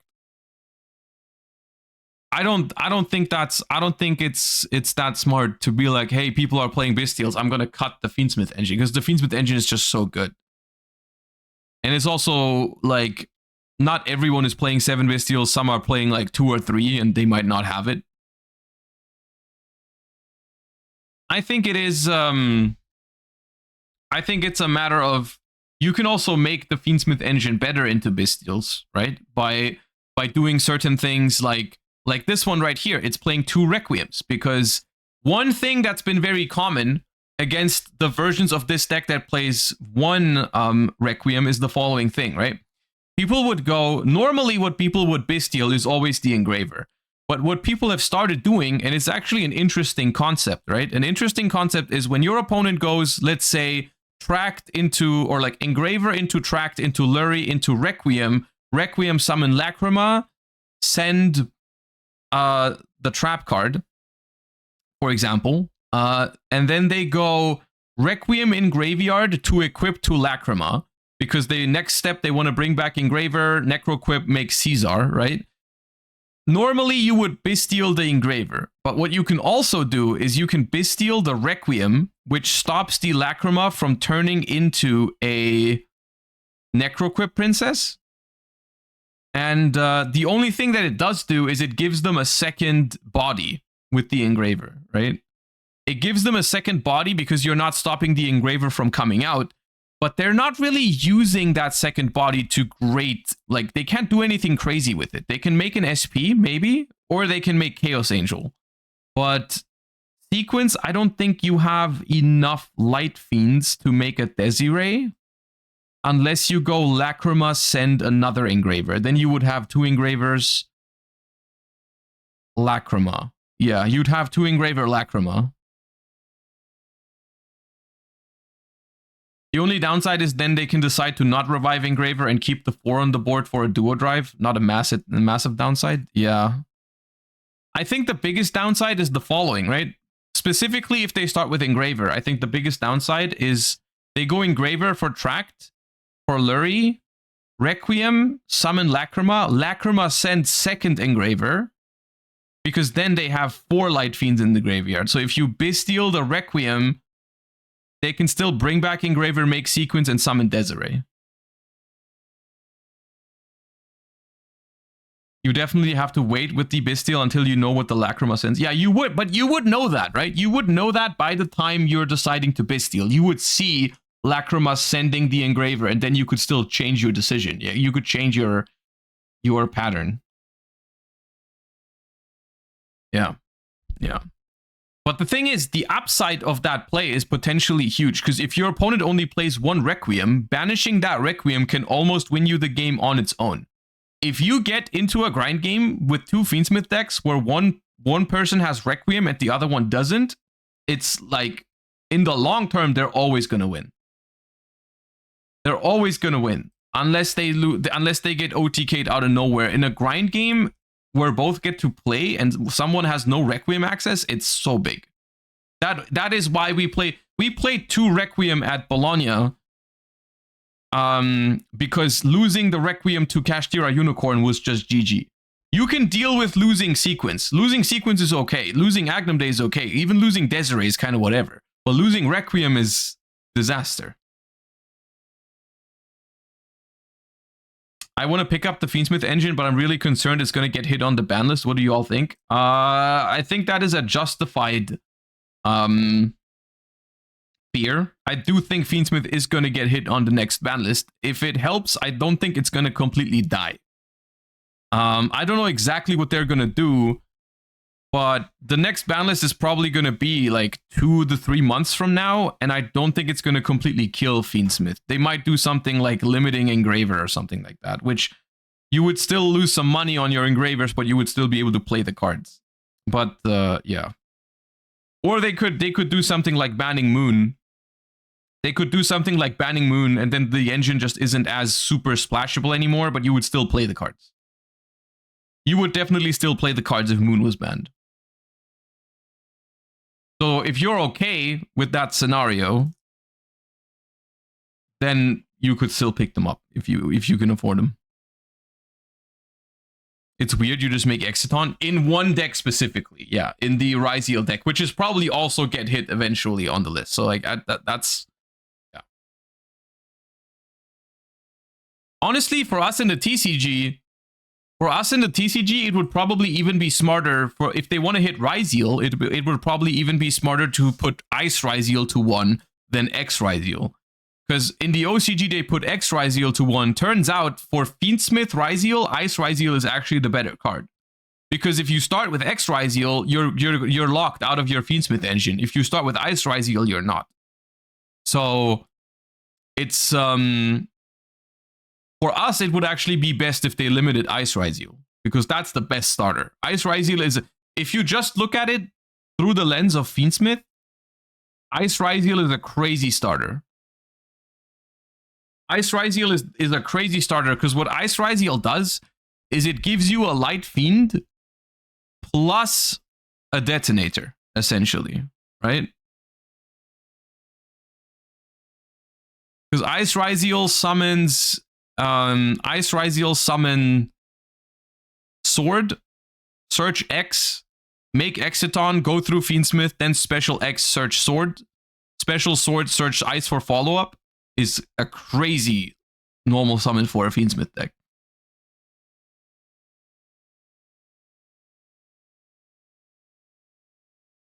If I picked up the Fiendsmith engine with 1 Engraver and also got the Ryziel engine, would that be decent enough? You mean just to compete? Like Fiendsmith Ryziel with 1 Engraver? You could play that. I mean, it's weaker.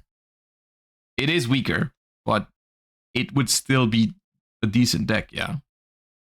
If that's what you're asking. Yeah.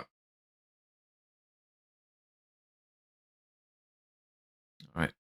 I think at the moment I'm leaning towards just playing Fiendsmith Ryziel, but I could also see myself playing another Fiendsmith deck like Fiendsmith Kashtira.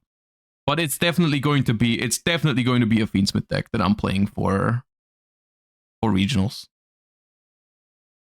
Isn't this the best meta to play Koakimai Drago?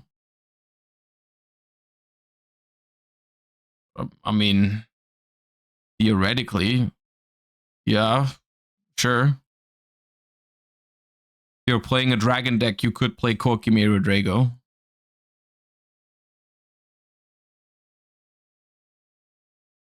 I'm still shocked that the OCG hit Ryziel this fast and this hard. Yeah, I am too. But I mean, it was also it was very, very dominant. It was very dominant. And it's still solid, right? It's still playable. It's just they prefer other things right now. All right. I think we're actually gonna call it a day a little bit early, because I'm looking outside my window and it's already getting dark, and we still have to go to the city to get some grocery shopping done today. And I don't want to go when it's completely dark outside. It's already getting darker and darker. So I think we're gonna call it just like 30 minutes early so that we can get stuff done while there's still some light. I appreciate you all a lot for watching. I hope you enjoyed the Master Duel session. I hope you enjoyed the TCG talk. I will see you guys tomorrow for the new ban list and new cards in Master Duel. It's going to be a fun time. So yeah, I hope you have a great rest of your day. Thank you for watching. Thank you for all the support as usual. Appreciate you guys a lot for following, for subscribing, all that good stuff. And hope you have a wonderful rest of your day. I'm going to send you guys over to Farfa, who just started streaming. Oh no, an hour ago. So yeah, you guys have a great rest of your day. Thank you for watching. And I hope you tune in tomorrow. See you tomorrow for the new cards. Bye-bye.